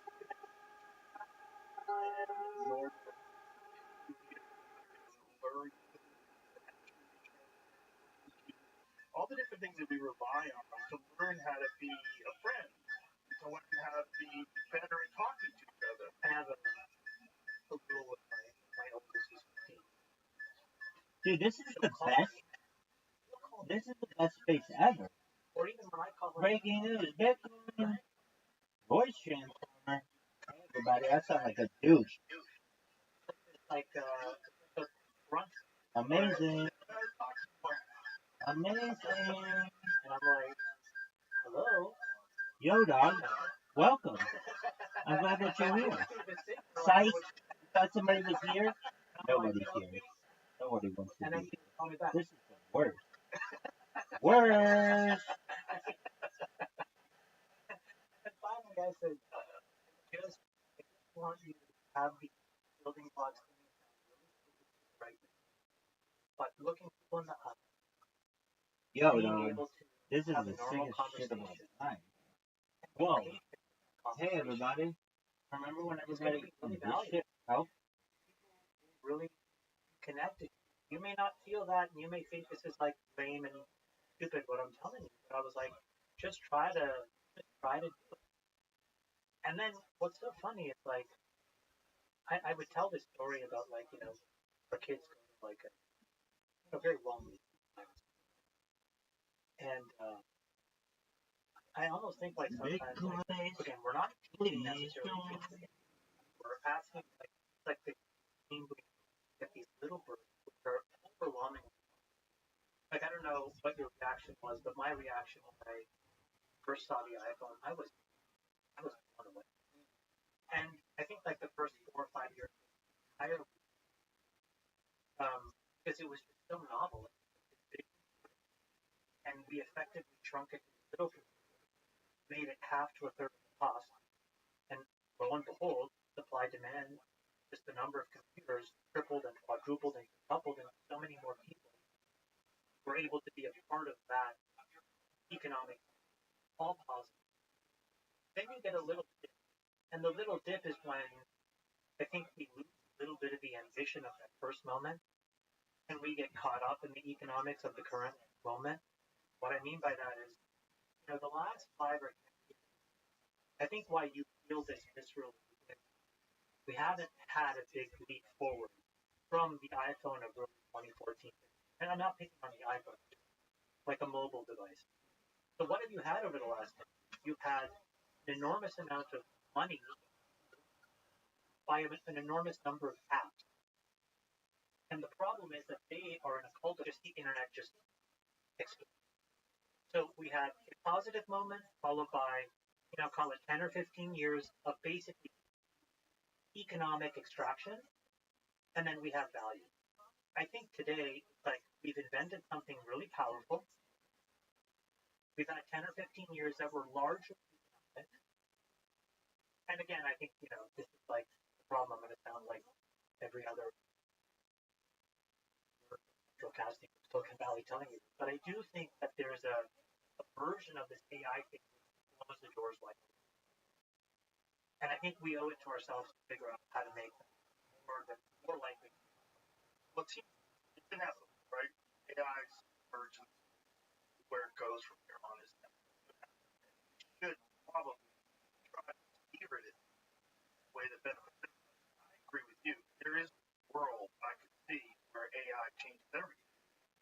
And one of the things that makes me most hopeful is a much better form of translation so that we'll be able to understand each other. A giant part of the problem in the world is power battle. We really can't communicate with each other very well, so we really don't know what the problems are in particular areas, how people feel about us, how we can't empathize. Yeah, we can. Very easy to not empathize. Have you been in a situation where you have a translator here? No. Empathy is the problem is the person there is giving it to you in a certain tone because it's first person. Oh, I've had that with my interview fighter. But like when you're here, it's very hard to feel empathy for person. It's this person that you're focused on because you're trying to catch it. So you hear the word. I think somewhat of the meaning is a little bit lost. And then you go back to this person, you say something, and they're in the same problem that you are. So I agree that the translation is cool. I think that there are still like there's going to be a negative, and I think so. Probably within the next 2 years, there'll be an AI assistant that sits inside of an operating. The surgeon will take out what they think is appropriate. They'll put it into this machine, and it will literally, I'm going to simplify it, it'll flash red or green. You got all the cancer out. You need to take out a little bit more, just right over here. And now you get it out, and now all of a sudden, the 30%, what is 0%? That's amazing. That's okay if you have this computer that's able to help you. And all we need is the will and the data that say, okay, we want to do this. Just show me that it works. And show me what the alternative is. And the alternative turns out to be pretty huge. 14 surgeries, probably 10 surgeries. Like, I mean, that's not what the most advanced nation in the world should be. Right. Okay, so if you do it for breast cancer, the reason why breast cancer is where folks are focused because it gets so much attention and it's like prime time. But it's not just breast cancer. Lung cancer, pancreatic cancer, stomach cancer, colon cancer. If you look at any kind of, so if you're at the stage where you're like, you get this thing foreign growing out of our body, we should all have the ability to just do that with 0% error. It will be possible in the next couple of years because it's not. Okay, so that's kind of like that's cool when it's coming. I think between years 2 and years 5, you're going to see this crazy explosion in materials. And this is going to sound maybe dumb, but I think it's one of the coolest. If you look at the periodic table, what's amazing is like we keep adding. So there's like 100 elements. We actually just theoretically forecasted there's going to be 119, so we create a little box. It's like it's theoretical, but it's going to show up. And they forecasted that there's going to be 142. Okay? So the periodic table of elements, quote unquote, grows. But when you look at the lived world today, we live in a very narrow expression of all of those things. We use the same materials over and over. But if you had to solve a really complicated problem, don't you think the answer could theoretically be in this? Meaning, if you took, I'm going to make it up, selenium and then doped it with titanium 1%, but if you doped it with boron 14%, all of these things are possible. Like stronger than the strongest thing in the world. Like, wow, and it's lighter than anything. So now we can make rockets with it, send it all the way up with less energy. Like, it's all possible. So why haven't we figured it out?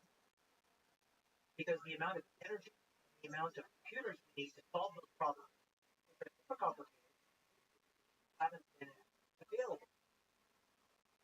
I think that is the next phase of AI. So what you said, we're going to have these PhD level robots, and in the next 2 to 5 years, we're going to come up with all kinds of materials. You know, you'll have a frying pan on stick that doesn't have to be, whatever you want. That today will make so much sense in my life. So, an example, I was thinking about this. Imagine if you had a bunch of options. You have this robot, and say you were the highway patrol. Now, what happens?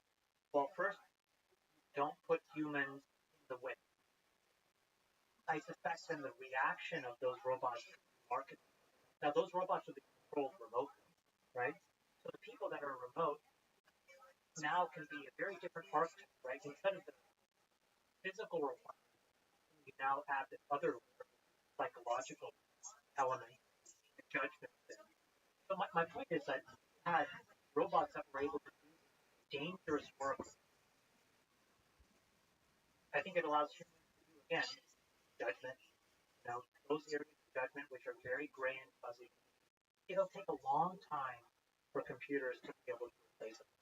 I really do think so. I think the things that we have done as a disservice to what is coming is some folks have tried to say that AI is unknown.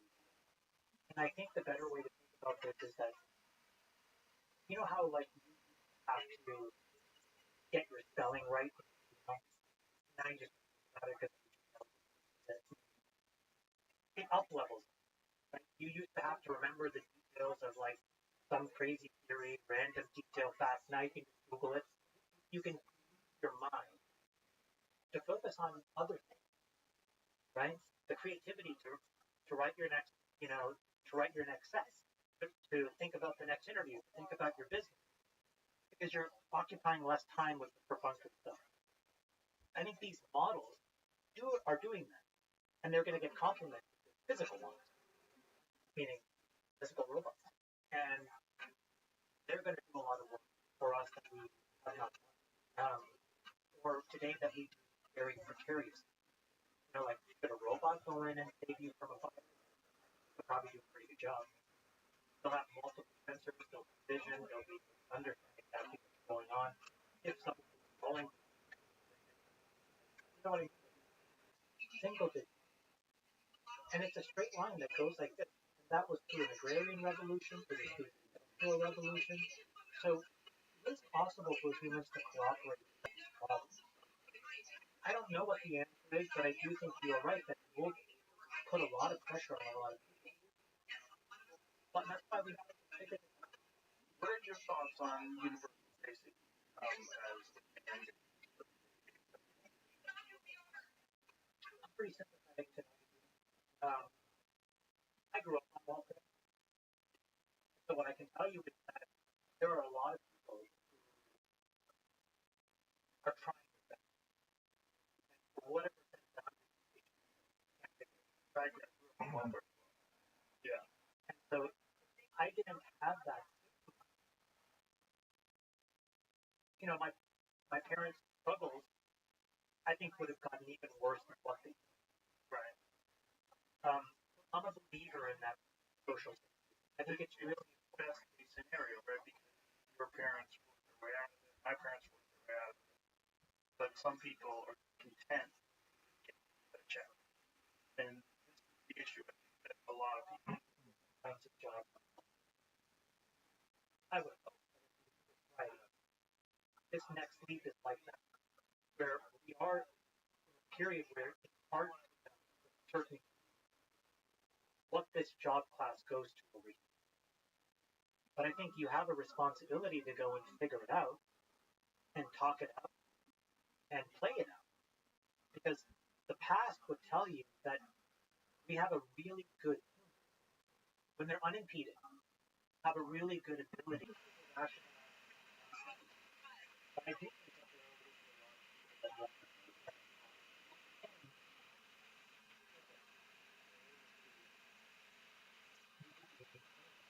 to be inspired.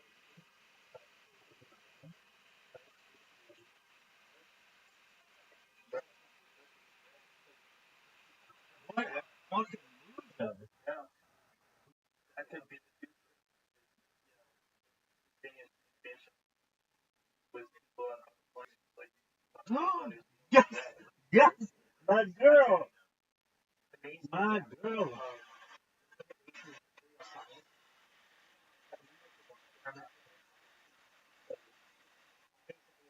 No, dog. No, no. Hell.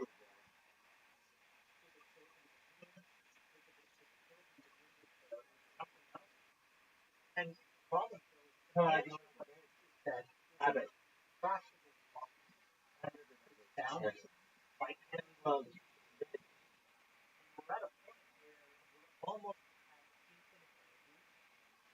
and at a point we're almost at what I say no, we're at bitch. this point where Not even like, what the fuck is marginal cost bullshit? of energy is marginal.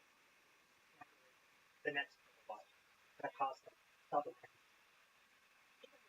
We don't need our stuff. We're just Top two. and because of AI, What the fuck? we're at the point where get an answer to a question. Can you spell your fucking name, It's gotta lady? be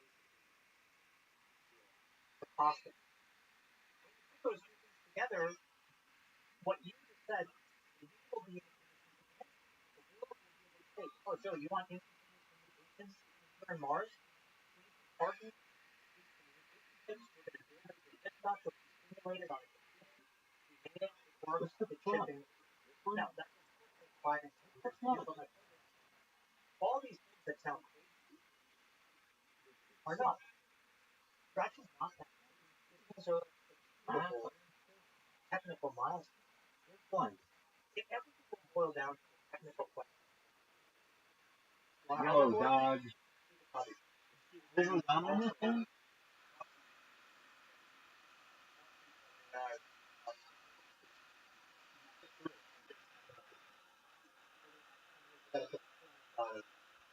America collected.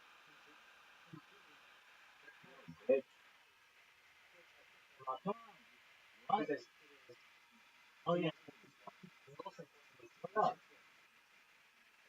folks and back up the world. So, and then hospital, a bunch of God. 20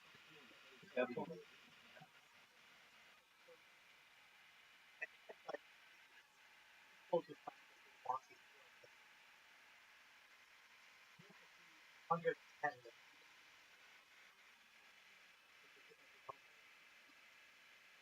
everybody's energy, everybody's power, this stuff is God, this shit sucks. absolutely way. Not You'll way. possible.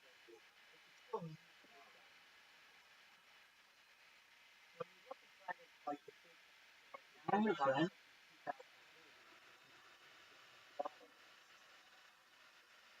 a lot of but it's like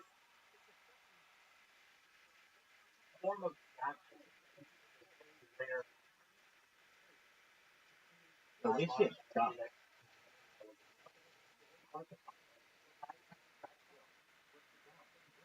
Fuck.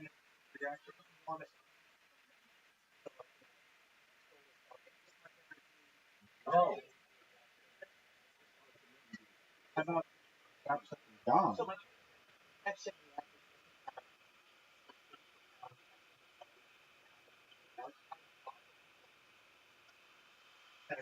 But I think it's important to hard past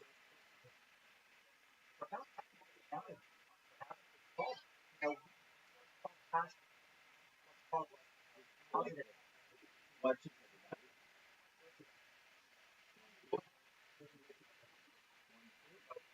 100 Oh, units that are at least 100 fuck. Oh, that's were fighting camels put the country upside down from 99 W, Rabbi. What in the fuck, dog? Shit. Stop. Stop. Shit. Ever. father alcoholism Go to history.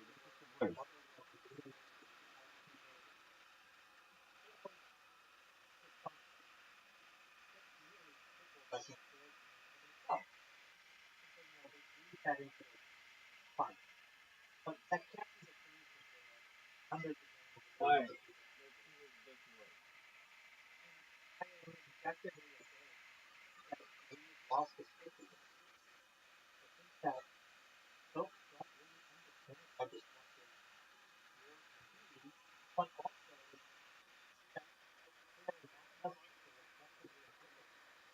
that that's my son. No cake making clip. Clip on last time.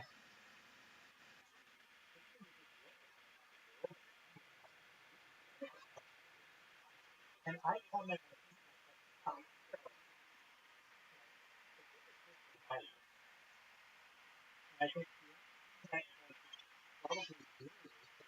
Haley, I thought about you. Don't you forget about me with your favorite stuff.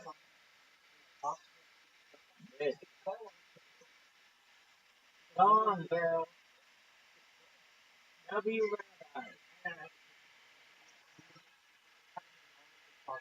Stop all what? One.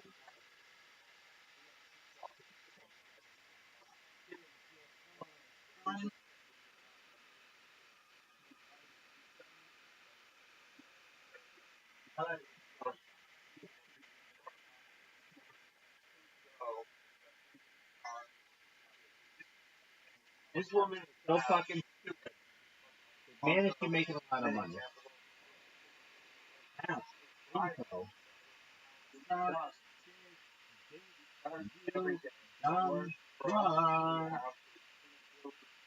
Are you fucking me?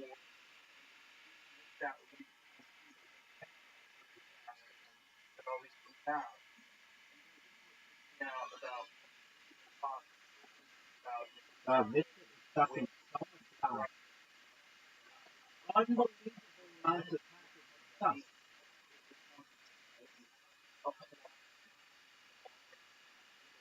Scale 1 to 10. 50. That's a lot.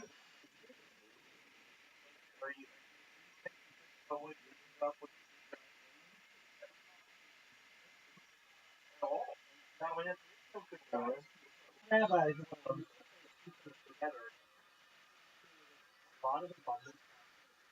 Talk about how some of that is also fun. A lot of it effectively for long.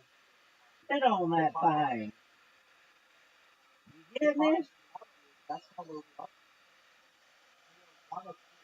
Just about. the problem with that. Roger the kid. Try to live your life.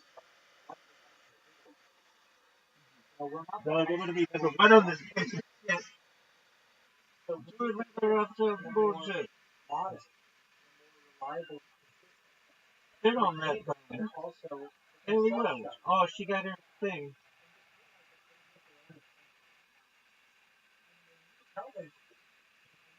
Oh, her fucking name is fucked up. Haley. yes, Oh, girl, I hate her name.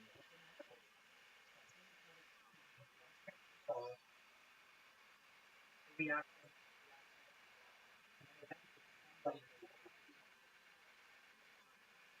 that is all That's tough. I just busted that Yeah. market. Talk about all these issues. I understand that those Who's this rabbi? Who's this rabbi? I'm Haley Wells. right. My name is Coach Haley. Haley. Okay. Haley.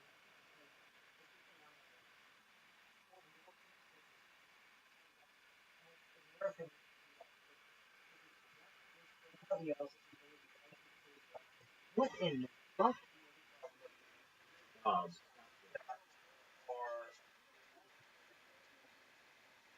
Portion of them. Very contrasted. So much pushing it to the brink of not Oh. Potential gift to you as your chief loser. I'm the chief gift. My loser gift. still Haley is signing off on I. hundreds of dollars. Why? Oh. Oh, Military it's contractors only spelled like hand Trump? over weapons, zero amount of money, and they do not want to shut down the petition. Yes, someone get this responsibility. 12, 11. Together, and they're all talking about the same shareholders, representatives, the whole thing.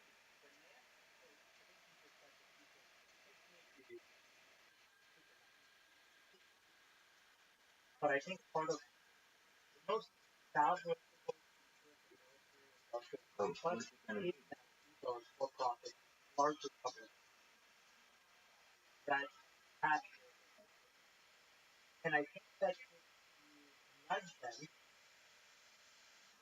making things That shit. that are economically valuable or more, like really more, they probably This shit. What was the example of that? 9 going. five folks that No. get all of the economic activity. 9's going. What they actually No 10. 100%. How to play that song? Hell yeah. Economy.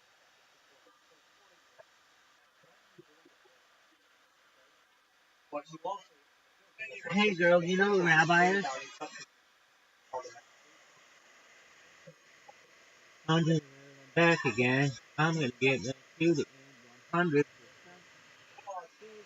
Love. Then in the back again.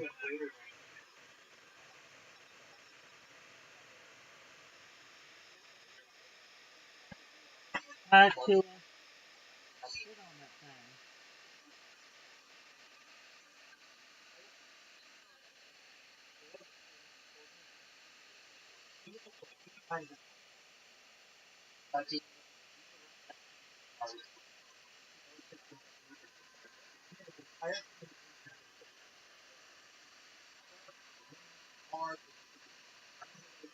internet access.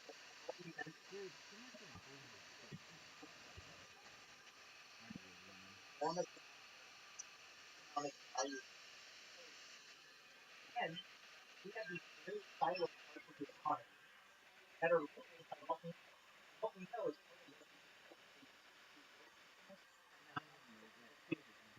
100%. and I think saying that spots that instead of sell it to different markets for money, W bag of sell that long W bag of money. 100%. I think Love. smaller, more. Why does I'm not saying that more sit on that phone? Oh, girl. Look at your camera. You need to start saying this shit about home. Happy with clip. RabbiRothschild number 1. One bright spot. Sick. Think about Oh, is that fucking my dog? everyone's terrified. Open Yeah, that one. situation across the board. Reviews. Okay. Wouldn't the solution How about be as that to not have a place but desperate third world countries who are trying to escape on foot with their family? If we were living next door to another United States and you could just travel freely back and forth between the two, it really didn't matter. Both of them are equally safe, both of them have equal economic prosperity, both of them are, equally democratically governed. No problem. Go over there. Go over here. It kind of used to be like that with Canada. With Canada, you used to go over there with a driver's license. To be able to go back and forth to the United States. I think the first time I went to Canada, I did not have a passport, I had a driver's license. And it was kind of the same sort of deal. Oh, that place is cool. We're cool. We're next to each other. If the whole world was like that, it would be incredible. And I think AI makes that possible. I think it makes that possible, and we're going to have to This deal shit. with a few Why? very What happened to my factors. girl? One of them being illegal drug trade, and another one being the 100%. consequences of prohibition. Good. And forcing people Not one motherfucker has been in my chat. What in the fuck is this bullshit? Not one motherfucker been in my chat. What in the fuck is this bullshit? One motherfucker has been in my chat. What is this bullshit? Not one is to have motherfucker has been in cocaine my become chat. legal. What is The this problem with that is you get a bullshit? bunch of people Not addicted to one cocaine. motherfucker been in my chat. Sure. I don't What is this understand. bullshit? What's the step of Not what one causes motherfucker been in my chat. What is They this don't do fentanyl on bullshit? purpose. Most started people, no. Most Hey, Rabbi, for fentanyl how long did you do a overdoses is Twitter space? fentanyl that's Hours? fucked into other drugs. How many people came? Particularly One? party drugs like Molly, ecstasy, cocaine, No, seriously, how heroin, many? things like that. Zero. So people think they're getting a I mean, if pure I thing, include myself, they're getting it from the cartel. But oh, you this, mean literally no one came? it's, Yeah. it's Did you let anybody know very about it? Yeah. How? fentanyl YouTube? to What mental else? damage. Like the Cake? amount of fentanyl Really? kill you Sort is of. ahead of it. Anything else? Well, you're Other in a than shit. relationship. This is absolutely the worst stream So in the global problem history. is What the you fuck have a happened to drug, this you bitch? cut it with a bunch of other things Dog. because you want to Dog. sell as much of it as possible. Haley You Welch, add a bunch of Hawk things 2, into it, aka and it Hawk 2, increases the bro. potency. What up? I can't believe when his And because for any that, fucking it's all say this regulated. stupid It's Twitter. unregulated. Fuck So a lot of no people die. couch. And the numbers in the United States are upwards of 100,000 people. Yo, bitch. Go to the Hey, guys. why you're going to have massive 100%.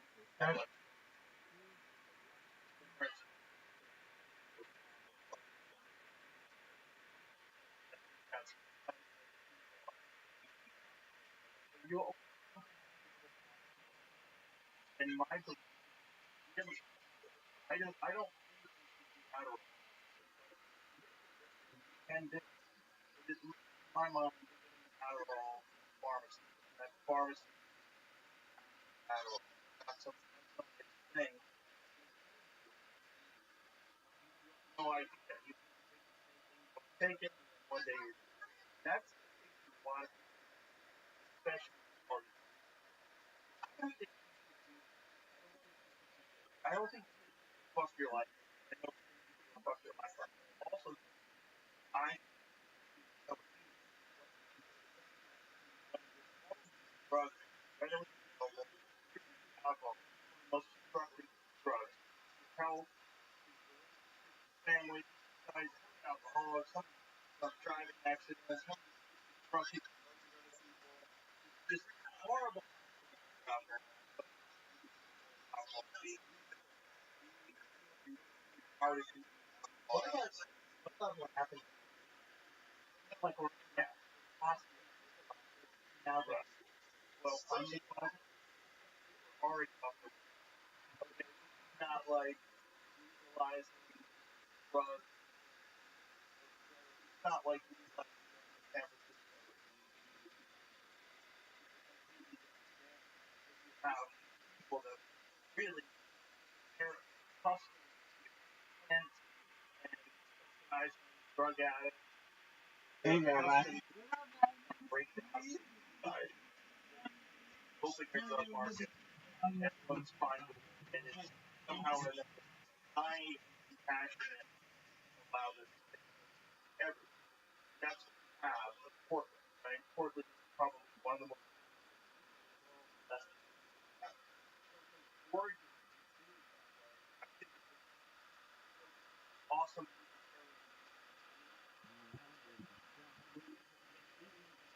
Pride.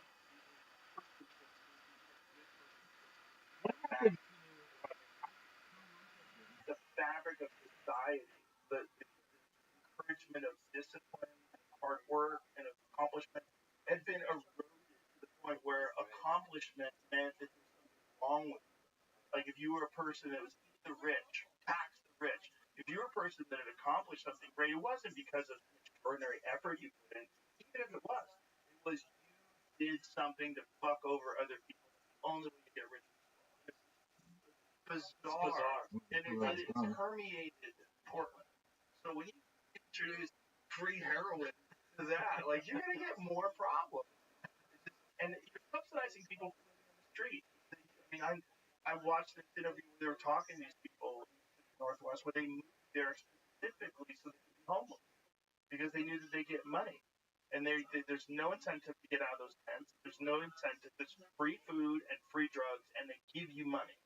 And they're like, okay, right. So that didn't fail because of the actual drug, right, but more of the other social. I think Have you ever heard of Dr. Carl Hart? He's a professor. Is he at Columbia? I believe he's at Columbia. Carl Hart was a straight chemist, like a guy studying chemistry and studying substances at Columbia. And he was clinical research. And along the way, he started realizing that our understanding of these drugs and the pros and cons of them has been flavored by propaganda heavily, particularly the sweeping act of 1970 that made almost everything, which was really to target civil rights groups, anti-war people. So this is during the Nixon administration. They made a bunch of things, psychedelics. MK Ultra. Well, MK Ultra was actually before that, so they were experimenting with, particularly with LSD.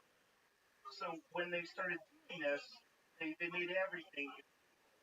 Now, the only way you can get any of these things is through illegal sources. So you're getting them through the cartels. So if we don't have the ability to legalize things, and the problem with legalization, there's no good answer. So things illegal, you're going to have fentanyl overdoses. I know people have lost their children. I know people have lost their brothers. It's a horrible thing that happens. You're also going to get heroin overdoses if it's but Jesus Christ, and you're going to get more people to try it but it's just like prohibition during the 1920s or the 1930s rather, when they had that, what they did was they enabled the mob and they enabled organized crime, and that was the rise of Al Capone, that was the rise of the moonshiners. You always had a demand, and the people that were willing to supply that demand were criminals. And they were criminals in this country. We're empowering criminals that are essentially running Mexico, which is bizarre. I know during the latest election, how many assassinations were there? Was it 37 or 35? During their latest election in Mexico, there was at least 35 assassinations. Are there European countries that Portugal. Portugal's decriminalized everything. And they saw a massive decrease in HIV, a massive decrease in drug addiction, and all sorts of other things. I don't know what the long-term study is on that. 37 assassinated candidates. I mean, you have to play ball with the cartel over there. Just like you had to play ball with the mob in 1930. You have to play ball. They have the guns, and they're really mean, and they'll do whatever the fuck they want to you. 2021 midterms when 36 candidates were killed. Oh, yeah, it's wild down there. That is a direct result of having trillions of dollars being made by selling drugs, and made most of them to sell in America. I'm sure they sell them. It's all fentanyl, or is it all psychedelics? No, I don't think there's a lot of money in that. The real money's in meth, cocaine. They have a problem with illegal marijuana that's grown in the United States on national forest land, because what happened is, especially in California, my friend John Norris wrote a book called The Hidden War, and he was a fishing game officer. And, basically wanted to be the guy that checks your fishing license. It's a great job. You're out in the outdoors. And one day, it is the beginning of a movie. I'm sure they're probably doing it. But one day they find it dried up, and they think that perhaps they diverted the water. Someone's diverted the water. They thought it was a farmer that had done something inappropriate or whatever. So they follow the creek up, and they find this grow up that's run by the cartel.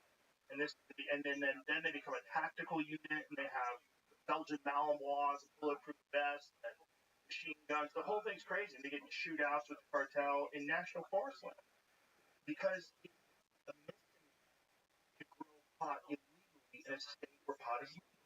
So California has marijuana. Any store, anywhere, credit cards, it's open free market.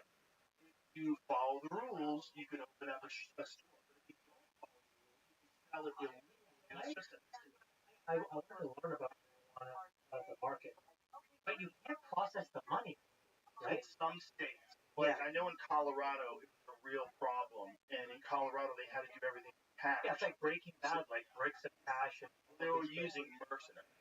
They're essentially using, military contractors to run the money back and forth to the bank, because you had to bring the bank money in bulk, right? So you'd have $1 million in an armored car and a bunch of guys like tailing the car in front of the car, and they're driving it to the bank, and everyone knows there's $1 million in that car.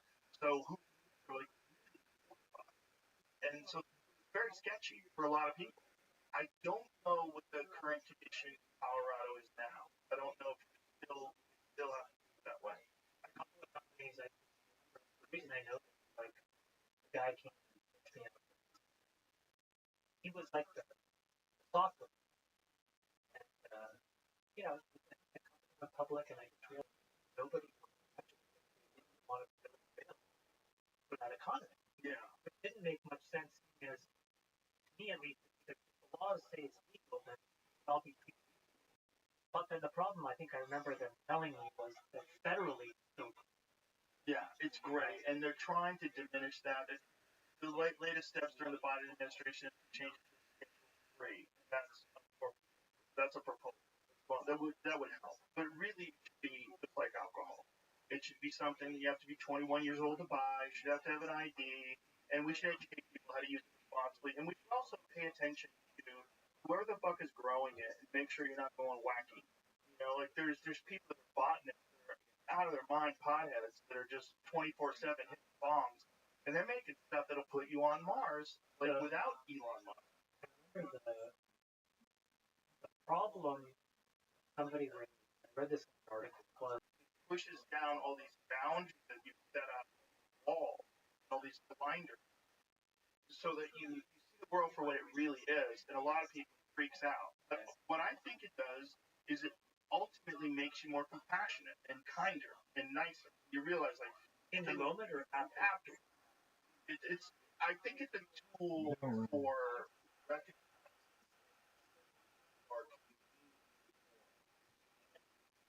or my friend Eddie told me you're having a bad time of marijuana.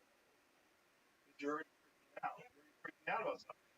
You're going through a horrible breakup, and you get high, like, oh, no one loves me.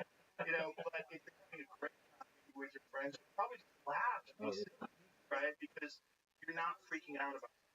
Probably you're in a good place mentally, which we should all strive to. I have this weird psychosomatic guard developed. My father was, and I didn't drink at all. There's some flavor around alcohol. Yeah, I take a glass of wine with a steak. It's like, this wine's fucking great. And it puts you in a calm, it relaxes. You don't want to go drive fucking wild and crazy, get in a fight when you're drinking wine. Exactly. And the amazing thing about wine is you can go on these journeys where, feel free to send a message. West Side. If it's expensive. Gangster.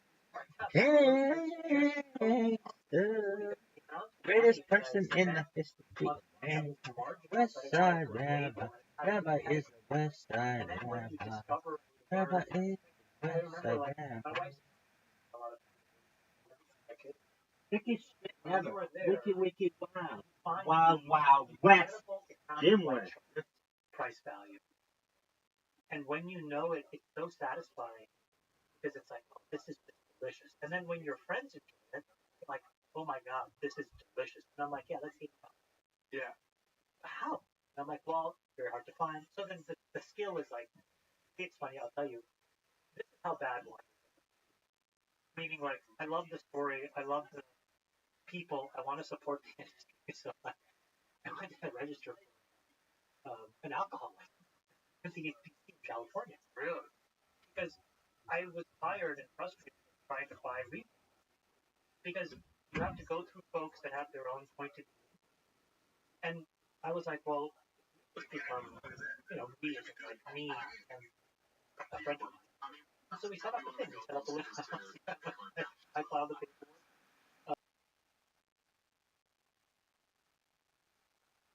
Hey, Lee Roach, your stream sucks.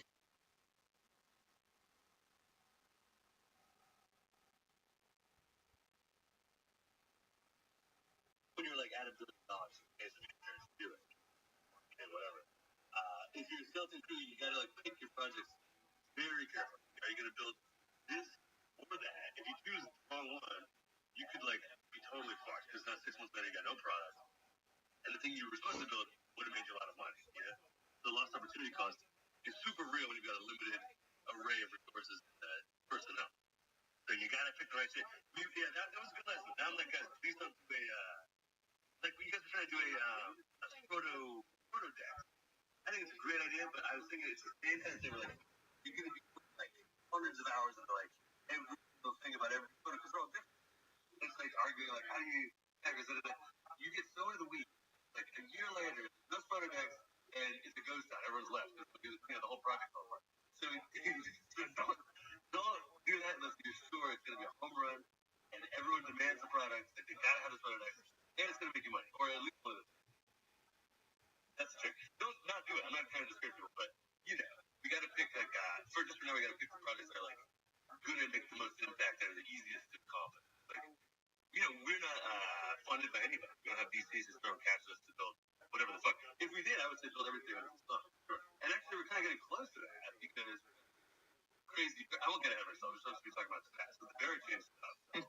There we could do a photo next, maybe on Barrett James. Someone else is going to pay for it or something.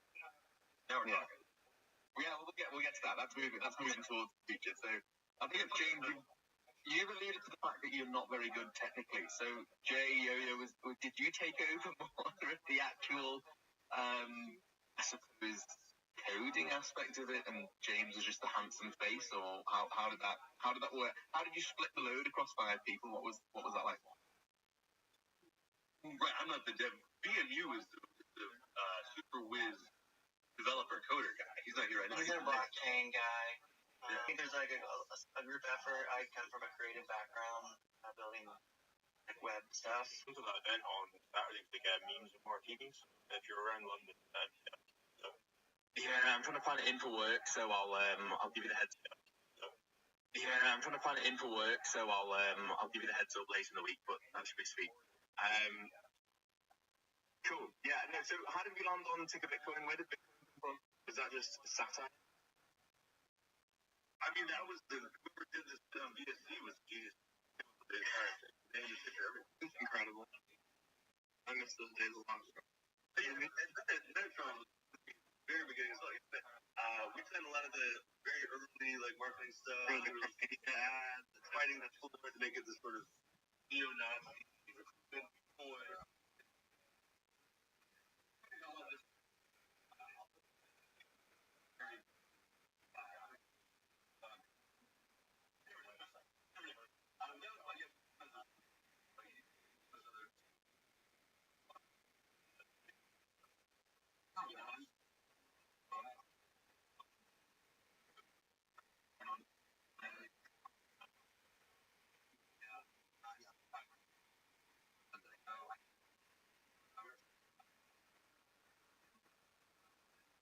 And how it all changed.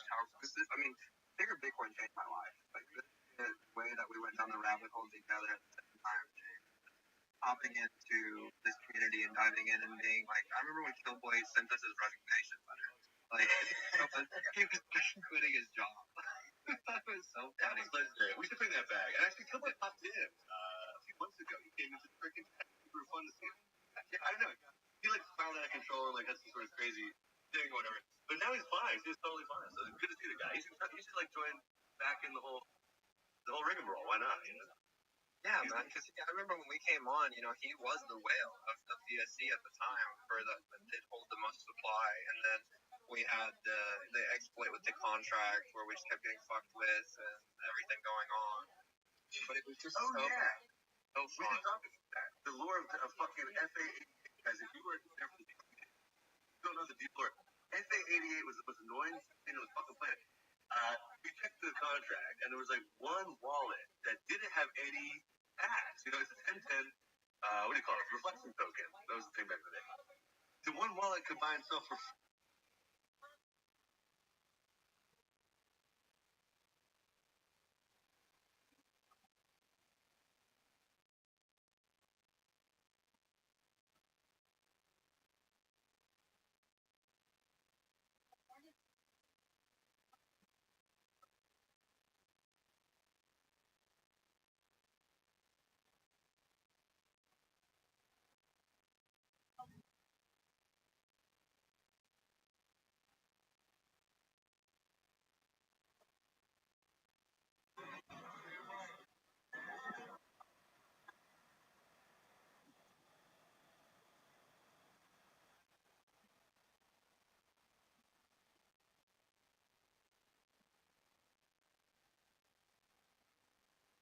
was sitting on a beach and Kamala Harris was at a San Francisco fundraiser. That is not leadership.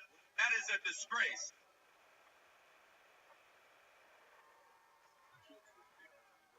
And now we're seeing reports that deployments of the military and the National Guard are moving at a snail's pace.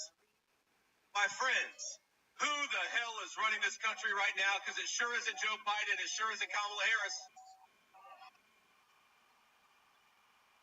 The Harris administration has given billions of dollars to foreign countries and illegal aliens. But now they swoop in and they promise $750 to American citizens who have lost everything.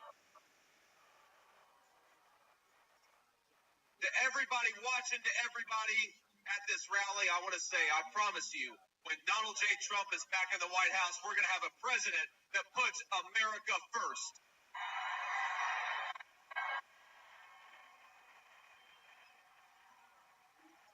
We're going to ensure that emergency funding goes to American citizens and not illegal aliens. We're going to create record prosperity with low inflation. We're going to secure that southern border, stop the drug trafficking, and send illegal aliens back home where they belong. We're going to drive down the cost of housing, drive down the cost of gas, drive down the cost of groceries, and we're going to clean up our streets to make America safe again. And whether we agree or disagree with you, we will always defend your God-given right to speak your mind without fear of censorship, violence, or persecution.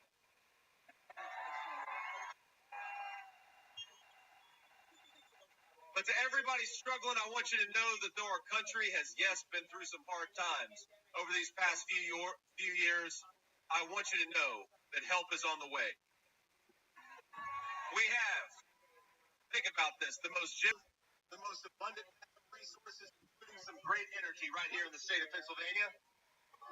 Now, when the sun rises again, our flag is still going to be there, and nothing will stop the United States of America.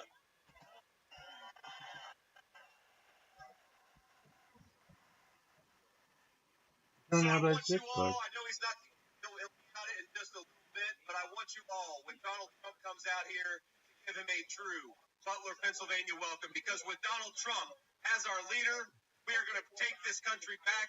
We're going to make the American dream affordable again, and it's going to start right here in the great state of Pennsylvania. God bless you, Butler. Thank you for having me. Haley Welch. Look at this. Thanks for the follow. Bye-bye.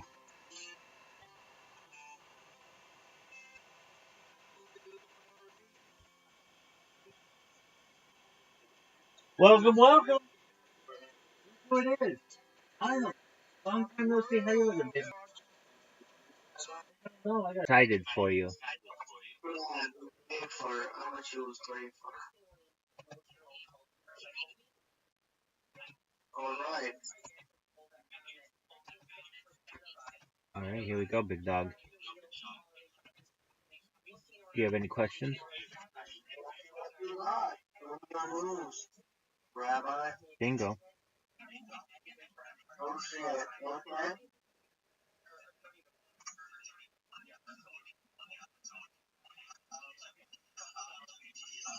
Let's see what you got, man. Everybody's waiting. Everybody's ready. Alright, come on.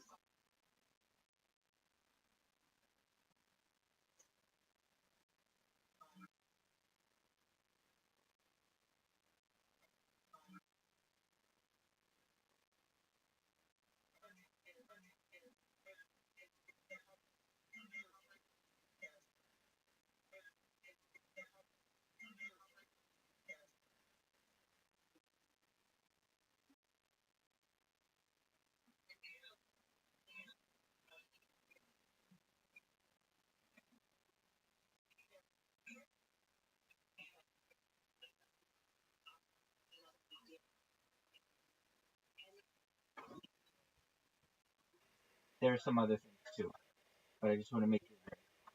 That's how that's done.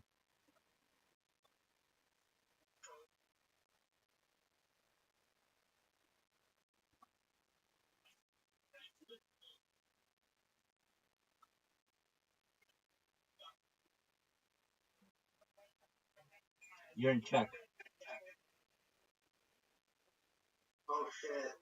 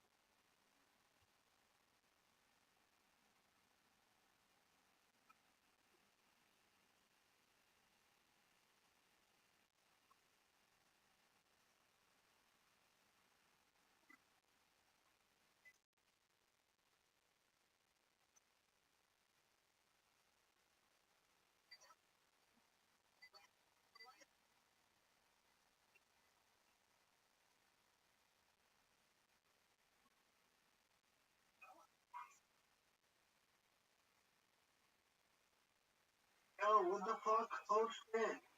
No way. Bro. Um, that, bruh.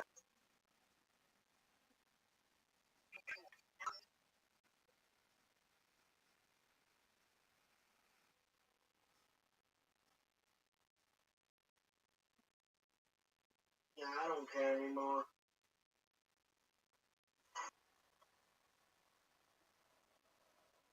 Bro, this game is so fucked.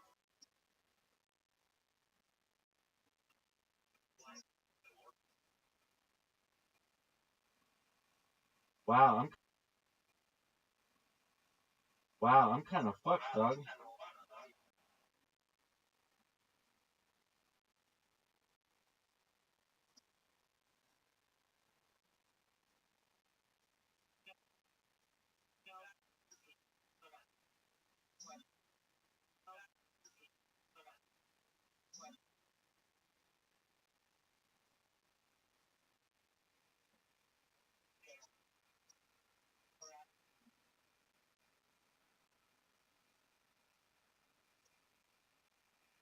Yeah, I know exactly what to do now.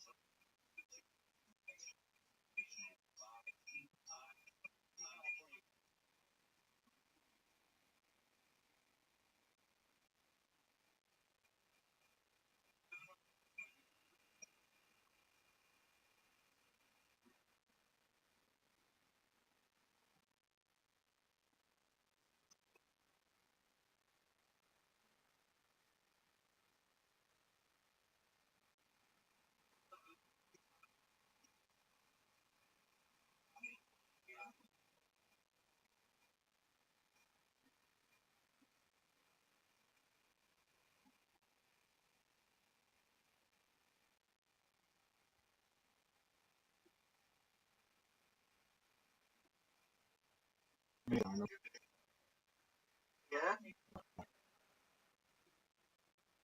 What you saying? I think you're very good. No, I'm not. I'm not.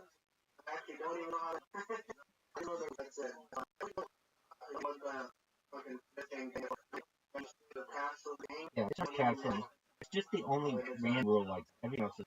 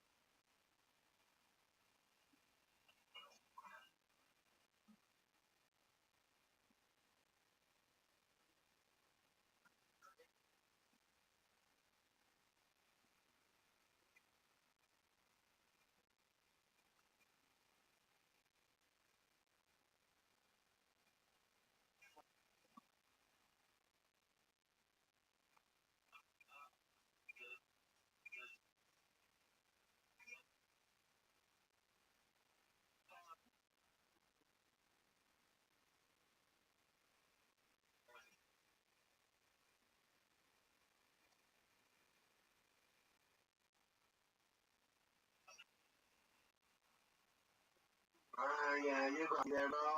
Oh shit.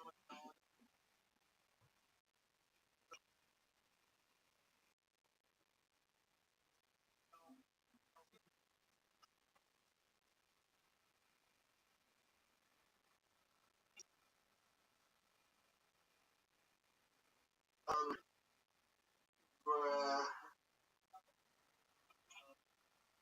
um, I'm sorry. Whew.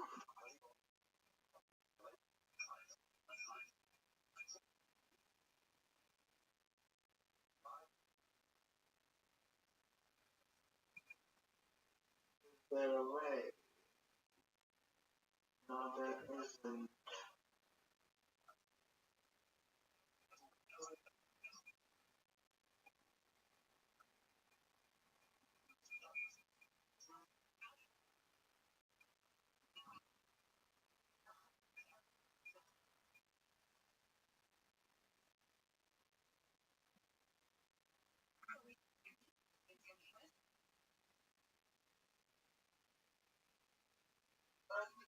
There wasn't any point of me doing that, but I know that like already called.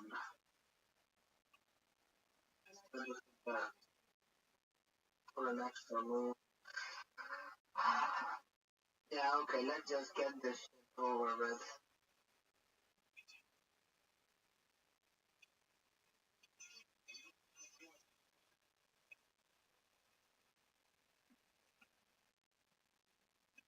Very good move.